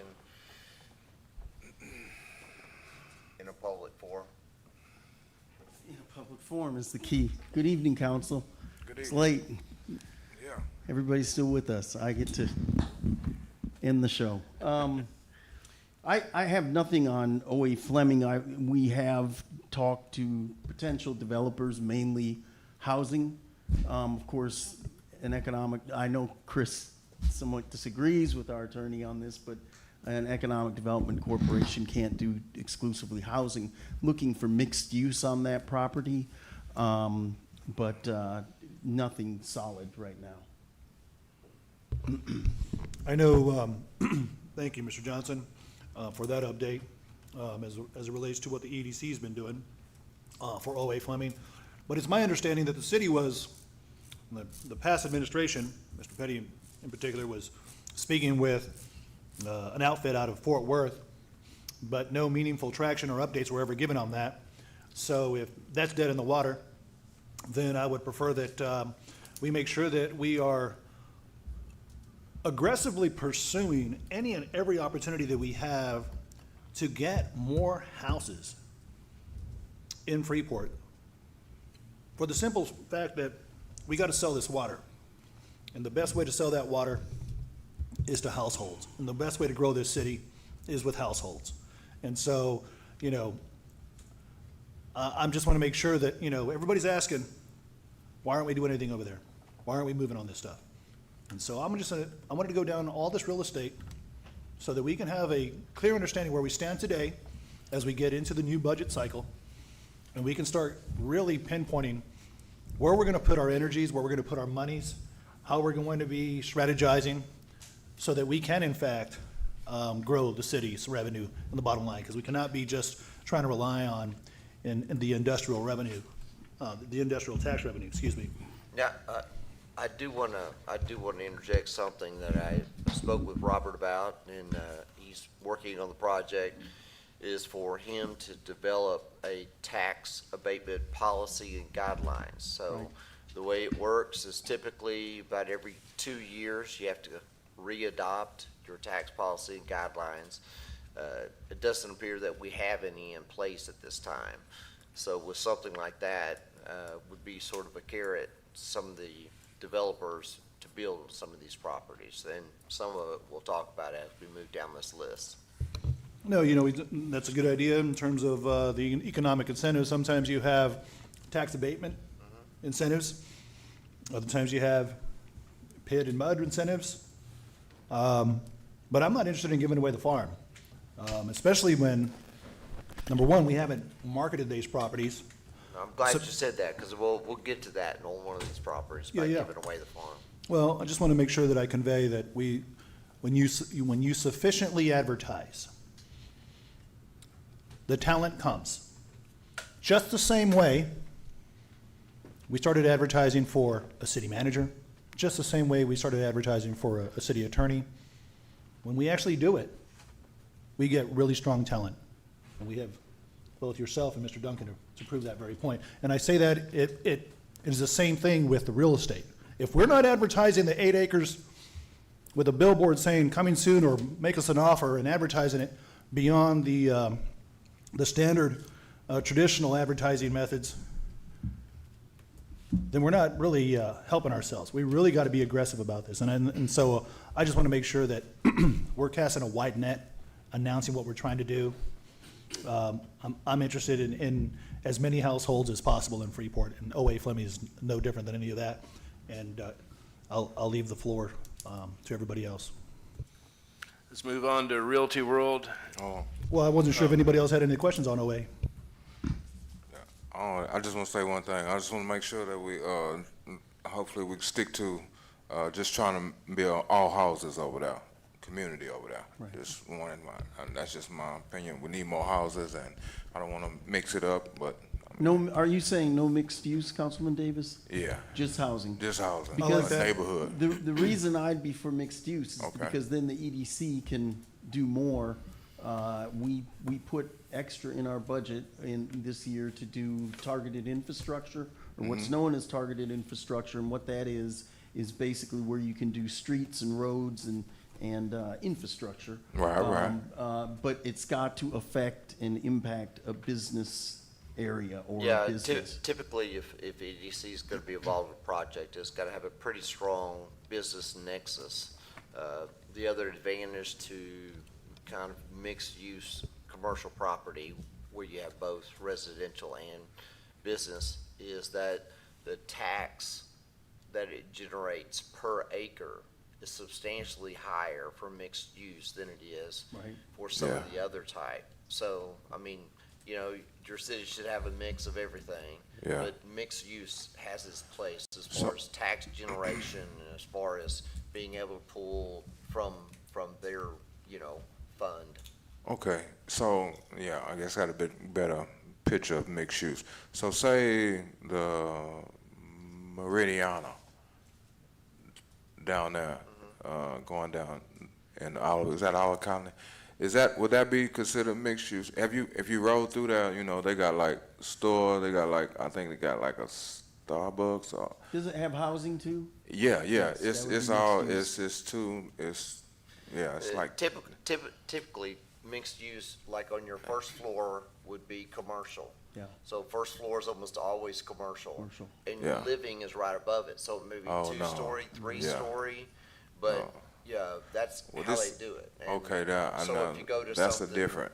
Yeah, okay. if you go to something like Generation Park or many of the new development that they're building around, Yeah. that mixed use will be combined, not separate like Oh, okay, separate. See, right, that one yeah. was separate. Right, You know, they got right. houses, they got townhouses, and then they Yeah. got, you know, a They'll store. be co-located, Yeah. almost in the same building. Okay. I mean, you know, it's worth looking at, but. Yes, sir.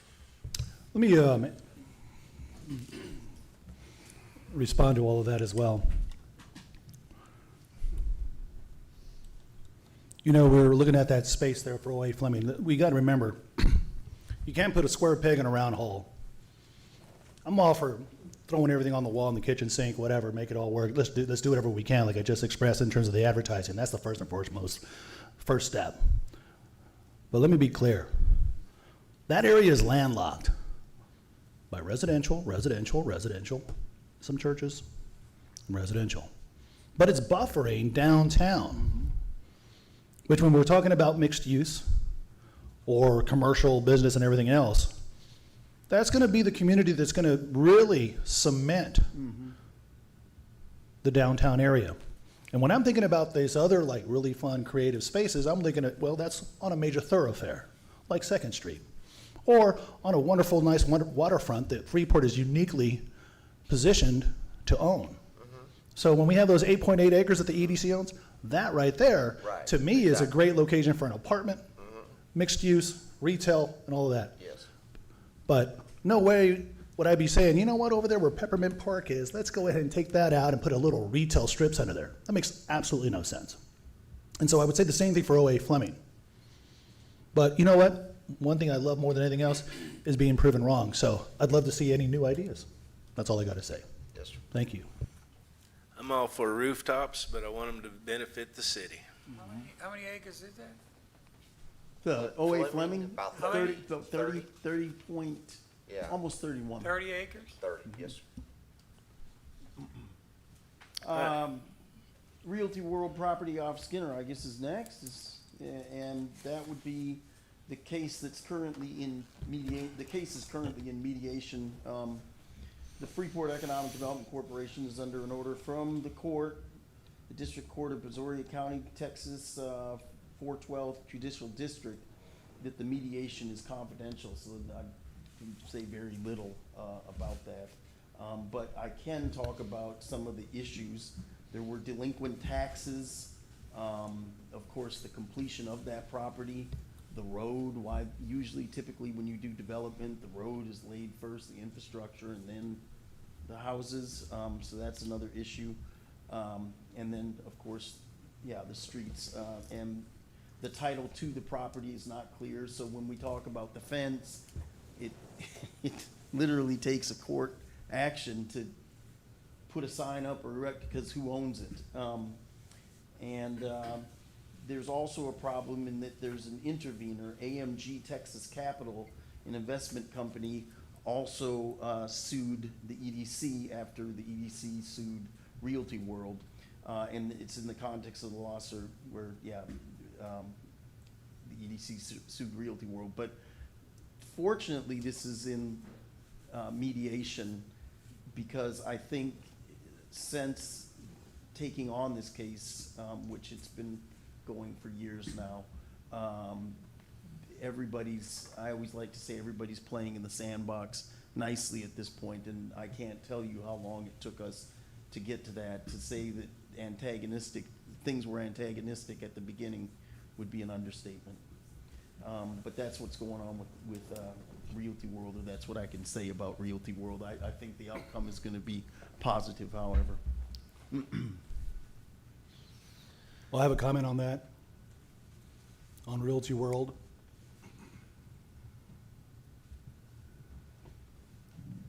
I'm not sure, whenever there's a lawsuit, that it's ever kumbaya, except for maybe the lawyers collecting fees left and right, milking the clients for billable hours. And I know Olson & Olson has been guilty of that on the council level, which is why one of the reasons why we dismissed them. But what I'm interested in knowing is what the legal positions are. And maybe we find those out in executive session, and I don't know how we find those out, but it's really frustrating to know, or to think, or to hear, or being told to believe that the council is not privy to that information. Now, I look at the council or the EDC board, and you have a liaison, a mayor, who's privy to all of that information because he's in executive session. I'm not sure how that makes him any different than the rest of the council. If it was any other board member, because I think the liaison before might have been Councilman Matamoros at one time, or maybe it was Mayor Kane the whole time, I can't remember. But either way, my point being is that information, sure, we don't have to share it out here in the public, but I think the council should be privy to that, and obviously we'll take care of all that information, not to compromise the city's position at any length. The city's position or the EDC's position? Let's be clear. Let's be crystal clear. EDC's money is taxpayer money of Freeport residents. Sure. Yeah, No, yeah. but they're two separate. They're two separate entities. Oh, I love that. I'm glad Yeah. you said that, because they are. And I'm always big on the delineation, and I've always been big on that And part of the delineation. problem with the cases is that there was too much. Too much what? There was a lot of where the opposing counsel, or whatever you call the opposing side, was becoming, it's the city, and it's like, no, wait a second, this is the EDC, this is the city, and those clear lines of delineation needed to be drawn, but at times were not. Well, I would say. And let me say one more thing, Councilman Yeah, Pena. please. The attorneys for the EDC, or the attorney, wanted to be here tonight, but both of them, there's one that works the case and the other that's Lauren, that's our regular counsel. Neither could, because we found out about this, I think on Thursday or Friday, they couldn't get out of what they were doing, but they said at a different time they'd be, and perhaps they can say more, but I've just been counseled by them to be careful what I say. Yeah, we had the same problem with Olson and Olson having a revolving door of representation here at council too. So I'm hoping that we'll have another sidebar conversation about the representation of the EDC because, as I said here, it's city taxpayer money that the EDC is responsible for. Absolutely. You are the head of that, Absolutely. and you answer to the board, and the board is selected by council. Absolutely.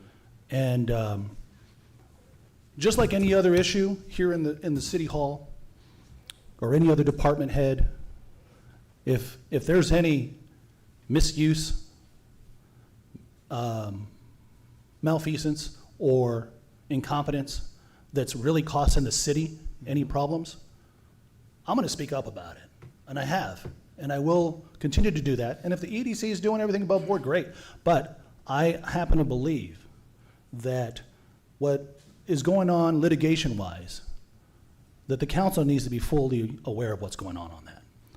And because when you talked about, well, there was all this contentiousness and miscommunication, well, I find that really ironic and curious because I didn't say miscommunication, did I? maybe I'm using that word because this is what I deduce, and what I'm deducing is what I'm concluding is that okay, well, we had this problem of communication between the EDC attorneys and I guess Realty World's attorney, or was it the city's attorney, which was also Olson and Olson. So Olson and Olson was wearing the hat of city attorney, and they were also wearing the hat of EDC attorney. And then you're describing like, well, there was this.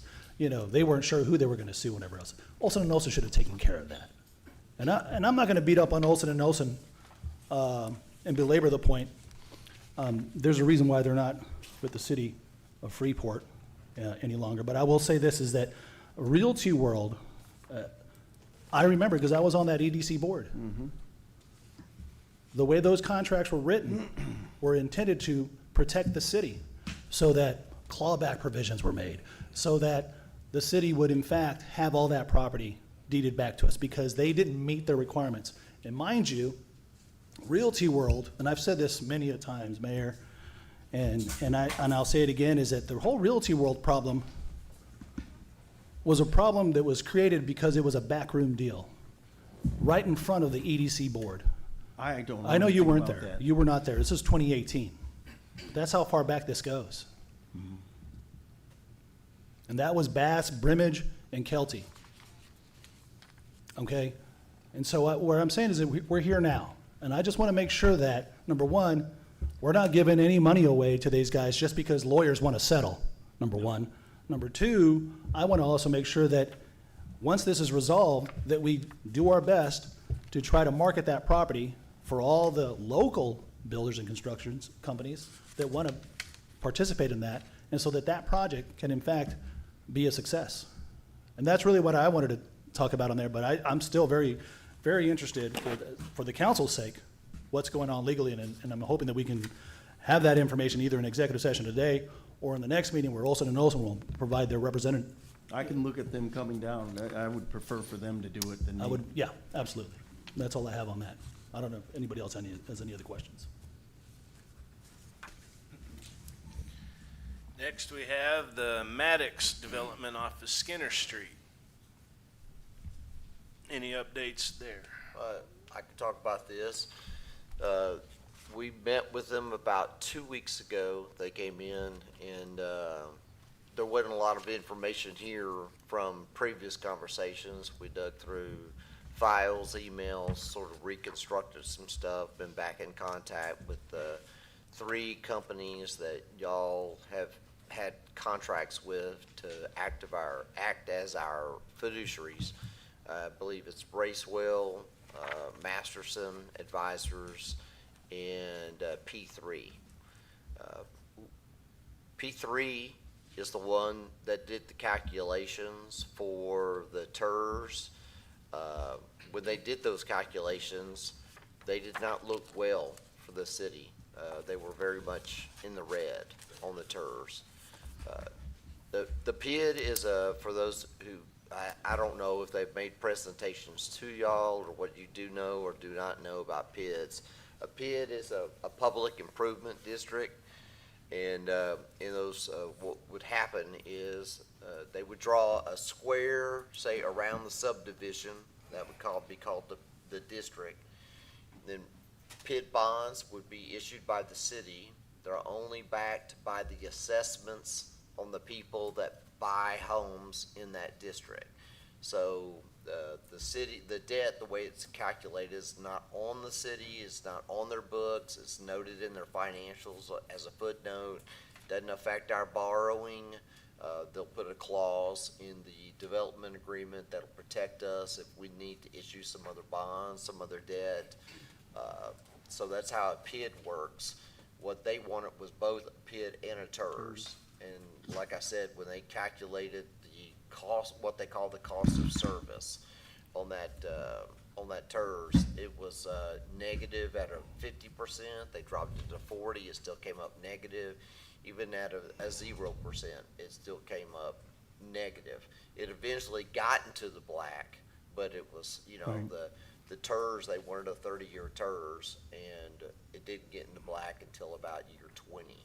So, But Mr. Pennington, if I may, I don't mean to Yes. interrupt you, but if we also, on that TERS calculation, they had to kind of go back because I brought up the fact that they had only calculated based on city and did not contemplate participation by the from county the county and or the the school college. district. And they said, Right. well, would they? And I said, they're participating now in the school TERS number district, one. they said they I'm would, sorry, but I the said school, college- the college, I meant the college. Yeah.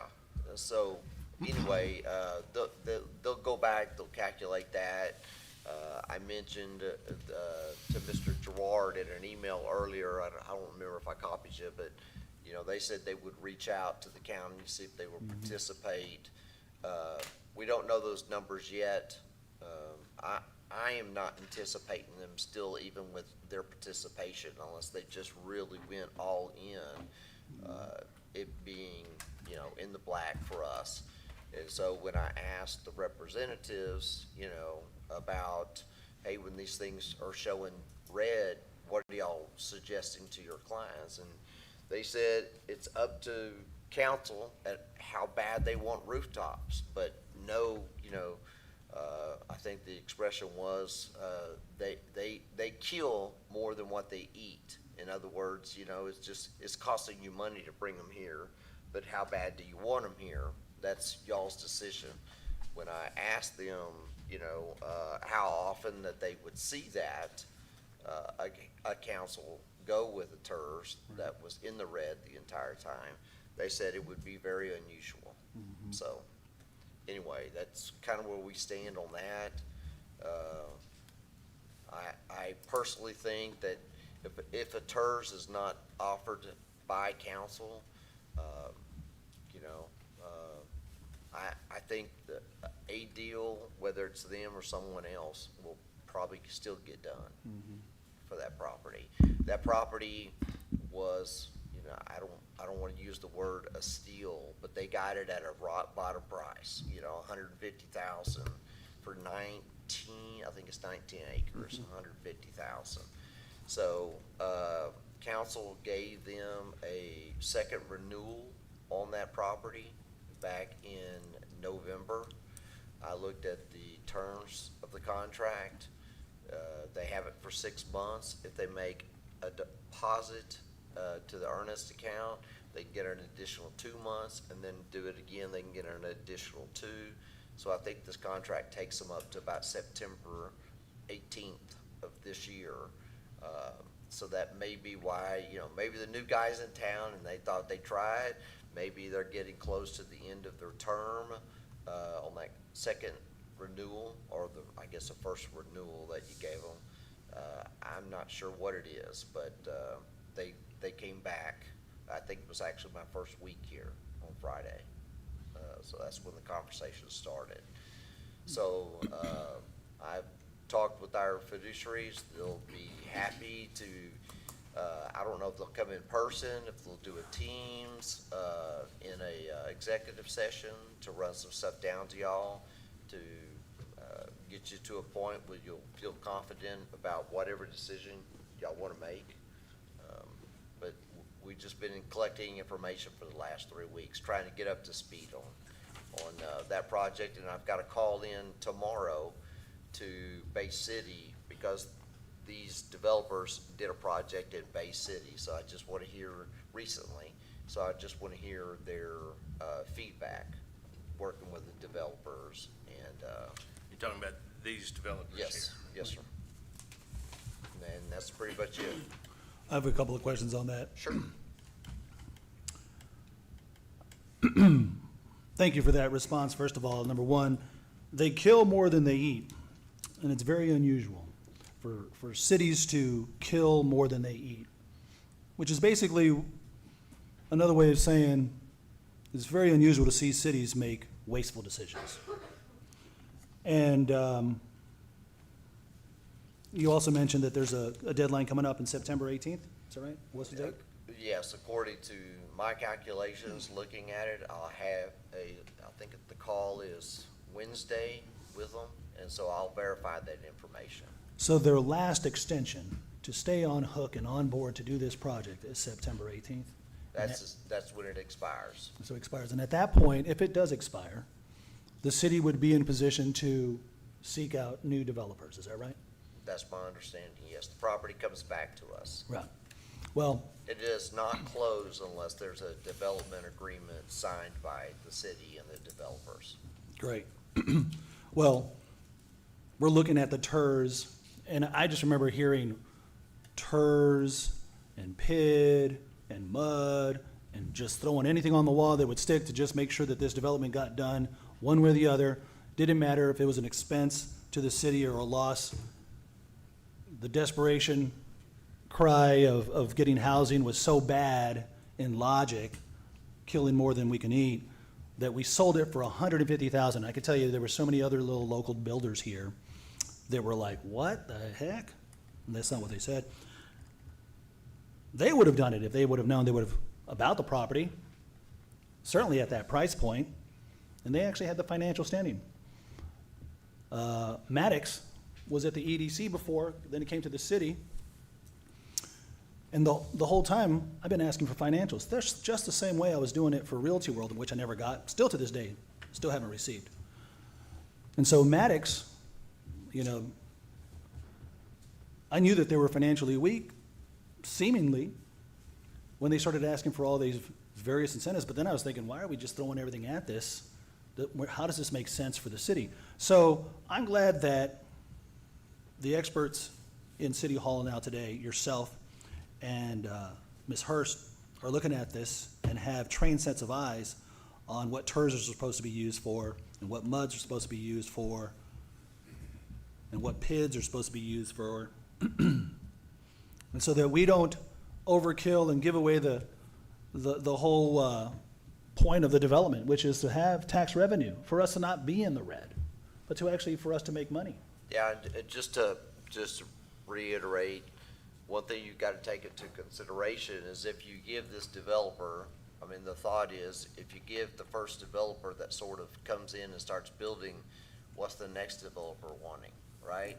And so there is a cap to the TERS that you could do in a city. I think it's by population. You could, I think a city this size can have up to 50% of their property in a TERS. I would never ever say to do that. I would be very judicious. I've already talked to Robert about how I kind of feel about TERS. It's just one of those things.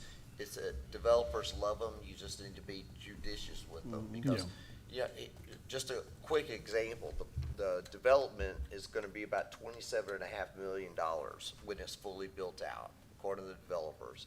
About 100 homes, 89, I think is the exact number. The other issue with that, well, a couple things. I'll run through the scenario first. So when you look at the money, you go $27.5 million. Man, that's great, but it generates $146,000 a year in property taxes. So that's like kind of a disappointment when you think of $27.5 million. But if you do a TERS, 50% TERS, half that 146 is gone. So that's why you start getting in the red. Okay, so that money has to stay in that TERS. It's got to come back to that development. Okay, and so that's the hiccup on the PID.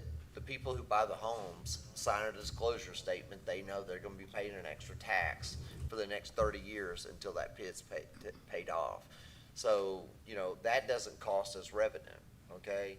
But the TERS will, you know, cost you revenue. And going back to the property, there's about 7, 8 lots, I can't remember which, that are still not within, you know, it's in the PID district, but they're not PID owned. They're still individually owned. They didn't sell to the city. So when that development comes in and builds, they're not going to be assessed that special assessment, but they certainly benefit from the infrastructure that goes in there. And that's kind of an unusual situation. So you're not able to spread that assessment out, which causes the other ones to pay a little bit higher because the other 7 aren't in there. And it, you know, 7 out of 89, whatever that percentage is, would be someone else. You spread that over. So those are things to just, you know, knock around and think about. But that's kind of the math behind the TERS, is the fact that you're giving up 40, 50% of that. I don't think that was explained before, how detrimental a TERS can potentially be to a development. And it's not something that's just a rubber stamp goes with any development. The numbers have to make sense, is what you're saying. Exactly.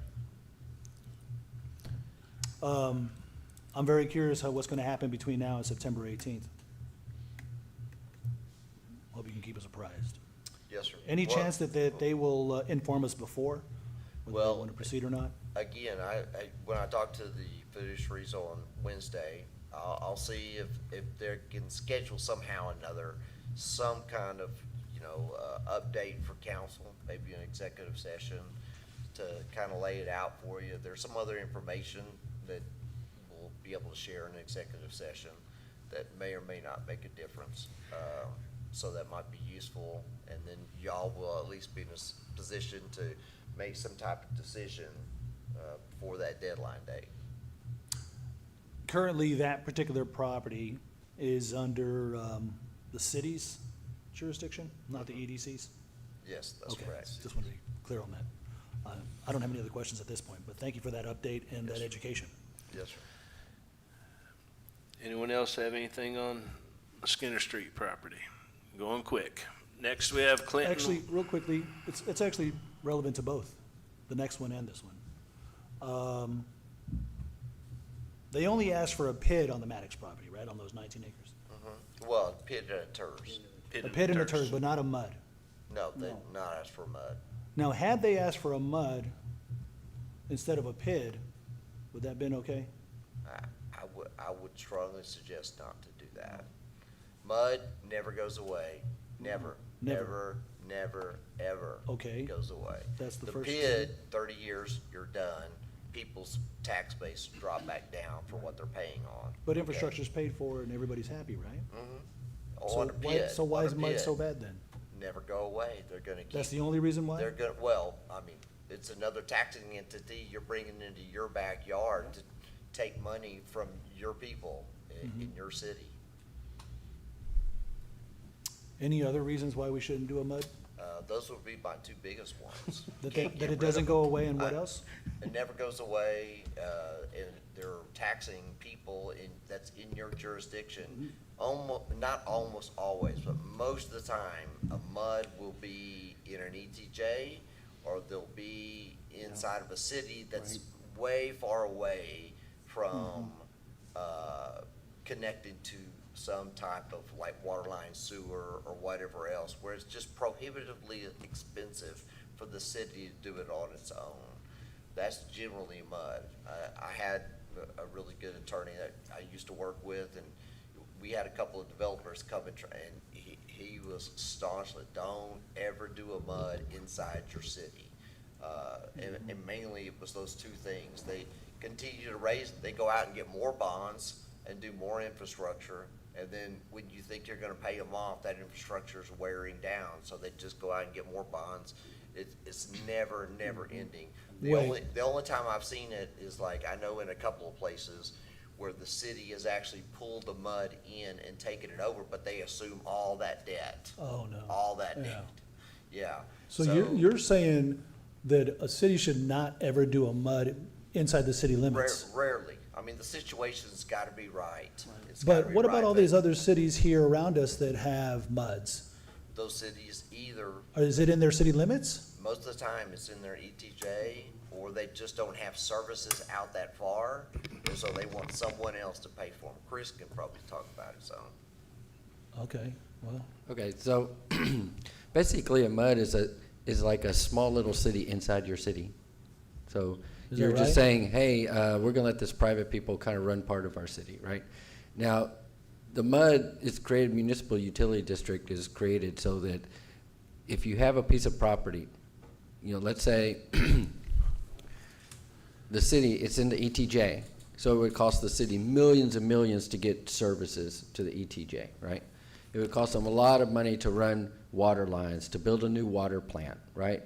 And so the city just, it's not economically feasible for them to, for the city to sell water, right? You were talking about selling water, right? A mud sells water. The city sells water. If this property is already in the city and there's already water lines there, why would you not want to sell those people your water? You already have the infrastructure. You already have the water there, right? Instead, you're getting a mud to come in and sell water to these people. You know, we were talking about we need to sell more water, right? If we have a mud in our city limits, that's water we're not selling. They're building a completely separate water treatment plant and everything on these 19 acres, right? And so now the mud, by statute, it's basically created to provide water and sewer. However, the statute allows them to use that money to build roads and sidewalks and curbs and traffic lights and parks and everything a city would do, right? And so they sell those mud bonds in the bond market, because the mud is like a little mini city, so they can charge taxes. They charge mud taxes. They have taxing authority, right? And so that's why those mud bonds are marketable, because it's a safe investment. If you're paying off those bonds with tax money, right, that's a safe investment, right? But the city pays its expenses with tax money too, right? So anyway. so in a mud, if we have a mud in the city limits, the city's losing tax revenue and water billing revenue? Well, they're adding another tax on top of it, so it would be like a college district coming in, you know, it's gonna be a tax on top of it. So anything they build over there, let's just say they build housing. Now the housing, kinda like the PID, is gonna have a little bit higher tax, but that tax will never go away. The PID, once it's paid off, is gone. Yeah, so you're not selling water to them, so the city's losing that revenue because you're not selling water to them. And on top of that, the mud charges them a tax. So every year they pay a mud tax, plus they're paying their water bill. So Well- that revenue is coming in to pay off the mud improvements. I've been on council for 5 years. I've never known the difference between the mud and the pit in terms of the revenue loss between the two against the city. And a lot of times, they'll do a mud because, and typically for residential, because mud bonds, banks will give monies, or fund bonds, for residential. So they'll wanna do some residential, but, you know, banks like residential because residential mud taxes are much more consistent than things like commercial. Banks don't want to give monies to a mud for commercial typically. So, you know, developers will try to concoct some type of equation where they'll put a little bit of housing into a mud area, and then they'll come in and do what they really want to do, which is, you know, commercial. Got it. So Development 101, no muds in a city, within the city limits. And the other thing is that under the Is that law, right? yeah, under the law, that you cannot create a mud in the city limits unless the city Without our permission. agrees. The city has to vote and give permission to create a And mud. we would only agree if it made money, I would assume. You should only agree if it makes sense. If it doesn't, if it doesn't benefit the taxpayers here, you know, I don't know why you'd want to do But it. could it hurt us? Could a mud hurt us? It depends on where the development is, right? If it's in the ETJ and it's not cost. No, inside the city limits. Right. Well, I mean, even if it's inside the city limits, but way out. Actually, a lot of the development on the west side of Pearland has muds, right? Shadow Creek on the other side. Because at that time, Old Town Pearland was so far away, even though their city limits went to the other side of 288, it was so far away, it would cost them too much money to provide water service to them, and they would never get that. They felt like, okay, it's not a good investment, right? I got it. And so that's why that was in the city limits, but there was mud. But if you're looking at the city of Freeport and the property we're talking about, right, it's close enough to our infrastructure, it doesn't make sense, right? Now, if our city limits way out towards Jones Creek out there somewhere, I don't know what our situation is. Maybe there would be, I mean, you can try to imagine some place that's in the city limits that maybe it would be not economically beneficial for us to provide the services, right? All right.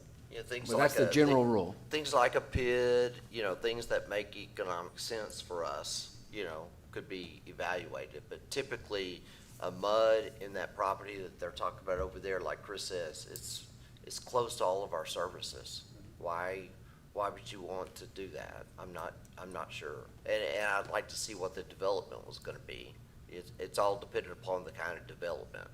You're gonna get a tank farm that comes in there? I mean, warehouses? I don't know. Right. All right. All right, so anything else on Clinton Wong's property? Well, I was talking about muds in general, Clinton Wong's. I'm just curious where we stand, if the city's received any communication about the development for Second Street. The only thing that I've gotten, at least advised of, is nothing on Second Street, but that he submitted an application the other day for rezoning for that property. On Second Street? No, from the property over here, the 300 acres. Okay. Trying to rezone it as residential. No, it's No, I'm industrial. sorry, commercial from. Industrial. Yeah, industrial from residential. And one thing that Mr. Pennington and I talked about that the other day, and I went back and looked at the old Wong contract, and I recalled. In the original contract where we sold the property to Mr. Wong, we agreed to rezone it in the contract. Now, the general rule is the city can't sign a contract that will bind a future city council to vote a certain way. Yeah. Right?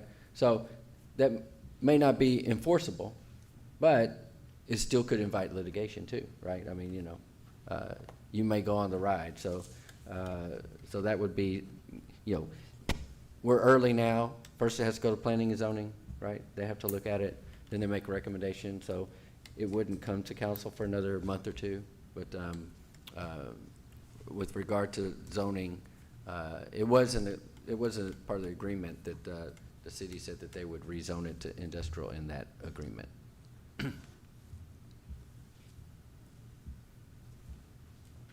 I'd be very curious to see what those zoning changes are gonna look like. Which also in the contract said that the city would approve a MUD on that property, the 300 acres. Oh, And the city did approve a MUD. and that's inside the city limits? Yes. And the city said they would, and he created one, or, oh, he's already created, okay. There's already a MUD on the 300 acres that was approved by the city. He would like to include the property on Second Street in the MUD, but there was a big dispute about that, and that was not approved because that wasn't in the contract. Is that clear, Jerry?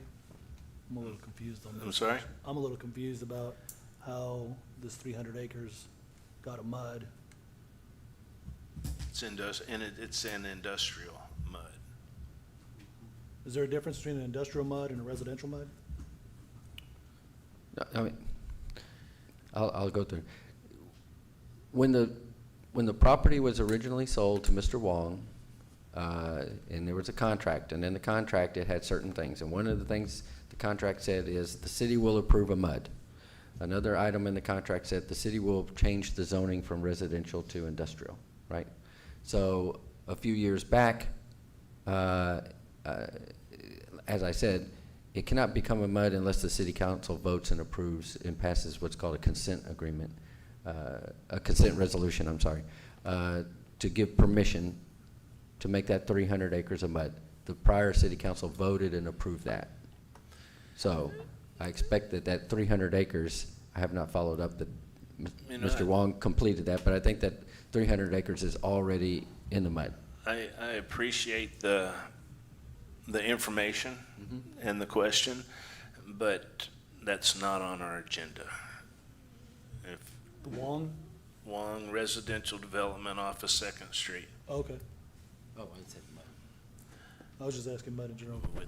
And then we're talking about city MUDs. That's fine. And if Sure, I it get was, it. if it wasn't 11 o'clock, I got you. I'd say let's get some more. Yeah. That was back in '84, right? It was a long time ago. That was in '84 when it was approved, the MUD. No way. No. No, it wasn't that late. I think I more thought it like was 2012. 15 or 12. I think it's Sounds about right, 2019. somewhere Yeah. in there. Or 2015, 15, I think. but it was approved, the MUD. But But like you said, we talk about that another day. Yeah, but now it seems like it was So an act the, of desperation. the only relation to this agenda item is the second, Mr. Wong wanted the 2nd Street property in the MUD. He probably still wants the 2nd Street property included in the MUD, but as it stands today, it's not included in the MUD, and 2nd Street would not be added to the MUD unless the city council votes and agrees to let that happen. So that's the update on 2nd Street in the MUD. But we want to basically make sure we have as much residential development, regardless if there's a MUD. Right? That benefits the city.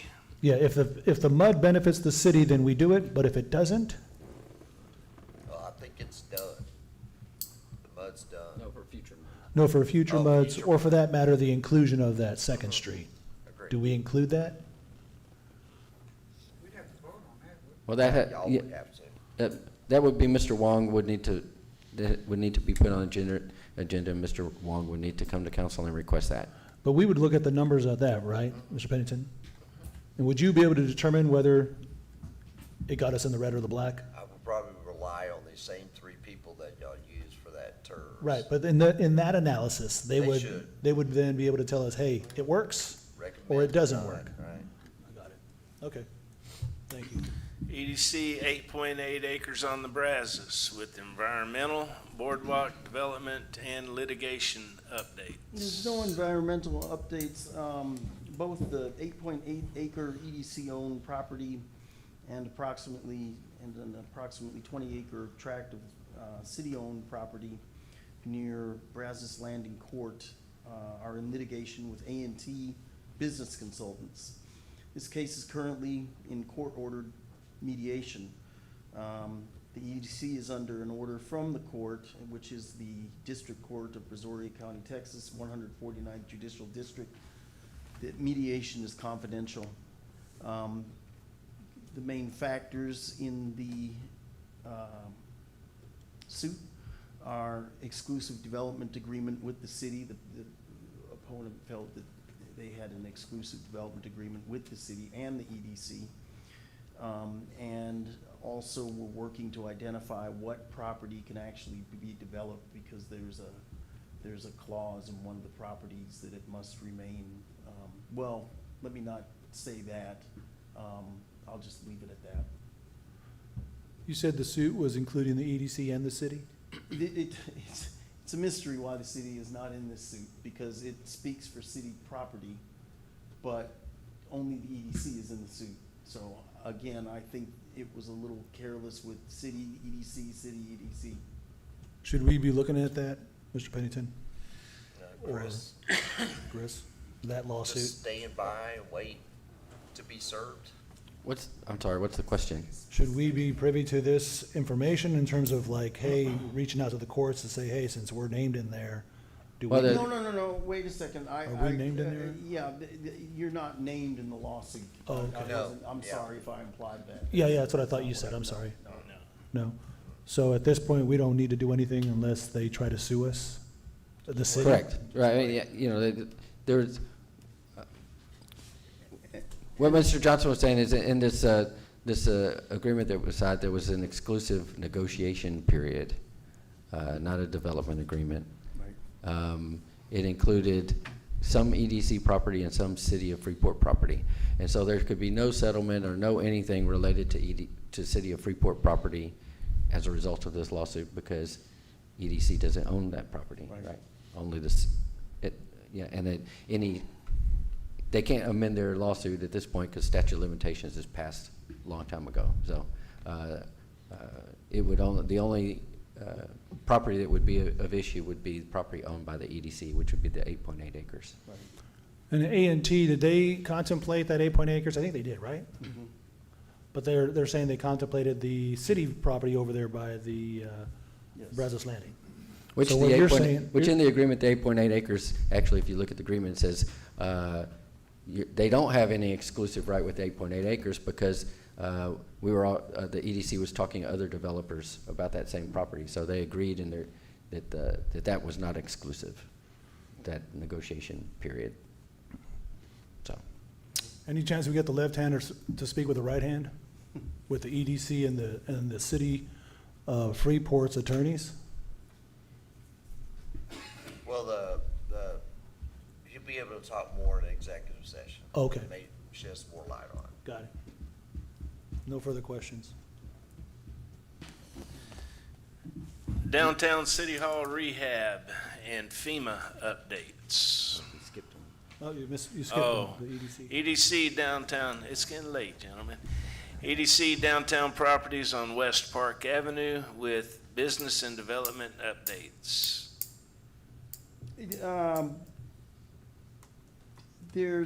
We've gotten some estimates for how much it would cost to fix the building. This is not so that necessarily we can fix it, but so that developers can take a look at it and look at fixing. We're currently, I have to be careful here because I'd be breaking executive session, but we're currently in discussions with and negotiations with the developer on those buildings and moving somebody in. And I can optimistically say that should be coming to council soon. That's all I can say. Soon, within very soon.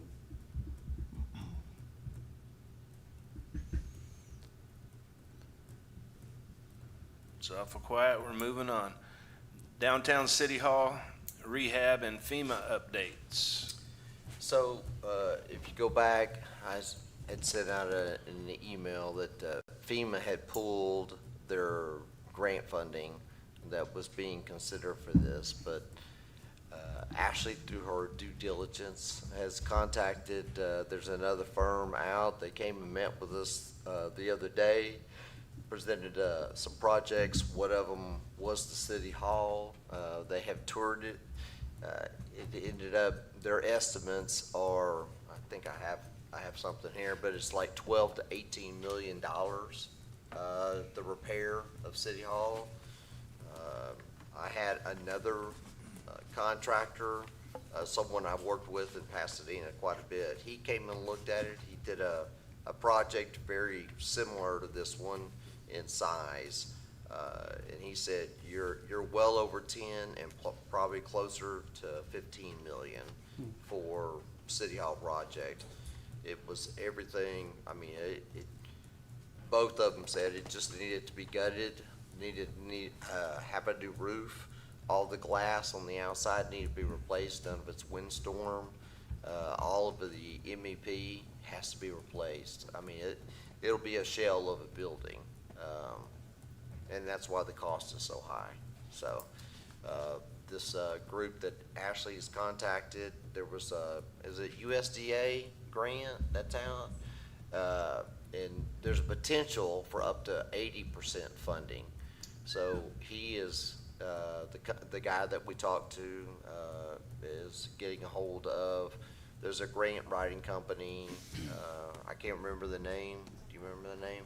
They had a very high success rate for writing grants, and so we're looking at paying them to write the grant to see what kind of funding we can get. And then based on that funding, y'all can make the decision on whatever y'all want to do from there, you know. I like it. That's good news. Yes, sir. Good stuff. Ms. Hurst. Thank you. Yeah, thank you. Thank you. Thank you, Robert.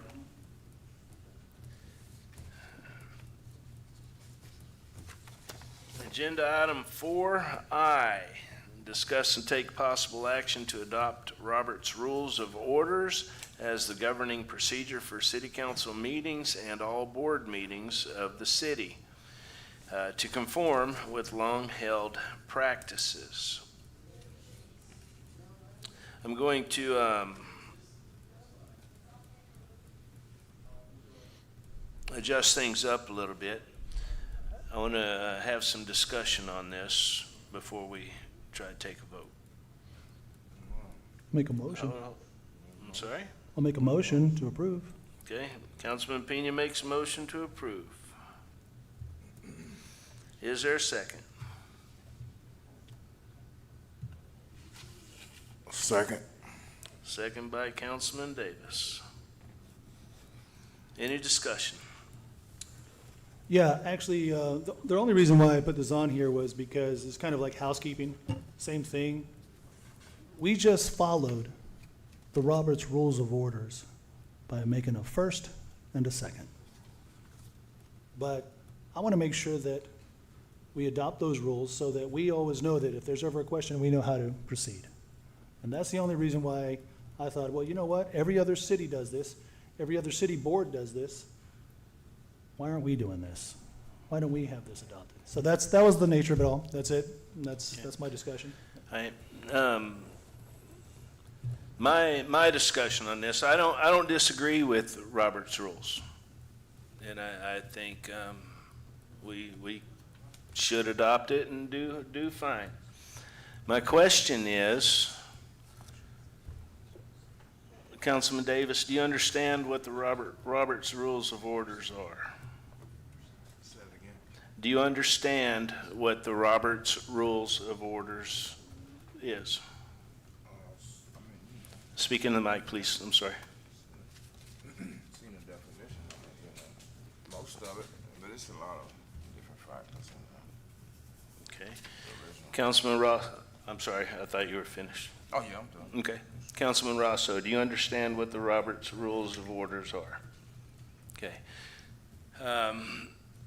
The latest book on the Robert's Rules of Order, I think they're up to volume 13? 20, I believe. 20? I think that. I heard 12, I heard. I can't remember the number. I do know it's 1,125 pages. Yes. So if we're going to adopt something like this, I'm certain we're not going to adopt all 1,100 pages. Okay, I'm certain we're going to make adjustments in it to make it fit Freeport.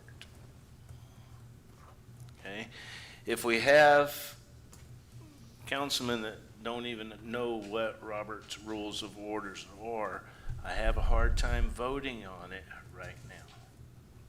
Well, Which is why I said, Yeah. let's have discussion prior to making a motion.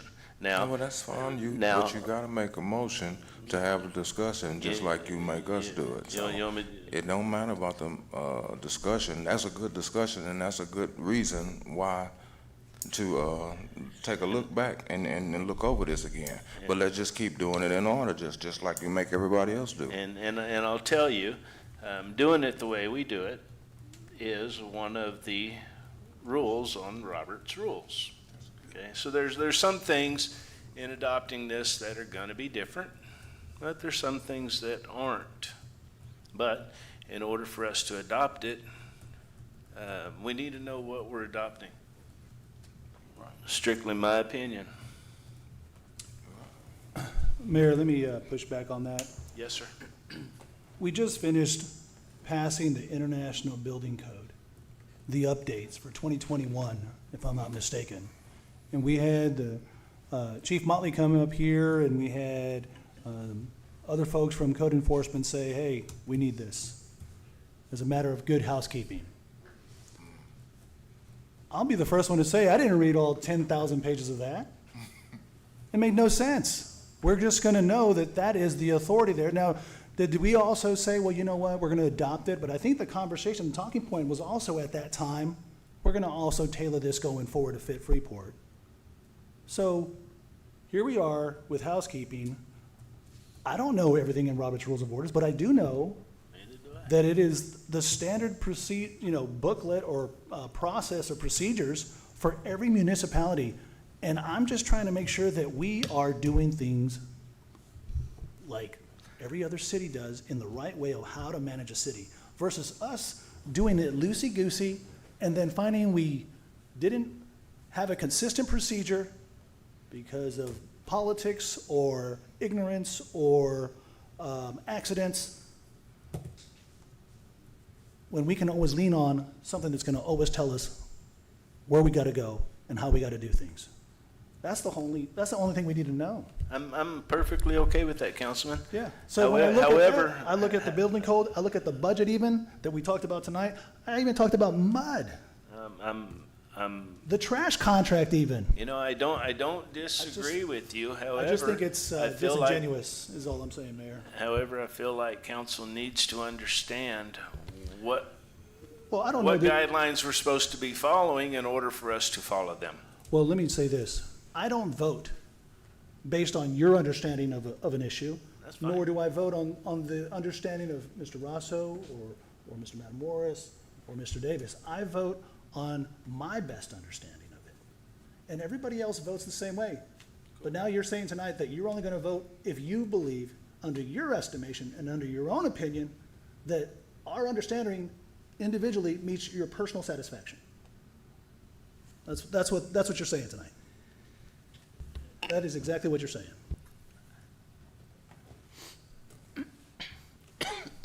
Anyone else?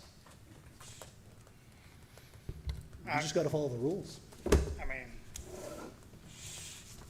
Silly. does anybody on the dais know what Robert's Rules of Order mean for speaking? Your time to speak?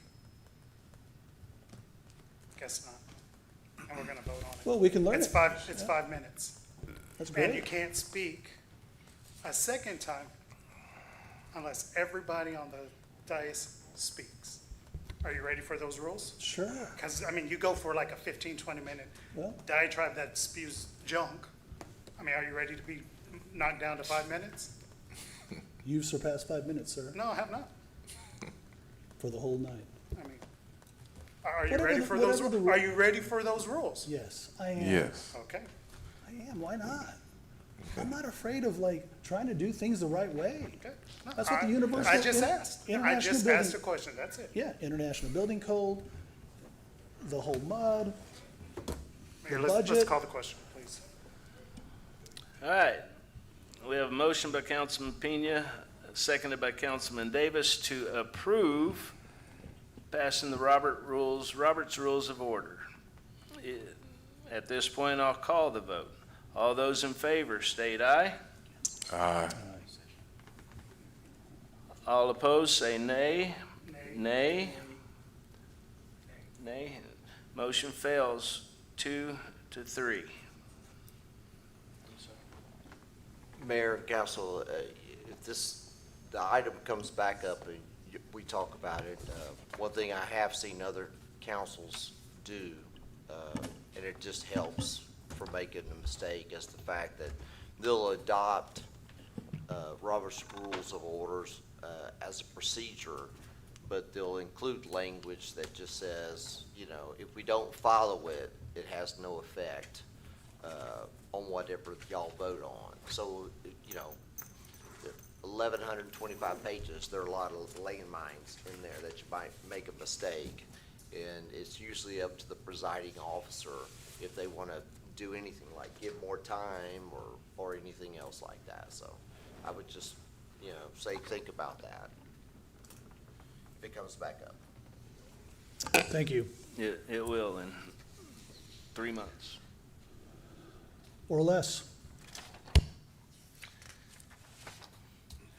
Now we have work session. Councilman Pena, I'm Ward gonna- A. I gotta use the restroom. I'll come back to me, please.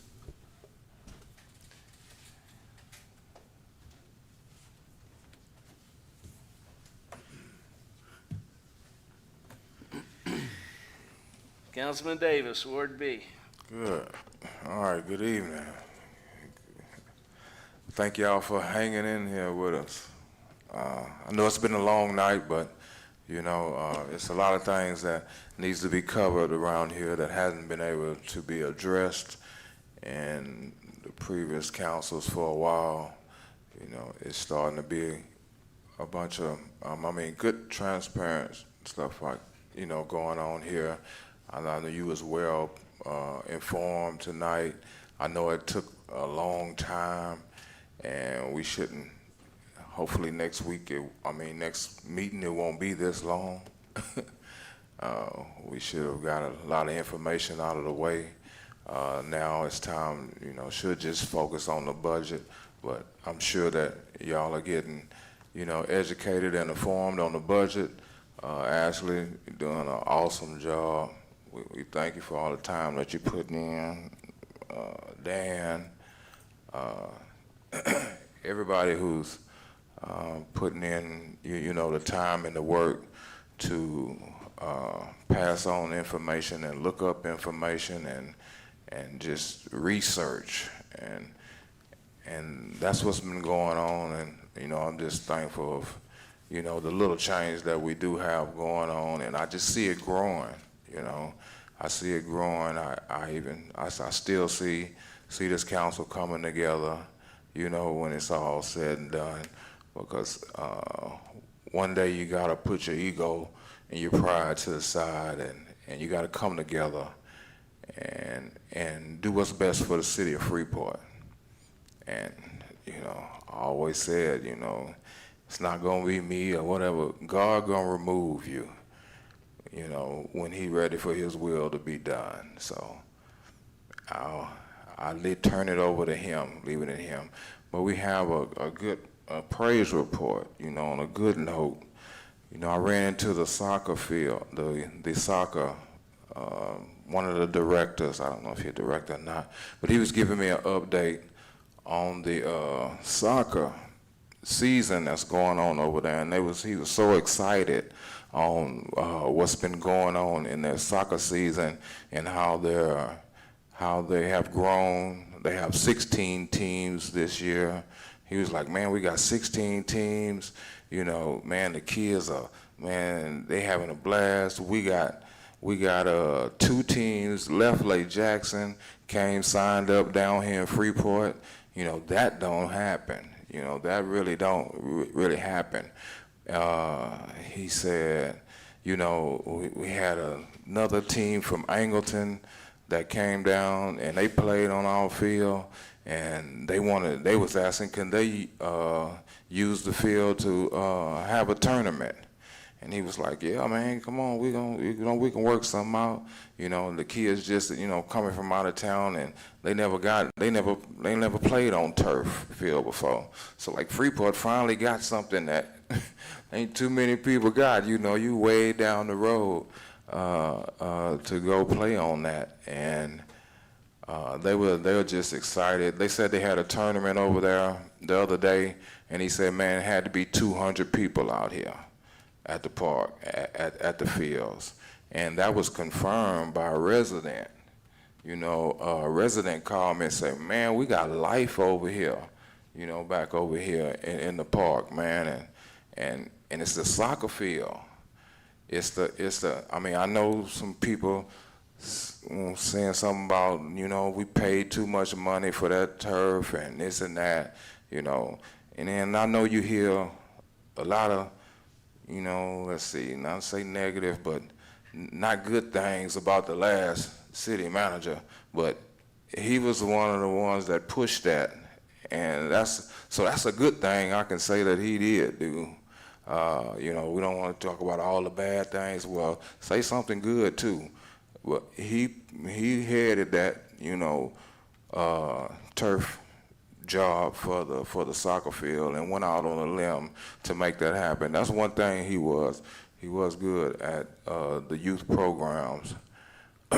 fixing, Lance was the first one that came here and done anything to the sports fields, anything, because I've been involved with youth sports a long time, and the city did nothing. And, so Lance was the first one that came here and done something to that field. But speaking of the turf, like, if it's some way that we can find out how to turf a softball field, turf a baseball field. I mean, baseball is real huge. And you put some turf on that baseball field, and we got plenty of baseball fields. And redo them baseball fields. You can do them all regular, but redo them new and put some turf on there. And we got enough fields over there. It'll be 500-600 people over there. I mean, you have tournaments over there. Softball the same way. You put a turf field on there, and you're gonna need grants, or you're gonna need these Port of Freeports to come out and help me out. The Dow, the Olins. It's gonna have to be a community effort, and you're gonna have to have a passion, have to want to do something for the youth. And that's what's going to bring life back into Freeport with our youth. You bring these sports, you build up these sports complexes, and our youth will thrive again. We'll get out of the house. Well, they already out there playing, but they playing in other cities. And we can have it right here in Freeport. And we got the resources, we got the connections, we got all these plants around us. We need to hire a grant writer. I mean, that's something we probably need to look into as Freeport. I don't know if we ever had one just work for Freeport and just write grants. I mean, they tell me they got them, because I know we can't just afford to do that, but find the resources. And the youth should be a part of the plan, just like rooftops should be a part of the plan. The youth should be a part of the plan here in growing Freeport. And if you get something for the youth to do, then the adults will gravitate around it because they want their kids to be involved in something. And so I just want to say thank you to everybody who did participate in voting to make that happen. And I was just wanted to give an update on the report that was given to me, that how the soccer league is going. Thank you, Councilman. Councilman Matamoros, Ward C. I just want to thank Dan and Public Works for getting that issue resolved with the water meter. The resident was very happy to have that resolved. Other issue I have is Avenue B and Brassport Boulevard. Jiff Key Auto, who repairs vehicles, they're out of compliance. They have vehicles that are just sitting in the front, and if I'm not mistaken, our ordinances state that they have to be behind a fence covered. And they're also delivering these vehicles on a public street, blocking the residents as they're trying to leave. So if we can have code enforcement take a look and get that resolved, because it's a main artery and it looks pretty bad with all those vehicles just sitting out. So that's all I have. Thank you, Councilman. Ward D, Councilman Rosso.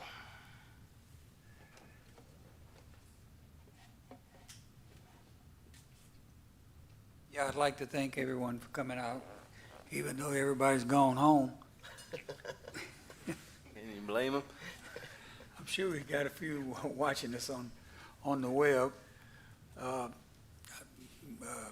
Councilman Davis got me excited about, because I know that sports has left the city. Football, baseball, they've all left the city, and we want them back. We want the athletes back. That's a shame that people would leave your city to go play in another city because they don't have the facilities. But I get excited. We had a senior citizen meeting today. It went well. Anyone 55 and over can come, and once a month we participate. We have food and bingo and games and you name it, prizes, once a month. I applaud whoever it was that got the ball rolling, them cleaning out the entranceway into Freeport. I've been told that in the near future, we're going to really see improvement with the entranceway into Freeport. I'm glad about it. I put it to you like that. I'm glad about it. I love this city. I always have, always will. You have my phone number. You have my email. You can text me. I'll call you back. That's all I got. Thank you, Councilman. Ward A, Councilman Pena. Thank you. As always, I want to thank everybody for coming out. And for those who stuck around so late. In case the public at home doesn't know, I don't know if we get the camera to the crowd. We have two residents here, Ms. Oldham and Ms. Green. Thank you, ladies, for sticking around and participating and carrying. The second thing I have here, I want to make a request that we in fact do have that other special meeting for the budget, number one, and also that we also have the meeting that Councilman Davis had requested last meeting with the directors as a follow-up, so that we can have that one-on-one interaction again and communicate our interests and needs and goals as we see befitting our wards. I also would like to request a meeting with the Police Association as they endeavor to create a civil service. And I'd like that meeting, if possible, between the mayor and the council. If we can't have a quorum, then set it up as such without a quorum. But if we can, that we have that meeting. I think it's very important for our city so that we do the right thing, that we either put it on the ballot, but that voters, residents are informed and educated on the pros and cons on that. But I'm hoping that maybe in that meeting, like we were trying to do back in February, that we can address the true concerns of our police department and our other first responders. On some other more mundane matters, there's drainage and issues that remain in terms of the drainage ditches at Magnolia and 12th. It's my understanding that they were sprayed, but there's a lot of finger pointing between the city, the drainage district, the Velasco drainage district, and the port.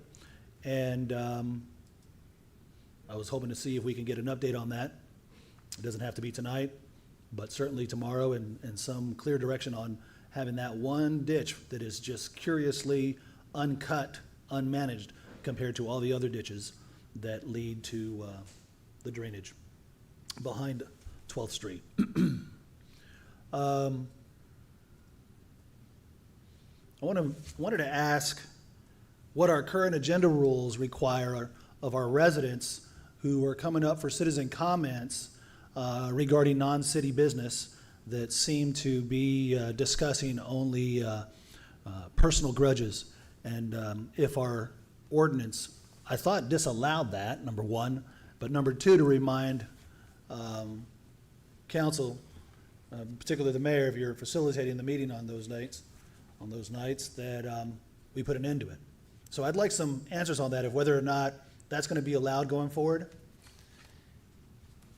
Because I think you might have, per the agenda rules, direction to actually stop it. According to the way it is written on the audience participation, I do not. As it was going on tonight, I was reading through that. Yeah, well, that's not the agenda. That's not the agenda ordinance. The agenda ordinance, I think, actually has specific language about what your authority is. I bet you Robert Rules has it. But I just wanted to bring that up. You're probably right. And I will say this to, I'm sorry, it's your floor. No, I'm okay. No, you go ahead. No, I'm interested in what you're going to say.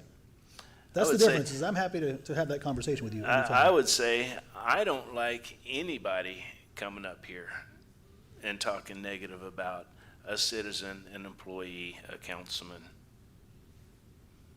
Well, I have a problem with residents, public servants, elected officials. The law is clear on that, but I appreciate your feedback on that.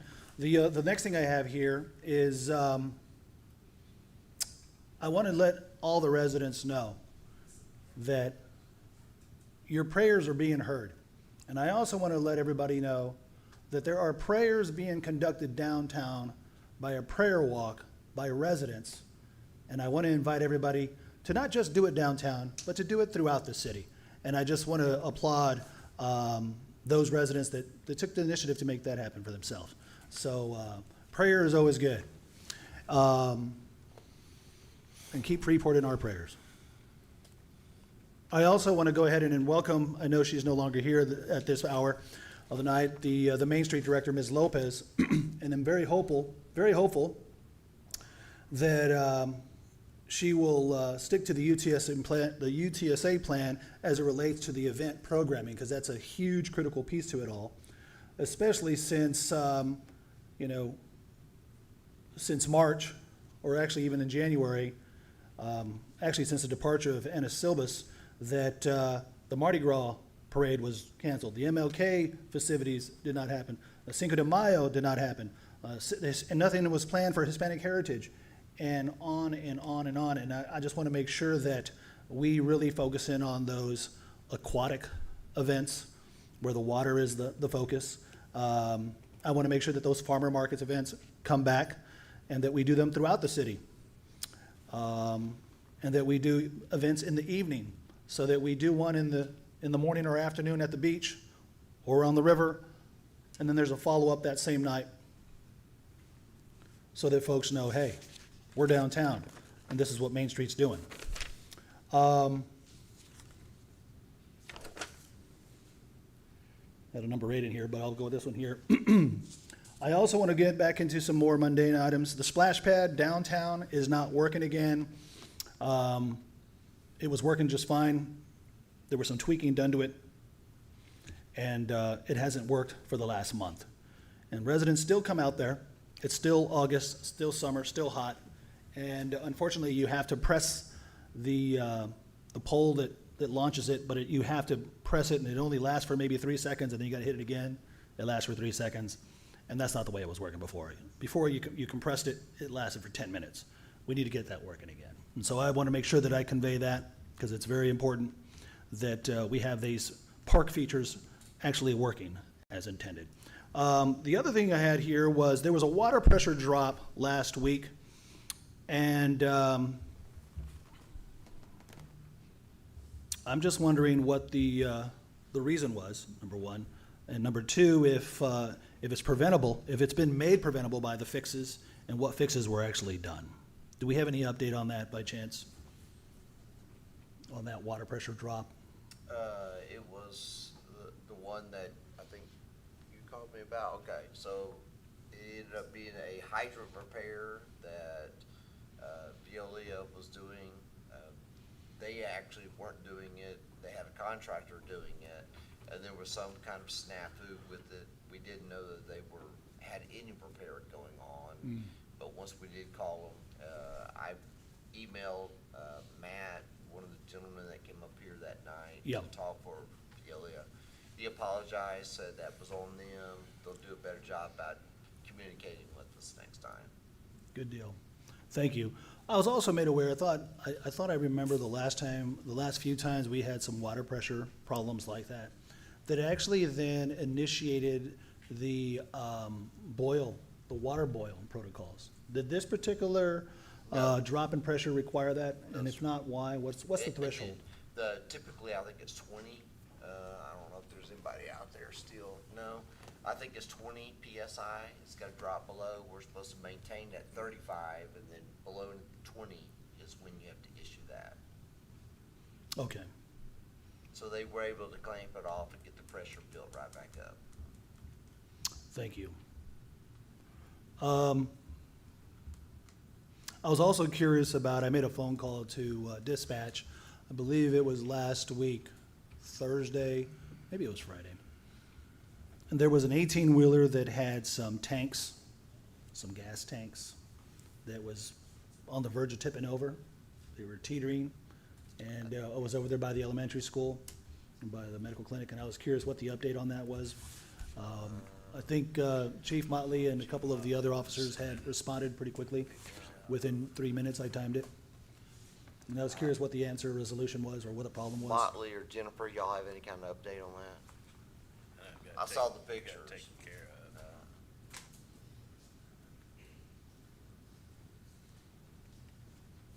The truck had loaded at the well supply company, backed out, and the way the trailer was backed out, fully loaded, it torqued the chassis of the trailer where it engaged and locked into the bed rails of the truck. The wrecker came in, lifted it. 20, 30 minutes later, they were down the road.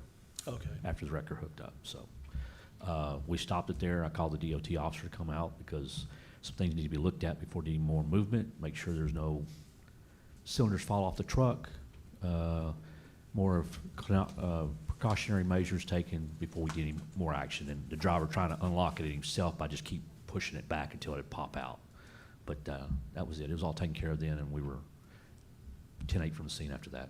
Any unsafe gases in those tanks or just standard gases for the Just welding? standard. They were empties Oh, at they that were point. empty. All right. Thank you. The next question I have is, there's obviously a lot of questions regarding the 1495 bridge, the Pine Street Bridge, and curious what the update on that is. I heard from a resident explaining that there was a change of some contractors and it may delay it at the foot of the bridge. And so I'm just curious if there's any update on what's going to happen with that bridge and, for that matter, the exit off onto Broad Street. And if we don't have that, I'd appreciate a contact from TxDOT to have a regular dialogue to understand what's going to happen with that.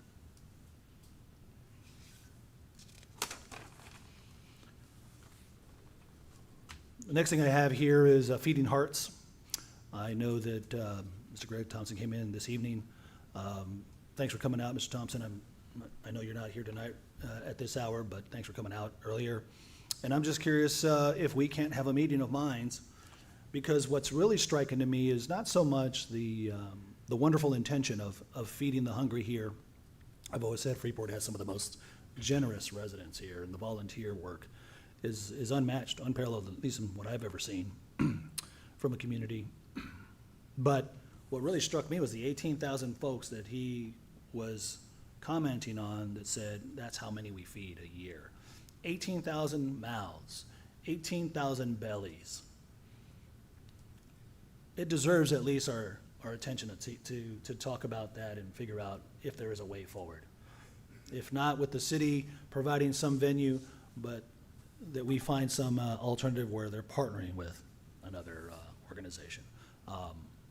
I think they deserve at least that meeting. So I wanted to ask that we have that meeting organized. We have these ongoing issues with trash. We have issues with the streets, public works, breaking main lines and potholes. And I'm getting calls and emails like, don't get me wrong, I'm interested in helping Freeport to move forward. I'm not interested in managing the minutia of how public works should be operating. Public works should be operating by somebody that knows how to run public works. The fire department should be run by somebody that knows how to run the fire department. The police department needs to be run by somebody that knows how to run the police department. I'm not that person. But what I am is the person that says, you know what, I have an idea on how we can make things efficient and more useful for our residents. And so I'm asking that we have an email that residents can post to, because we don't need no third-party Facebook page for people to just go on there and troll the city.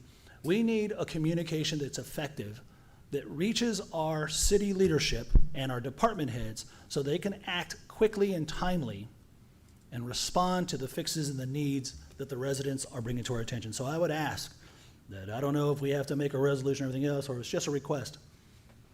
You know, citizens see something, I don't know what you want to call it, maintenance at freeport.com,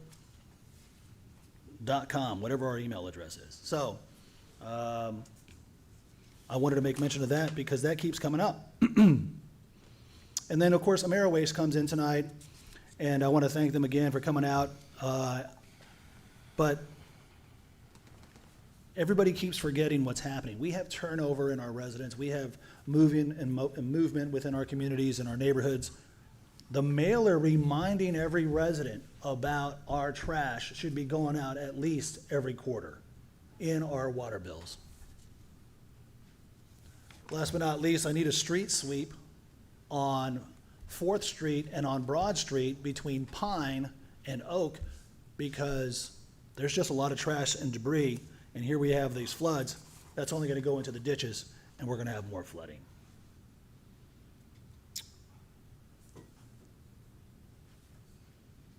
There is a code enforcement request as it relates to another automobile repair place at 4th and the railroad tracks, just west of Oak. And I'd like for code enforcement to make sure that their fencing is correct.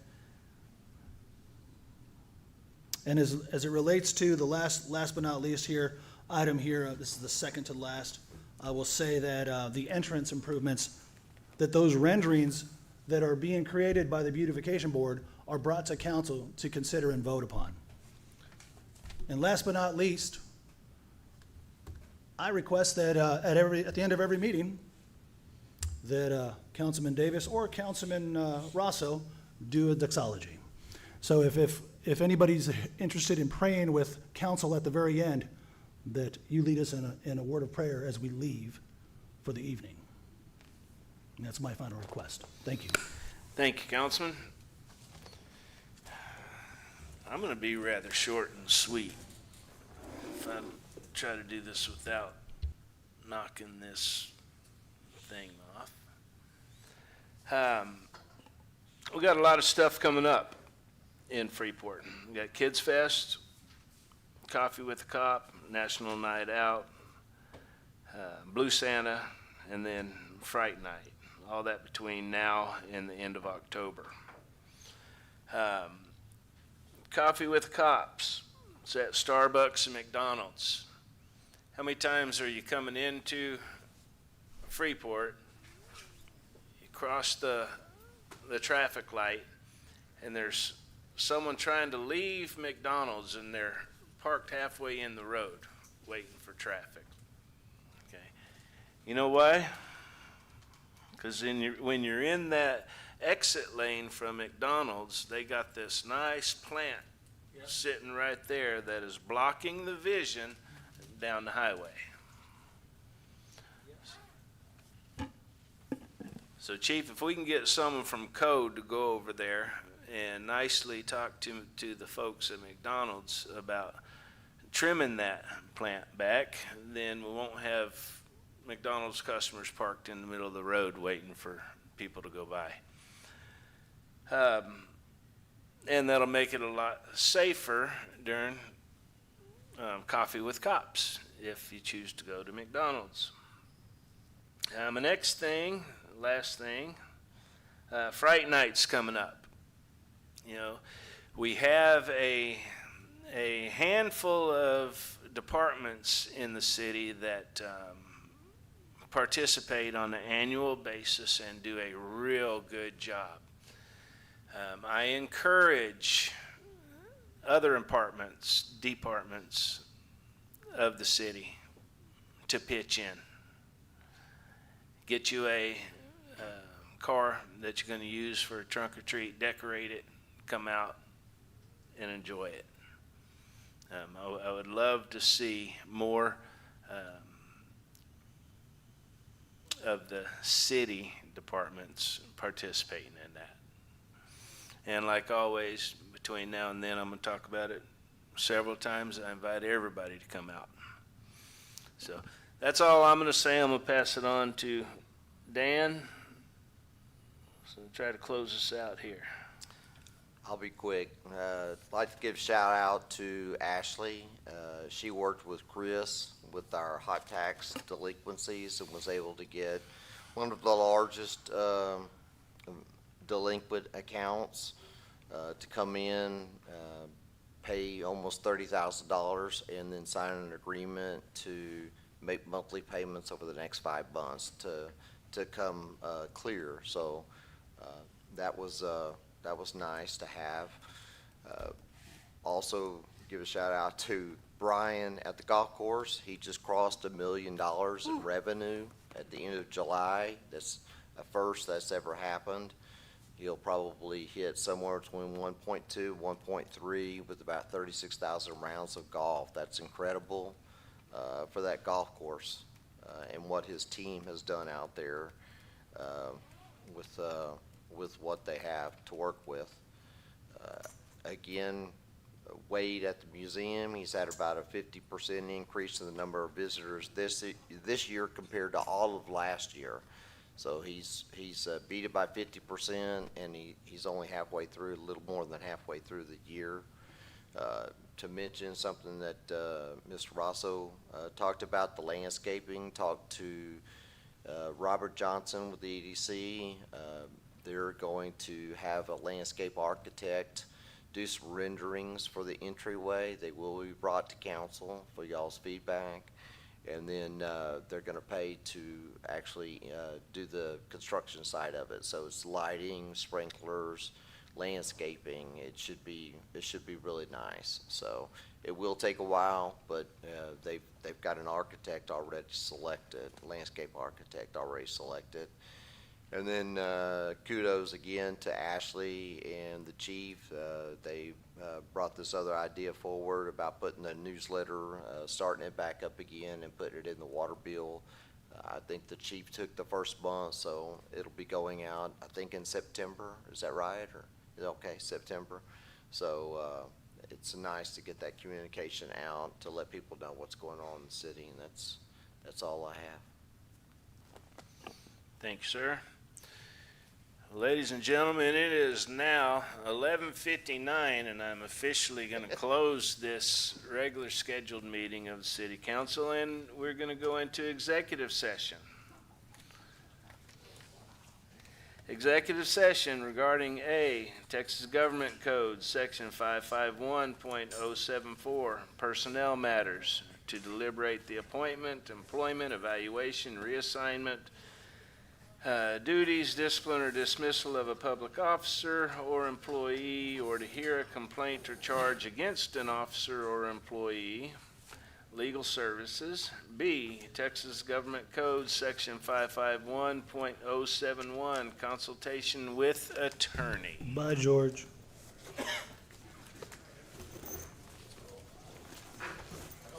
Councilman Mattamorris left for the night. Can we all leave too?